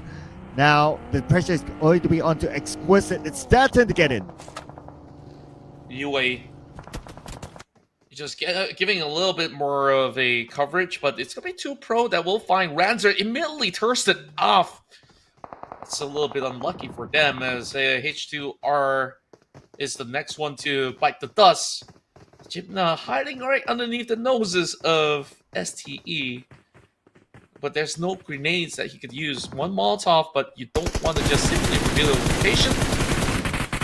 Whereas Strat Esports right over onto the open field, slowly getting some damage coming in from STE. Oh, that's one. Oh, was there a glitch? Oh, Jibna got both of them with the last tick of health. Wow! I didn't expect Jibna to survive. How did he pull it off? They just spotted him, and then they just basically take a leap of faith. It's crazy, absolutely crazy. Well, however it is, it happened and it worked out for him. And with that, Exquisite, the eliminator just like that, number 11 for them. When they had a full squad earlier on and they came off a chicken dinner. But now circle time moves up north. Teams at the southern side. We got Austria Esports full squad, PBE as well on the left side. The big heavy hitters will be looking to pass by all these teams to fight their way in. Let's see if they're going to be able to actually get a little bit more spacing for themselves. TTQ is the one that's in charge over Northern End. I'm just really surprised that MFG, despite them, having that early advantage, they are still hugging by the edges there and now having a few members on the outskirts. Not really moving too far off. I think that Zuki is going to be able to spot some of these MFG members later on. So it's just a little bit of a quiet time for the side of MFG. As well as TTQ. Everybody over the south side having the struggles. While PBE is going to see a little bit more of that action later on. Pozo hugging with only 1 HP left. Rankit tries to actually burn him off. Yaka will be knocked down by Liquid, so there is action over in the north. While Pozo managed to heal back up. He's the only member remaining. 2-1 for Akira. Will try to push through, but they have problems of their own with their members getting knocked out coming in from Austria. Yeah, MFG's in action as well. Just look at the elimination feed as Austria Esports comes in. In the minimap, we have at least 5 teams in the area. Austria Esports with the high ground elevation. Rankit just below them, but they don't have a good view thanks to how rough the terrain is. So Rankit still playing around the smoke, but how long can it last here? Rankit is the last man standing for 2-1 for Akira. He will play this safe. And as much as he needs to, he definitely will need to just hug on for a very, very long time. Harame Bros somehow still having Federales hugging by the edge there. And Asya Now closest in. It's just gonna be Pozo here trying to get that small little room by the edge. And I guess that he does know that there's somebody out there. There you There's go. gonna only be one corner, and Skynin will just basically go in with one tap. Yeah, nice check on the corner there by Skynin. And with that, Austria Esports collects their 11th elimination point. Already at 11 now. Looking for more. Red Bull probably hurt that vehicle. Or maybe not. But the best part is that Federales has been in this dumpster for the longest time. I like the dumpster strat. It's working out well enough for him to survive. Whereas everybody's keeping themselves busy in these fights. Now, that's going to be the final member of 214 Akira, Rankit, taken out by Austria Esports, making it 12. Oh, getting closer and closer to breaking the record of 17 eliminations in a single round as the most eliminations picked up. Michi guns down unknown somewhere else. Austria Esports looking for their next target, but now we'll put focus on the Michi and Co as they'll need to make their way through. But nobody noticed Federales. But anyway, Federales, time for a move because it does not have the circle no more.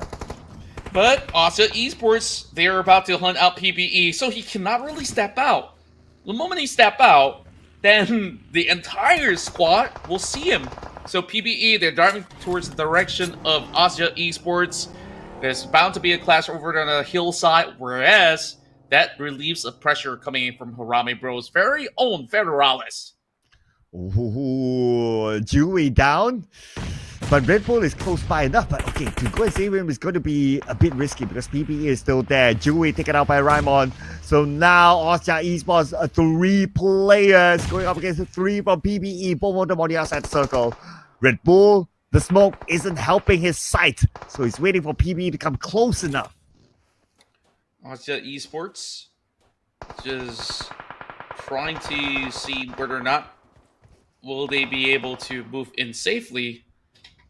It's ample spacing. MFG Esports, I thought that they would get big advantages in this round, but they got taken out. While TTQ are the kings of the north at the moment. Only 2 eliminations, but I think that there's might just be more for them to play for. Such a beautiful view that they actually get upon the rest of PBE from so far away. And I'm pretty sure that PBE doesn't even know where these strikers are coming from. Yeah, just look at this, right? Smoke blocking the vision of PBE, and the terrain is rough as well. Liquid sprays, praying to get that elimination point. But I think the revive might come in. Oh, he got it! He got it from that distance! What an attempt coming out of him. And then I guess like he just got to try a little bit harder to secure that number. But Ryman is already here to save up, trying to run over his teammate. I mean, he won't be able to do so anyways. Of course, jokes aside. Now, 2 members remaining from the side of PBE. And Austria still having the strength of the Bull, Red Bull that is, that has been on a great form today. So far, Red Esports will see a little bit more of that room to challenge 1 member out of which team exactly was that? I gotta get a glimpse of it. STE. Got Miner here, not revealing his position, but you know who's still alive? Federalis is somehow still alive, but hopefully we get a visual on where he is at this moment. But for Miner, sharing the same compound with Dread Esports, this is a dreadful position to be in. As we move forward to the visual of Austria Esports, the team that has 12 eliminations now, looking for more, and they might be forced to move because we are edging towards stage 7. That's right. And 7 teams left on the field on this very stage. Still going to be a little bit of a tough action because if it closes into the center, it's going to be in between the highways. While it will definitely cover the roadside, but Miner holding it down. Could be moving away, but he does get the angle. Oh boy, this is going to be very risky. While Miner still surviving.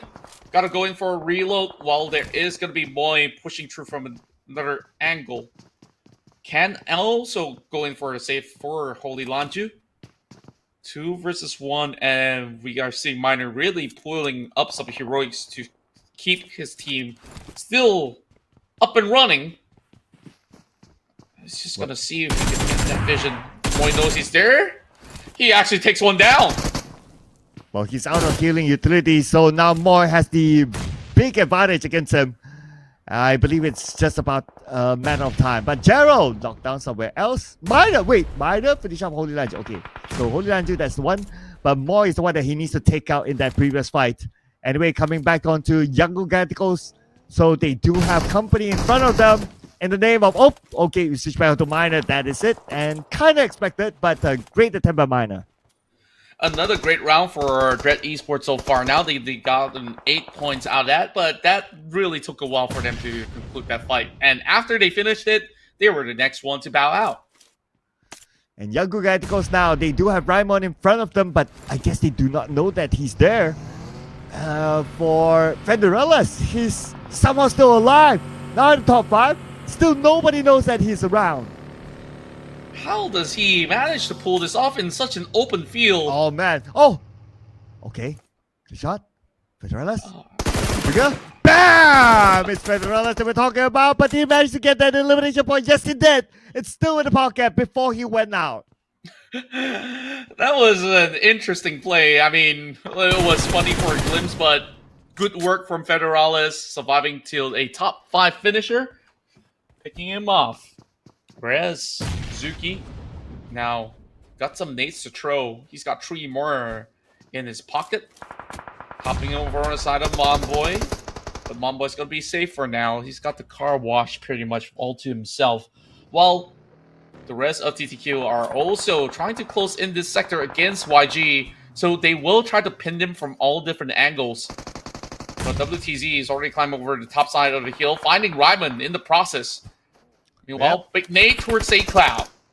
Raimon out. That is number 4 for Playbook Esports. TTQ only has 2 players, and they're on the lower ground. St. Cloud trying to find a good angle. Okay, he has a nade. This is only frag grenade here. Can he make the most out of it? But as he turns left, he knows there's someone there as well, so he don't want to overshow himself. Now, the problem for this team that are over on the top side is that they are on the edge of the circle. Even when it comes down to stage 9, they have to move into the open ground where Asa Esports is currently dominating. And that nade will connect. Finding the final member out there, Zuki goes into the smoke. And that leaves barely any trace for St. Cloud to see his position. Now, how exactly is KH going to survive this? It's Asja Esports with the most amount of players still alive. Asja can claim a chicken dinner right here in Miramar. Ooh, they do stand a good chance though, because 2 of these teams are fighting with each other. Asja Esports, they're just monitoring the situation. Young Giganticals, however, they do have a 3-man squad, but they are playing really by the edge of the circle. Very likely they'll be forced to move first because the circle will close entirely after this at stage 9. A little bit more of an elevated angle for the rest of YG to try to play this one out. As it shrinks, it will shrink into the middle of the street, so even despite that, Asja will still have slight advantages, but when YG pushes, they will be exposed. So this is the only wall of defense that they have. They have to take this fight from this point of view. Yeah, for Asja Esports right now, they just wait for YG to come towards them. Okay, they're making their first move right now, sending one out. And will he survive that? And it's going to be St. Cloud all alone. Last stick of hell. He somehow still managed to survive and he managed to heal up. So that's a great move by him. Now he has that off angle. But the nade onto him will finish him off. St. Cloud slowly bleeding out here. While the rest of YG is struggling to actually make any form of moves. St. Cloud now bursted down with the destruction of the vehicle. Asja Esports just fully controls the center zone. WTZ as well as Monboy really has to work this one out. Well, that's Romeo Boy left. That's going to be healthy. But Romeo Boy, how is he supposed to challenge these 3 members out here in the field? It's almost impossible right now as Asja Esports will claim the final chicken dinner for today with a 3-man squad towards the end. Astroax, Skynet, Chewy, and Red Bull. claims it back home for Austria Esports. The team with the most chicken dinners in week number 2, still on the roll. Beautiful, beautiful stuff. Like, I mentioned about Austria Esports coming back here, I didn't expect them to really go in swinging. And also, this is another round that Harame Bros did not manage to get as many points as compared to all the other rounds out there, with only Federalis surviving, but at least that was a top 5 finish with only 1 elimination points. So I think it's entirely possible that we see this two-way horse race to be between these guys, and also not counting out that there is going to be another squad that will also give a little bit of a problem, which is MFG, who's not too far off. Yeah, MFG somewhere in between as well. But when it comes to consistency, well, honestly, both of them are pretty close, right? So it's kind of hard to tell as well. The points are very near as well. But let's check out the best moments from this round. So Austria Esports managed to get 16 eliminations, not breaking any records because now the new number is 17. Yeah, I mean, 16 is still a huge margin, right? Like, that's like them securing 2 chicken dinners and 6 over 10, of course. So with that being said, it was also another massive round for the win, where Enigma finally closes out the fight inside of Hacienda in the early bout. And then Red Esports really put in a lot of work dominating the nerf point of the attack. And then FRL really had a little bit of that dance-off, which we see them really giving chase to all the spots up there. But for most part, a lot of these teams that were in the north didn't really get to secure too much. And then did this happen, where we see Jipna pulling off a big stun against some of all these unsuspecting victims. Oh yeah, that 1v2. Arguably, that was the best moment of this round. When it comes to fight, that is. But if you talk about the best ninja of this round, it has to be Federalis. But I do like this move by Skynin as well on this highlight, that he truly checked his corners and he didn't miss out on that. Okay, this is that Federalis moment. Yep, he secured that elimination. Yep, he did. Just to double check. Yes, he did. And of course, YG were not really in the best of the state, where, of course, with the blue zone pressure, they eventually needed to move out, and they were unable to catch any members out of sight of Austria Esports. So far, we're seeing very, very clean plays coming out of Austria throughout the week, and this is just one of it. Skynin, yet again, gets another MVP title. Yes, and it's not his teammate, Red Bull this time. Instead, it's the Cambodian solo gold medalist, Skynin, coming in with 988 damage, 4 eliminations, and 7 assists. Wow, this guy have been putting out a lot of hard work for his team.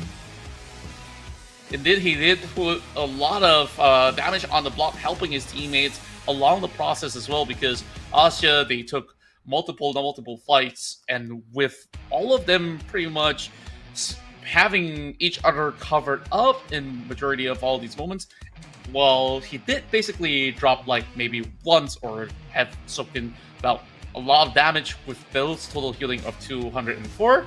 Let's take a look at the overall stats, and wow, we're almost reaching 3K with this. Ooh, 2889 is the number. But what matters is, of course, the elimination 16. And we got a good amount of 16s now. But I also want to point out that with this chicken dinner, it is their 5th chicken dinner in week 2 itself. What a turnaround for Austria Esports. Yep, this is currently the winningest team out of the many, and we're definitely happy to see Austria really returning to their winning ways, because week 1, all the fans were so concerned, like, what really happened to one of the top Cambodian squads out there? They're still around. They're definitely here to stay. Yeah, I hope their graphic designer has a lot in stock, because I would expect more to come from Austria Esports, and they will have a lot more work to post up on the social media, which I'm sure they'll be happy to post out. Like, you keep it in the bank, and then you're like, okay, it's there, but you have to score it before I can post it. So great, now they've gave some work to their graphic designer. Yep, and with that, we'll take a look at the overall stats.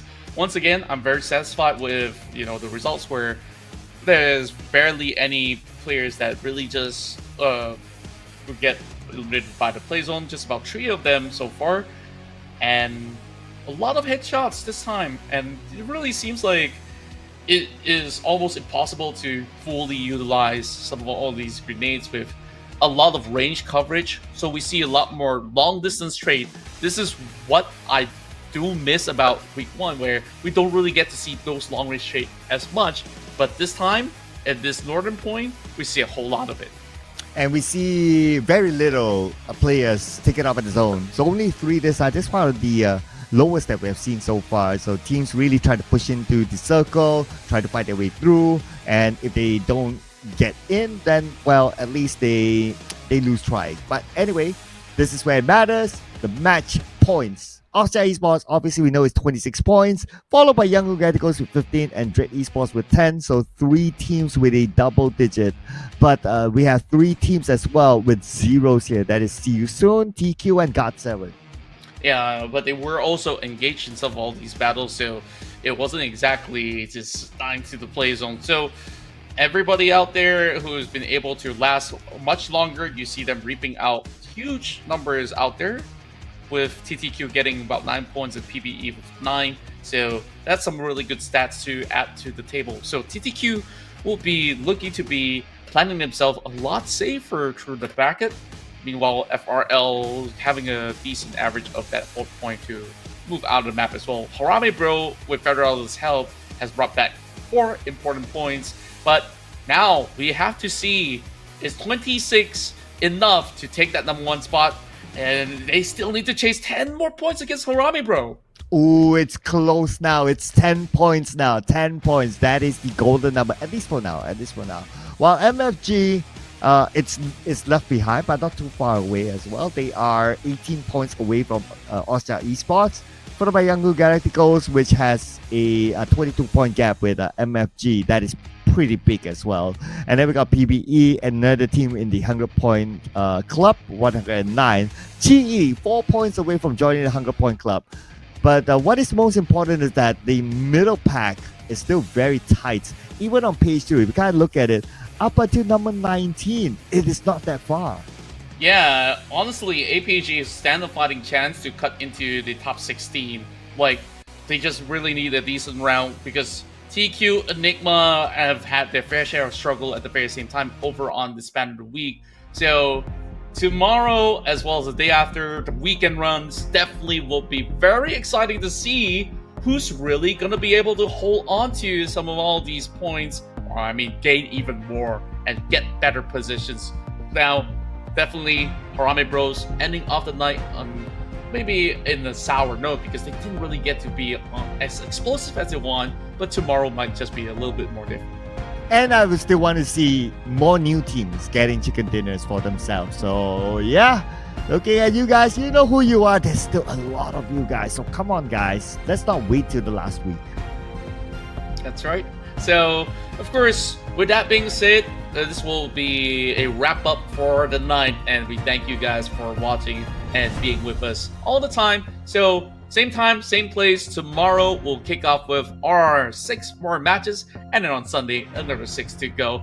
It's Contra here alongside with Sir Clout, as we will be, of course, seeing you guys tomorrow. So make sure you guys hit that subscribe button, hit that follow button, and if you guys do enjoy our broadcast, do give us a little bit of a support as well. So that's all that we have. We'll see you guys again in the weekend.